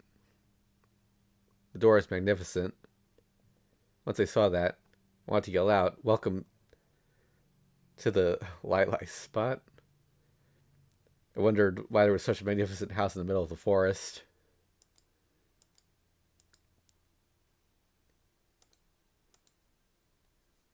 What's the matter, Akiha? Are you tired from the hiking? Yes, no, it's nothing like that. It's just that, well, I got a bad feeling when I saw this gate. As if something scary will happen if we go into this place. I get a feeling like that. It's strange to think this about a place that I'm seeing for the first time. Akiha lightly tilted her head and put her hand against the gate. The firm gate, as if greeting Akiha, opened. At this point, we had selected a path with no return.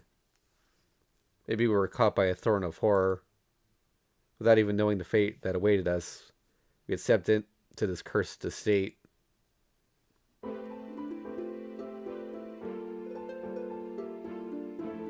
Imogiriso.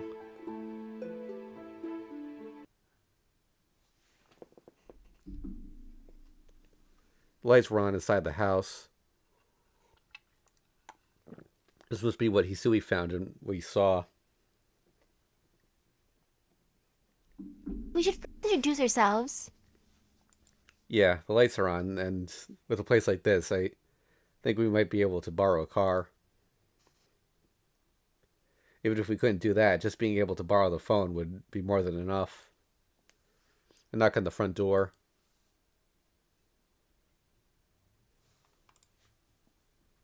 There's no answer. There doesn't seem to be any sign of anyone either. The two coolly judged the situation. It couldn't be. The lights are on, so there must be someone inside. Because I wanted to believe that, I stubbornly kept knocking on the front door. Knock, knock, knock, knock, knock, knock. No matter how many times I knock, there's no answer. Son, it looks like they may not be at home. So shall we go back? This house is probably a vacation home, so there might not be anyone in normally. For some reason, Akia says something weak. It may be the case, but there's no house besides this one. We only need to borrow the phone, so somehow. Maybe we can get inside, I said, and place my hand on the door. Ah, without even a creak, the front door opened freely.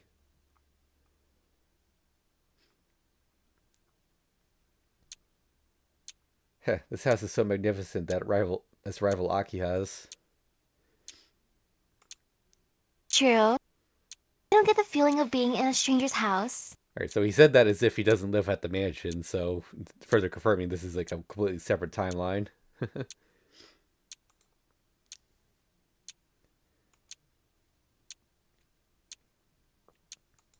Stop, all three of you. It's inconsiderate to go into someone else's house while they're absent. Now, don't be so rigid. We're only going to borrow the phone, so if we explain, they'll understand. We didn't come here to steal anything. I think it's Akia. Case, but even so. Akia-sama, when the situation has come to something like this, it is not the time to argue. Please don't make it too difficult for Shiki-sama. Hisui said. This is quite something. That Hisui would lecture Akia. This could be a first. What? Hisui? As a mere employee of mine, you're going to lecture me? I simply spoke the truth. I believe that Shiki-sama's actions are most appropriate right now. Hisui answers politely. The mood between Akia and Hisui somehow became grim.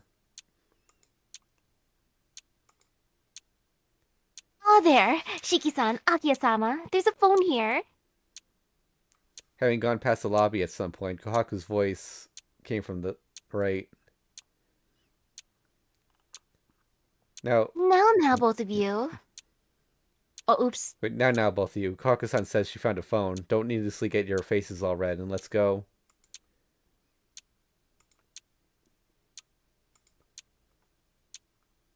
Hisui walks normally, while Akia walks as if forced.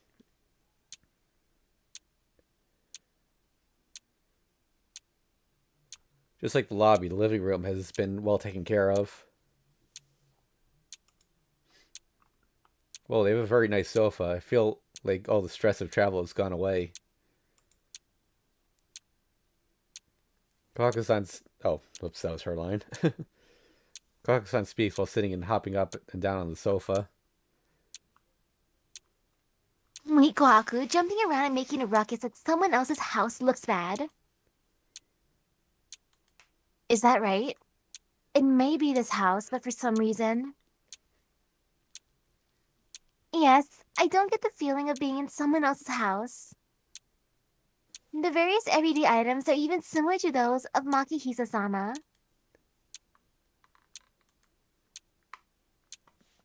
I think Akia was feeling like that too. She turned her face and shut her mouth. Now, the phone. The one in the living room is an old-fashioned black phone. Pick up the receiver and turn the dial. Huh? That's strange. I don't hear anything. I turn the dial once more. I don't even hear a beep from the dial tone. When I look closer, there's no cord on this phone. What's going on, Shiki-san? Kohaku-san brings her face up to me from behind. That is, on this phone, the cord. I picked up the black phone and showed her the bottom. The phone cord that should be there was not present.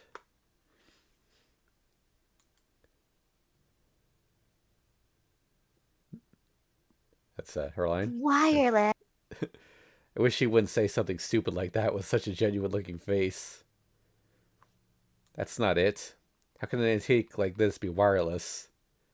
I'm sure someone's made a wireless rotary phone. This is no more than a toy. There must be a real phone around here, so let's look for it. I put down the phone and spoke to everyone. Just then, ring, ring. The phone began to ring. Everyone's face freezes. Wait, Nissan. The phone can't be used. Yeah, that's true, but ring, ring. The phone keeps ringing. The sound gave me such a bad feeling that I couldn't possibly let it keep ringing. It reminded me of the mistake my eyes made a while back. I couldn't stand it because this sound felt like it was bringing something bad.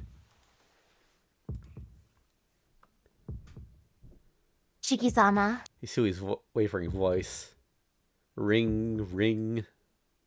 I prepared for the worst and picked up the receiver. Hello? On the other line, I could hear someone's strange breathing. You're going with that cliche? Hello? Who is this? I was scared, so I involuntarily shouted. The breathing becomes louder. With a click. There's no going back. Those words were said.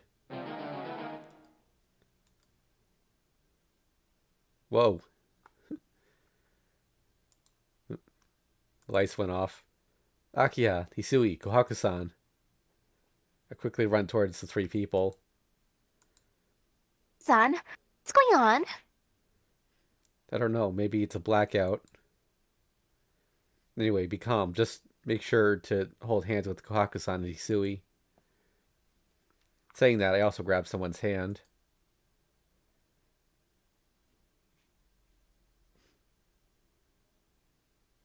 Finally, my eyes became accustomed to the dark.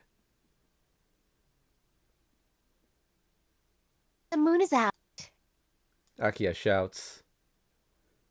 The hand Akiya was holding was my own. It was Nissan's hand. As if embarrassed, Akiya lets go of my hand.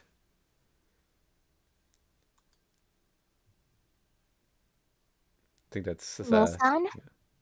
Nissan. Hisui looks around the living room in a panic. Hisui, what's going on? Nissan's disappeared. I was definitely holding her hand until just now, but she's gone. I quickly look around the room. It's dark, so it's hard to tell, but I definitely can't see Kohaku-san's shape. Kohaku-san, where are you? Please answer, Kohaku-san. Even if I yell, there's no reply. This is bad.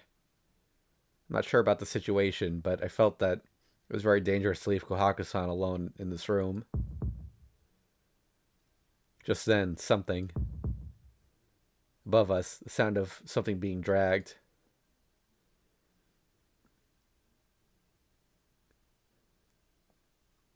Shiki-sama, just now, from the second floor. Yes, there was definitely some noise. Without speaking, we look at each other. Let's go check on the situation. It might be Kohaku-san.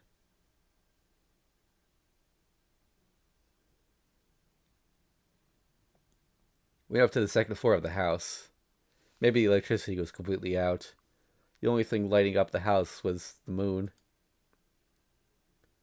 I think the sound came from here. Yusui walks along the dark hallway. Following behind her are Akiya and me, in that order.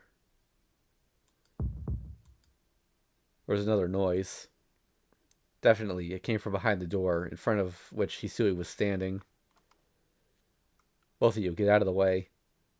I grab the door handle. The door opens easily. It was a rather dreary-looking room. I would call it melancholy, but anyway, it was a dreary-looking room. Inside the room was a bed and the rest, just red flowers scattered all over the floor. flowers were the ones called Imogiriso. Johaku? Oh, upset. Yeah. Akiya spoke. Ah, Yeah, Akiya spoke. We definitely heard a noise, but there was no one in the room. Miki-sama, Akiya-sama, this way. As if she had discovered something on the wall, Hisui waved her hand at us.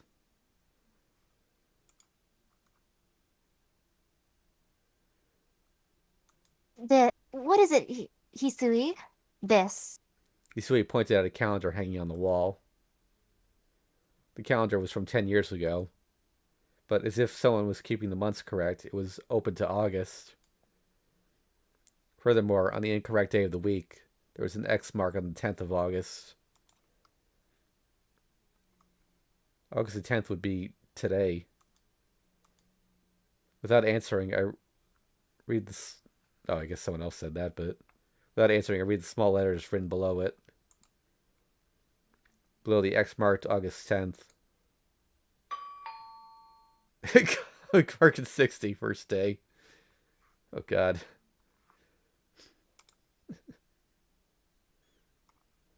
Shiki-sama, not there.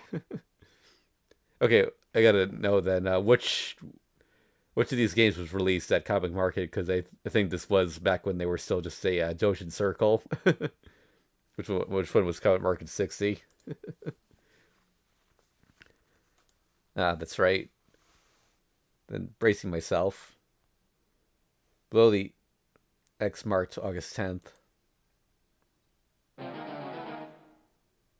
Akiya, Shiki, welcome.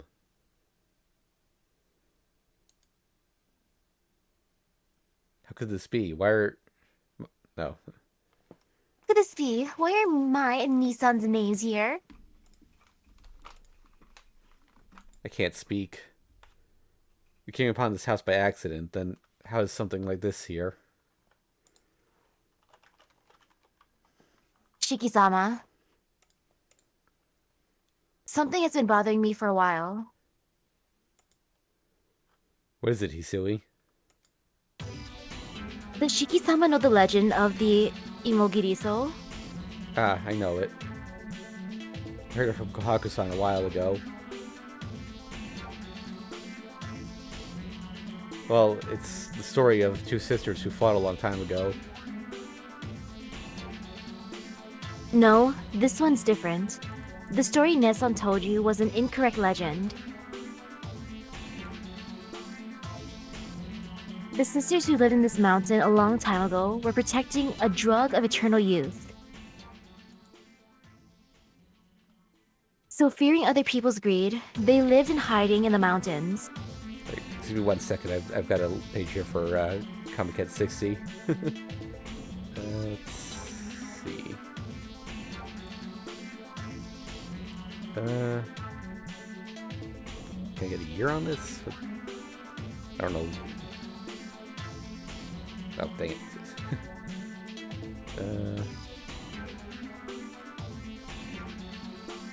Okay, here we go. Number 60 was in 2001. So I believe... So it was either this game or Plus Disc, I think. Or, wait, it wasn't Tsukihime itself. It's, hey, Silly, what's the connection between that story and this situation?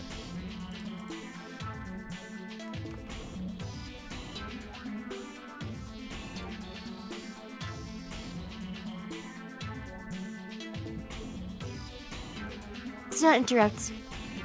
Please do not interrupt. I'm telling a story. However, that life did not continue for long for these sisters.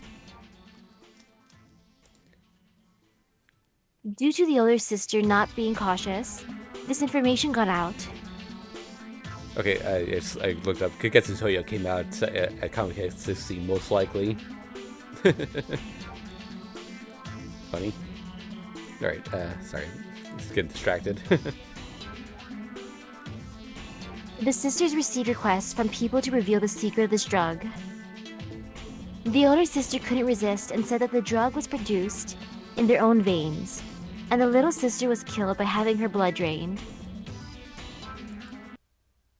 It's a brutal story, but so where does the Imogiriso come up in that story?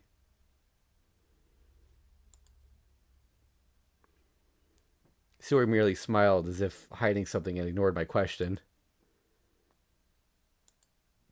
Hey, Sui, you and Kohaku seem to know quite a lot about this flower. Then you must know the saying associated with it? Yes. The saying associated with the Imogiriso is definitely. You can't beat me. That is how I remember it. It's a really absurd flower saying. Before that, Kohaku-san, the phone from a while ago, the lights, this calendar, are definitely something strange about this house. If we leave Kohaku-san alone, we don't know what will happen to her. So we need to find Kohaku-san as quickly as possible and get out of here. We throw away Nessan and run away. How about that? Hisui, I'm begging you, please stop telling jokes that are hard to understand. I apologize. I was just trying to lighten the mood. But Nissan, Hisui may be right. There's something strange about this house. Why don't we get out of here as quickly as possible? Idiot, we can't leave Kohaku-san behind. We still have to find a phone. It's okay, if we're careful, we'll be fine. In Akia's case, I would feel sorry for the attacker. Anyway, let's split up and search. I'll search on the west part of the second floor. So Akia and Hisui search the east side.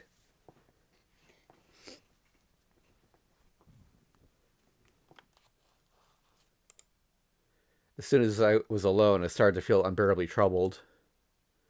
This body I saw on the mountain road. The phone that couldn't have rung. The red flowers that completely covered the floor, and the words written on the calendar. The house almost seemed as if it had been waiting for us, and the disappeared Kohaku-san. It's because of the flower that this is as red as blood. It's because of the flower that is as red as blood. Kohaku-san has already been by someone's hands. Huh? No way.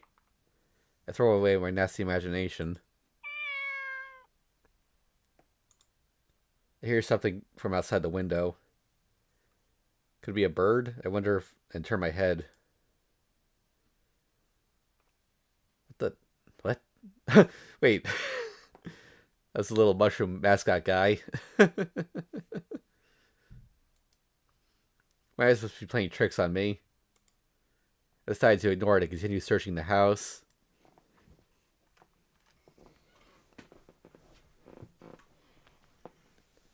Kohaku-san wasn't in the west rooms. However, there was exactly one room I couldn't get into. This is the only one that's locked. The door that won't open. It could be that Kohaku-san is trapped inside. What is it, Akia? Why'd you come here so quickly? I turned toward the shadow of the person who had come. There. Whoa! Falling axe. The bloody man is coming at me, moving like a puppet. What? What? I fled like a madman. Ha, ha, ha. I run down the stairs. In the lobby was Hisui. Hey, Hisui. I take a few deep breaths and calm down. You're safe, thank God. This house is definitely strange. I don't know who's doing it, but someone is hiding behind the scenes and planning something. Hisui does not say a word. I became scared and thought that something might have happened to Hisui. Told Hisui, this is fine, let's escape. Just the two of us. Became scared, okay. Hisui? You're Hisui, right? Hisui, you say? Who are you talking about? This man sure is careless. He... You're not Hisui. That's right. I am a ghost attached to this house. Fufu, become my sacrifices. Welcome. I mean, welcome my sacrifices. Welcome to my territory. Ghost, don't speak nonsense. Fufu, I won't let even one of you leave. Hisui shakes her head as if insane. This is just too damn confusing. Now I will start by beating Shiki-sama against the wall. Baby. Whoa! Shaking her body violently, Hisui comes towards me, possessed. Paralyzed by the insane scenery, I cannot move. Watch out, Nissan. Whoa.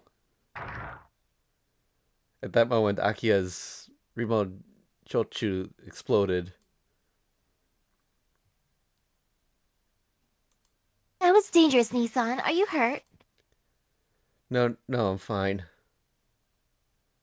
I'm worried about Hisui, who flew into the wall.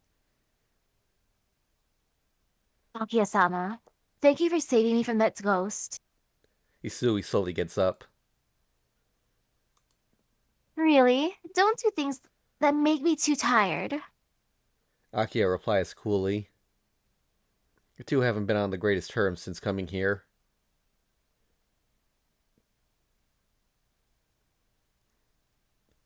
We returned to the living room. Neither of them found Kohaku-san. Nissan, I get the feeling that I know this house. I don't know why, but I know the structure of this building. Akia speaks nervously. That's right, Akia said something like that when we were first arrived here. That's just a feeling. Because strange things keep happening, it's not unusual to be nervous. You think so? It would be nice if you were right. Akia-sama, do you know the arrangement of the rooms in this house?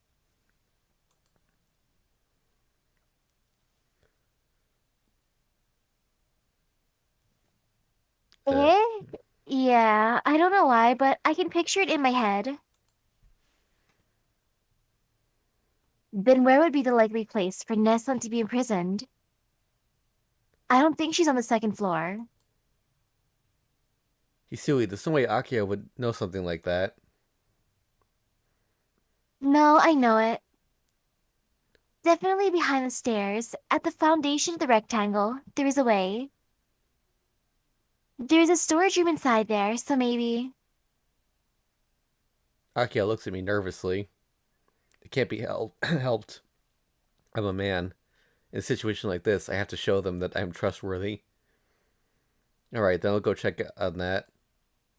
But it's definitely true that there is someone inside this house. It's dangerous to move about, so you two just wait here.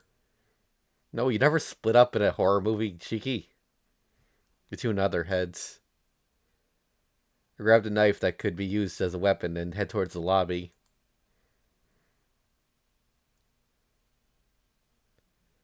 It's here. As Akia said, there was a door behind the stairs. Lights are on. Lights were on in the hallway. I want to point out, since this Shiki apparently never got into the accident, he probably does not have the mystic eyes of death perception. Lights were on in the hallway. Even so, it's a gloomy pathway. Even though it's bright, the shadow parts make me feel even worse. If I'm attacked at a place like this, it's over. I think of the bloody man I saw a little while ago. If those guys come from the front and back, I have nowhere to run. I decided not to keep thinking about such a bad situation, or I thought that even then, at least it's not a plum sandwich.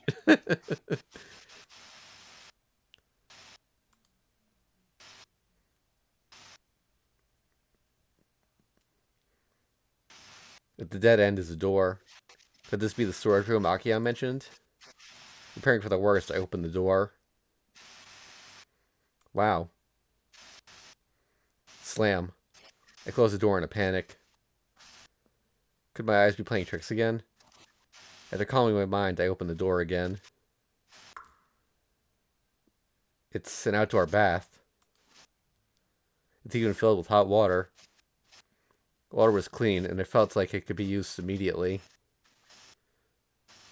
Kohaku-san. There was a fallen form of Kohaku-san who looked like she had fainted.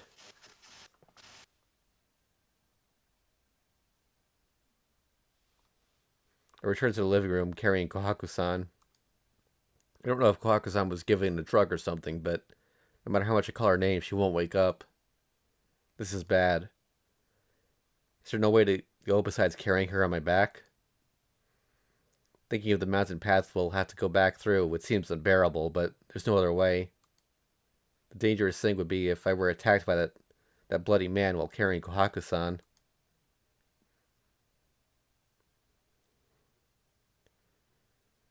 Shiki-sama, Akiya-sama, the meal is ready. Huh? Meal? How? I requested it.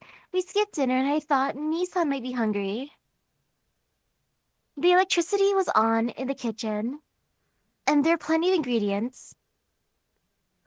But a meal in this kind of situation? Please eat. If you don't get if you don't get the nutrition you need, you won't be able to use your strength when needed. Oops, well, that's right. Hisui's words are correct. Now that we found Kohaku, let's eat quickly and go back to the car. It can't be helped. Then let's have dinner. Wait, so going into someone's house to use the phone is bad, but taking their food is fine? Yeah. In the kitchen is the meal that Hisui prepared. Really, there's things that don't need preparation, like bread and ham. Among those foods is a covered plate in the middle of the table. It's a silver platter covered by a dome, the type used for main dishes.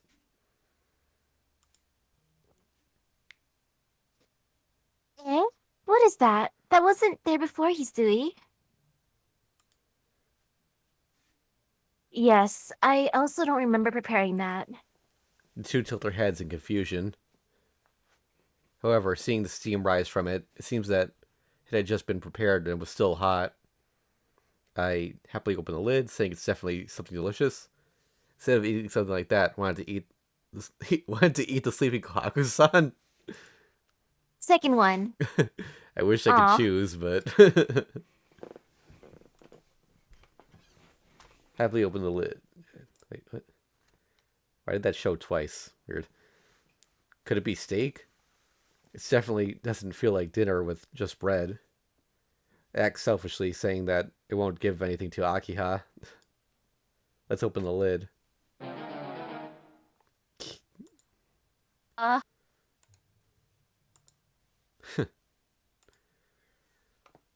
yeah. Inside was the body of a cat. Whoa, what is that? Looks so fresh that I jump back. The cat's eyes move. The cat, whose neck was cut thoroughly, upon seeing Akiya, picked itself up and leapt.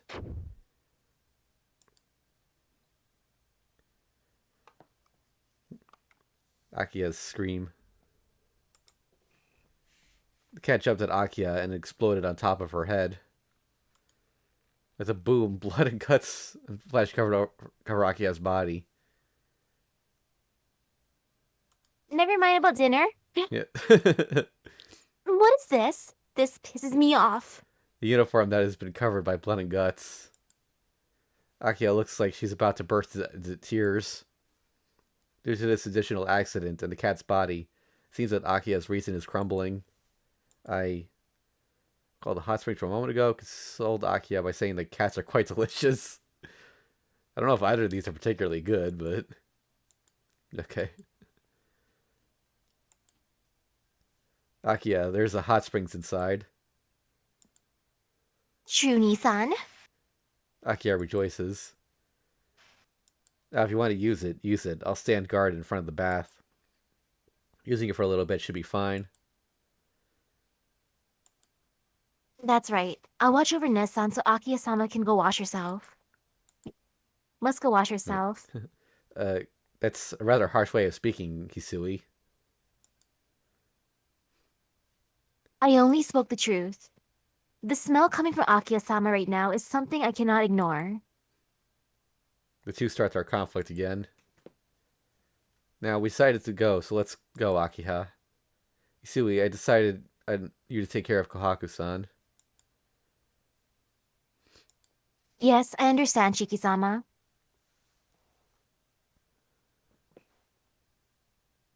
Nissan, you're still there, right? Akiha's voice comes through the door. I'm here. Since I'm here, you can go ahead and go in feeling safe. I answer for the umpteenth time.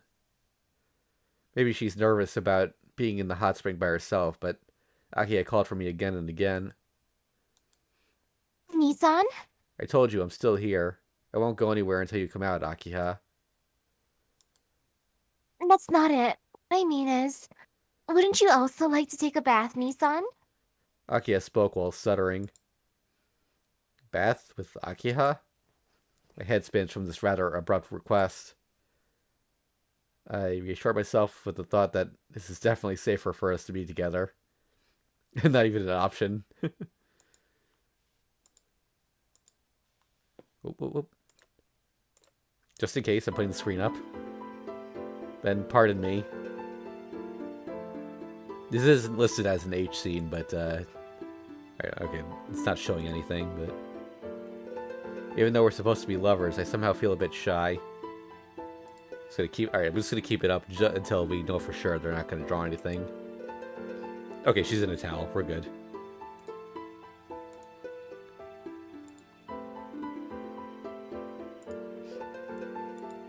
Akiha keeps her mouth closed and gazes at me. Ooh, so cute. Due to embarrassment, or maybe due to hot water, Akiha's face is completely red. Because even covering with a bath towel, her body was so enchanting. For the first time, I registered Akiha as a woman who was not my little sister. And aren't you coming in? No, I didn't get particularly dirty, and if I became naked, I won't be able to protect you if something happens. So I'll just watch from here. That... Nissan should do that. It'll make me feel safe, but... As if unhappy about something, Akiha keeps looking in my direction. Akiha! This is a horror movie. You cannot do the nasty. You're gonna die. I couldn't take my eyes off Akiha's skin. Decided to go in with Akiha. Couldn't take my eyes off Akiha's skin. Well, that's that, but you know, I was surprised. Eh? At what? Do you mean the cat from a moment ago? No, even though we didn't see each other for a little while, you've already become an adult, Akiha.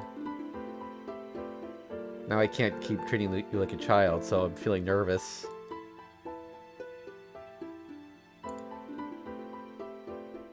Nissan? This isn't the time to say things like that. Akiha's attitude doesn't complete 180 degrees and she starts acting shy. I can't figure out this thing called the woman's mind. It's alright, since we found Kohaku-san, we just need to get out of here. On top of that, I got to see Akiha's cute figure, so it would be rude to be nonchalant, you know? Wanting to put my tongue onto that probably white skin, I shift closer. Nissan, you mustn't. The scenario hasn't even turned pink yet. It's best not to say words like that you'll regret later. The story won't change no matter what anyone says. Chuckling, I get closer to Akiha. Alright, screen's going back up just in case. Just then,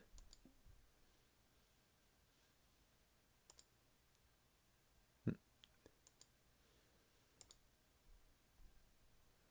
sound of Kohaku's screaming from across the lobby. Nissan, I know. Okay, alright. No more sexy. Immediately, I ran out from the hot spring to the hallway. Ran at top speed in the lobby, and there was the shape of Kohaku-san, which had changed horribly.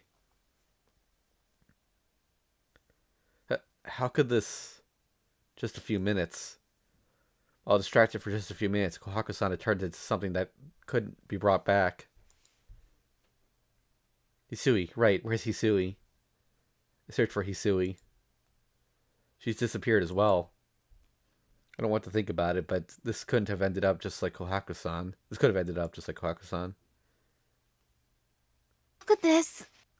Kohaku. Behind me was Akiha, who had finished changing. It's a lie, right? But even just a moment ago. I have no reply to that. I can do nothing but simply look at Akiha. Nice. Nesan. Suddenly, Akiha said something without explanation. Akiha? What do you mean by Nesan? I mean, Nesan. Now that I think about it, I had a twin older sister. You had an older sister? That's a bit of a sudden statement. Even though this is a parody, this is too much. It's no fun if you don't lay down any groundwork or foreshadowing. I don't care about that. I remember it. This is the house where my older sister lived. And even I used to live here when I was young. I see. That doesn't have anything to do with Kohaku-san being murdered. Oh, really? You're so dense. What I mean is, the person who was trying to kill us is my older sister. Akiha runs away. Her head might be confused a bit. Anyway, she made the situation even more confusing. Wait, Akiha. Really? Right, can't anyone stay still? This is the complaint of all players. Damn it, I lost her. Having lost Akiha, I find myself in front of that door from before that didn't open. I get the feeling that all the facts are hidden in this room. I cut the lock with my knife and went inside. Okay, so he does have the eyes.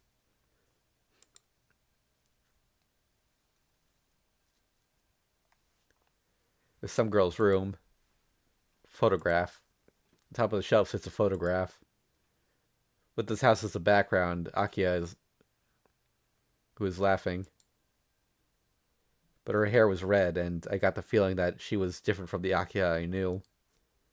On the back of the photo, Tono Akiba was written. Akiha's older sister. Could it be that she really existed? Muttering that, I felt impressed by how good my timing was.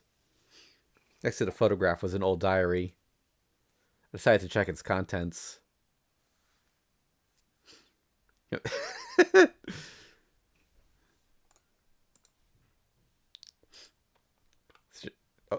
0 month X day. I tried eating udon in meat sauce.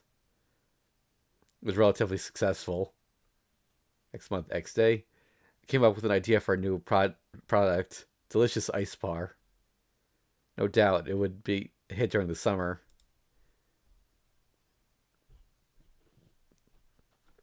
I made a mistake. It was a diary, all right, but it wasn't one that had a mushroom mark on the cover. Decided to check its contents.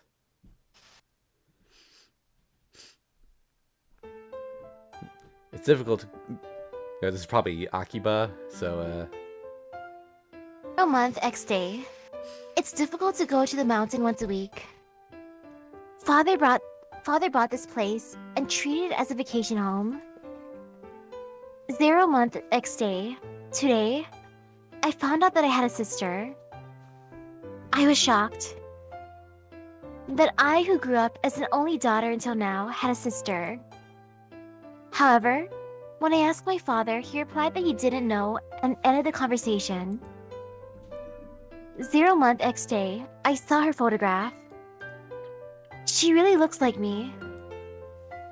At first, I was only surprised, but now I've become interested in her. Father might object, but if possible, I would like to meet her. 0-month X day. Today, I went to a new hospital. It was a mental health clinic. Father scolded me, telling me to forget about my sister. He said that I can't meet her anyway. I think Father is hiding something. Triangle month, triangle day. Lines. X month, X day. I saw her photo. I'm jealous.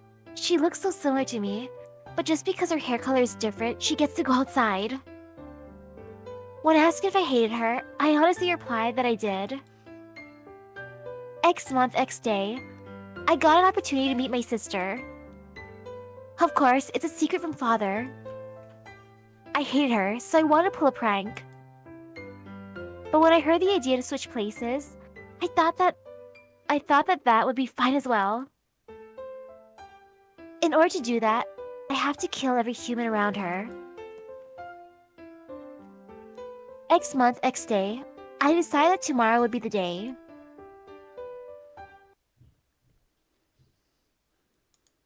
The diary ended on August 9th, thus yesterday. Looking at the back of the diary, I can see a stamp saying Asagami Insane Asylum. This isn't the diary, it's an Insane Asylum notebook. This Asagami Insane Asylum was probably this house. Then I can understand why this house was built secluded in this mountain. Since this kind of place is the best for isolating mental patients. Such places with Akiya, my god. Saying that aloud, I got a subtle feeling that something wasn't right. It was as Akiya said, but in this diary there was one word that should have been written that was missing. Shiki. Whoa, Hisui. You read it, Shiki. Wait, you're speaking a little weird, Hisui. Miss Akiya's order is absolute. Prepare yourself. Bloodthirst. Knowing Hisui's intent, I carefully take hold of my knife. Stop, Hisui. Get a hold of yourself. Oh. I'm coming. Hisui takes a stance with her hands. That moment, the entire... the entire world went white.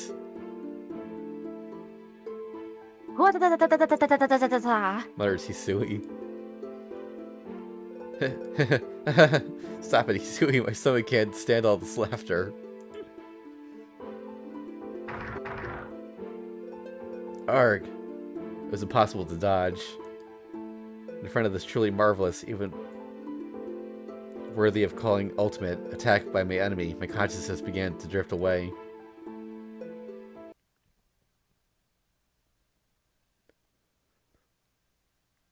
When I came to, I was in another room. Red lights from a candle. It seemed that I'm in a coffin. Hands and feet are tied up tightly, unable to be moved. Oh, I see that you're awake, Nanaya-san. Inside the room, looking down at me, was Akiya with red hair. Are you Akiba? What are you planning, putting me inside a coffin like this? Asking things even though I know the answer already. I really know how to keep the story going. Oh, don't you already know? Nanaya-san, you know, is going to die here with Akiya. Since the two of you are in coffins, you will be cremated. Ho ho ho. That's Akiya. I mean Akiba. Huh? Wait, you just said two of us. Yes, next to Nanaya-san is another coffin. I don't even need to tell you who it is. Who is in it, right? I listened carefully. I could definitely hear pain breathing from beside me. Of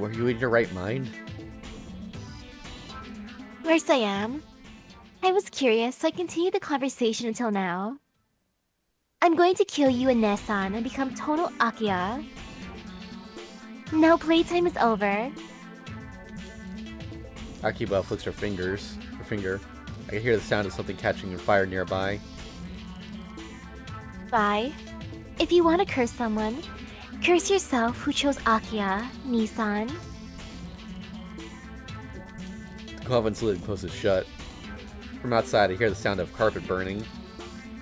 Inside the coffin, it's already overwhelmingly hot.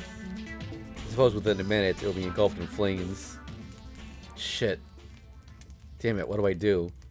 I couldn't stand it, so I punched the coffin. I punched it. I can punch it?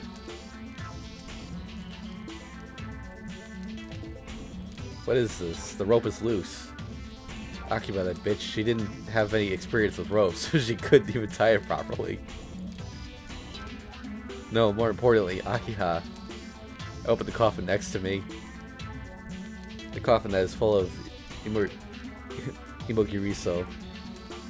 Inside it is Hisui? Maybe fainted from the heat. Hisui was lying unconscious inside the coffin. Her hands and feet were tightly bound with ropes. With the flames nipping closer, I untie the ropes as fast as I can. Without coming to wake her up, I picked up Hisui and ran out of the room. Whoa, the fire even got here. The entire mansion was already completely engulfed in flames.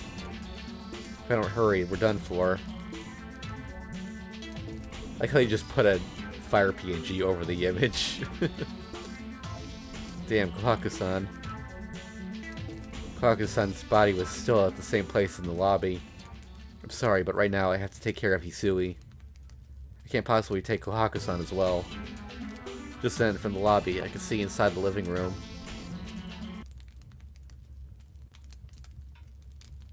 Akiha. Akiha obliviously looked at our direction.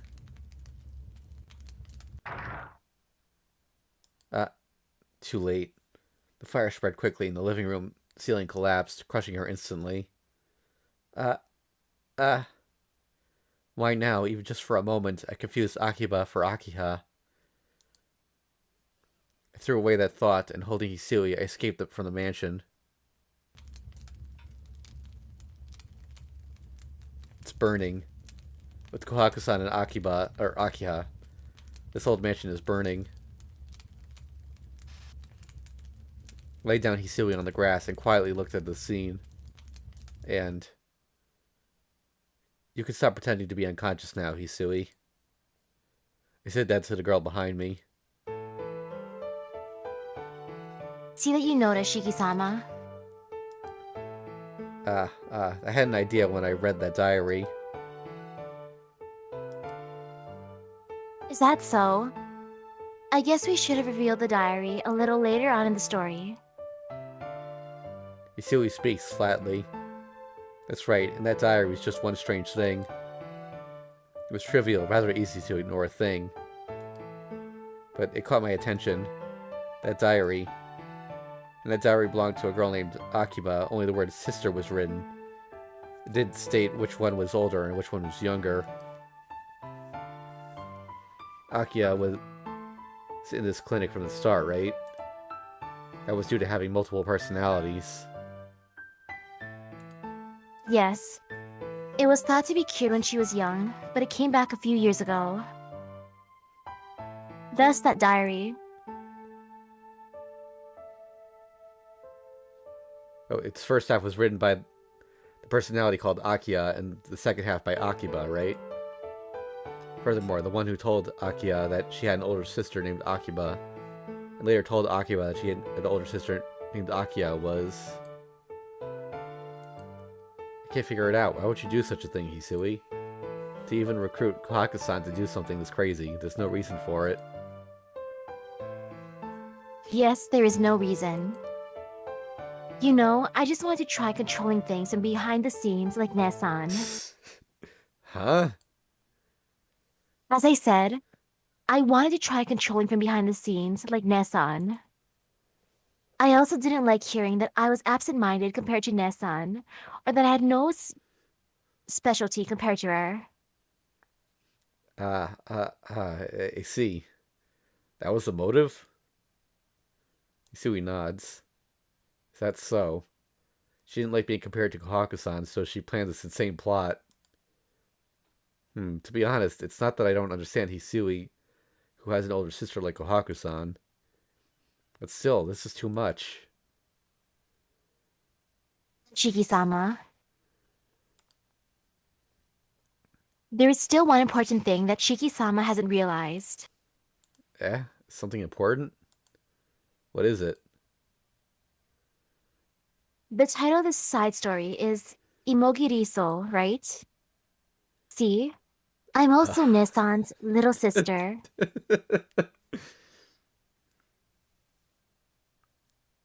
Are you going to quibble with something like that, you idiot? I knew that from the beginning.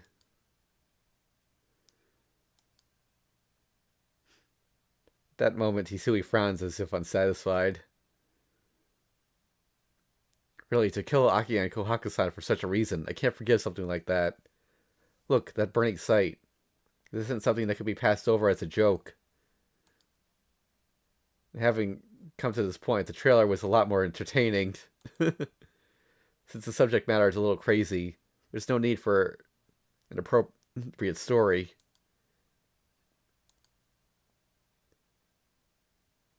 Are you listening? With this, I feel sorry for all the contributors. Do we have no honor? Shiki-sama, shut up. Hisui is angry. Well, wait just a sec. Using that is not allowed. That doesn't make you look cool. I survived. I don't know why, but that attack of Hisui's goes straight to my brain. It could be that it's too funny. Shiki-sama? Shiki-sama said that this wasn't something that could be passed over as a joke. But the premise of this entire event was that it was a joke dreamt up by us. Shiki-sama might have forgotten it, but Akiya-sama and Nesan are. I thought I was going to die. Really, the production values were great, but this was too much Hisui. Akiya suddenly comes back to life. I concur. There was a lot of strength involved in Hisui-chan's scenario, so it's a pain being up to that.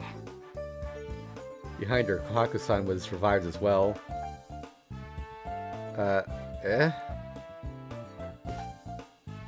However, now it's my turn. It might be the same mansion, but mine is different. I'll show you the results of the Mountains of Horror movies I watched in preparation for this day.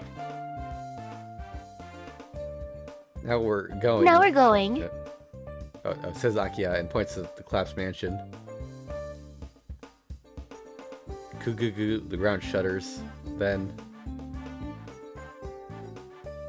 a completely new mansion popped up where the old one had been. Ha ha ha. I see. I finally understood. In other words, this is another extension of a dream?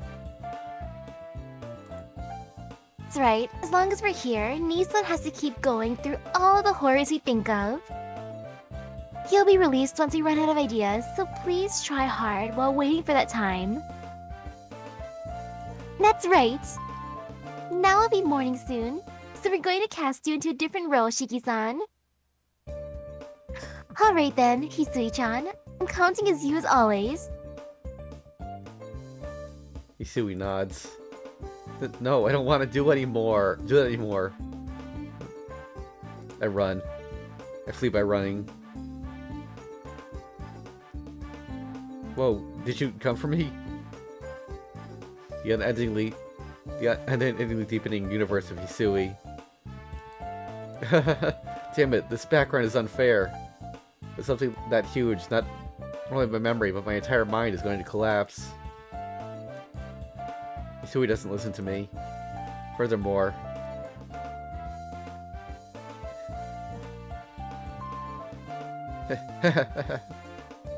really, what is this? This time I'm just taking on this role.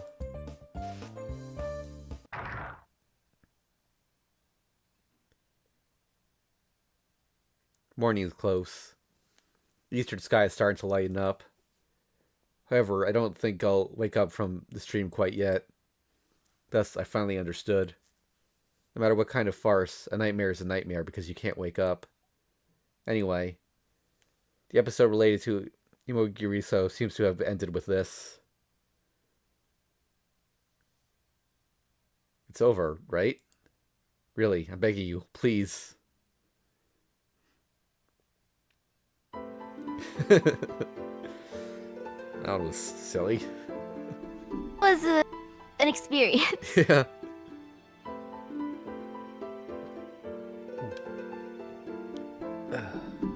What was a parody of again?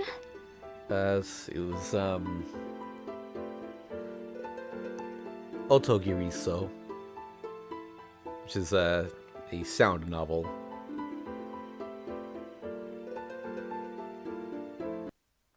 I saw results for I it when it wonder was if that was made into like a movie or something. Because I would watch it.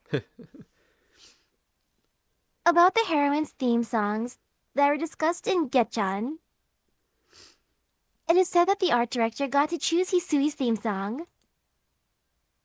Our sincerest apologies to everyone who thought it didn't fit. Oh yeah, that was on Plus Disc. Alright, so that'll be it for today. So we have 4 left. These 3 were apparently like fan submitted or something.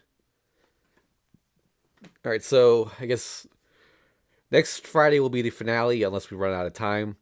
But either way, next Saturday we'll wrap this up and then start Melty Blood. So look forward to that. Thanks for watching, everyone. As for other streams, I might do a stream of Star Wars Dark Forces next week, but I'm also going to be busy watching Awesome Games Done Quick, the annual charity marathon thing. Alright, so I'll see you guys then.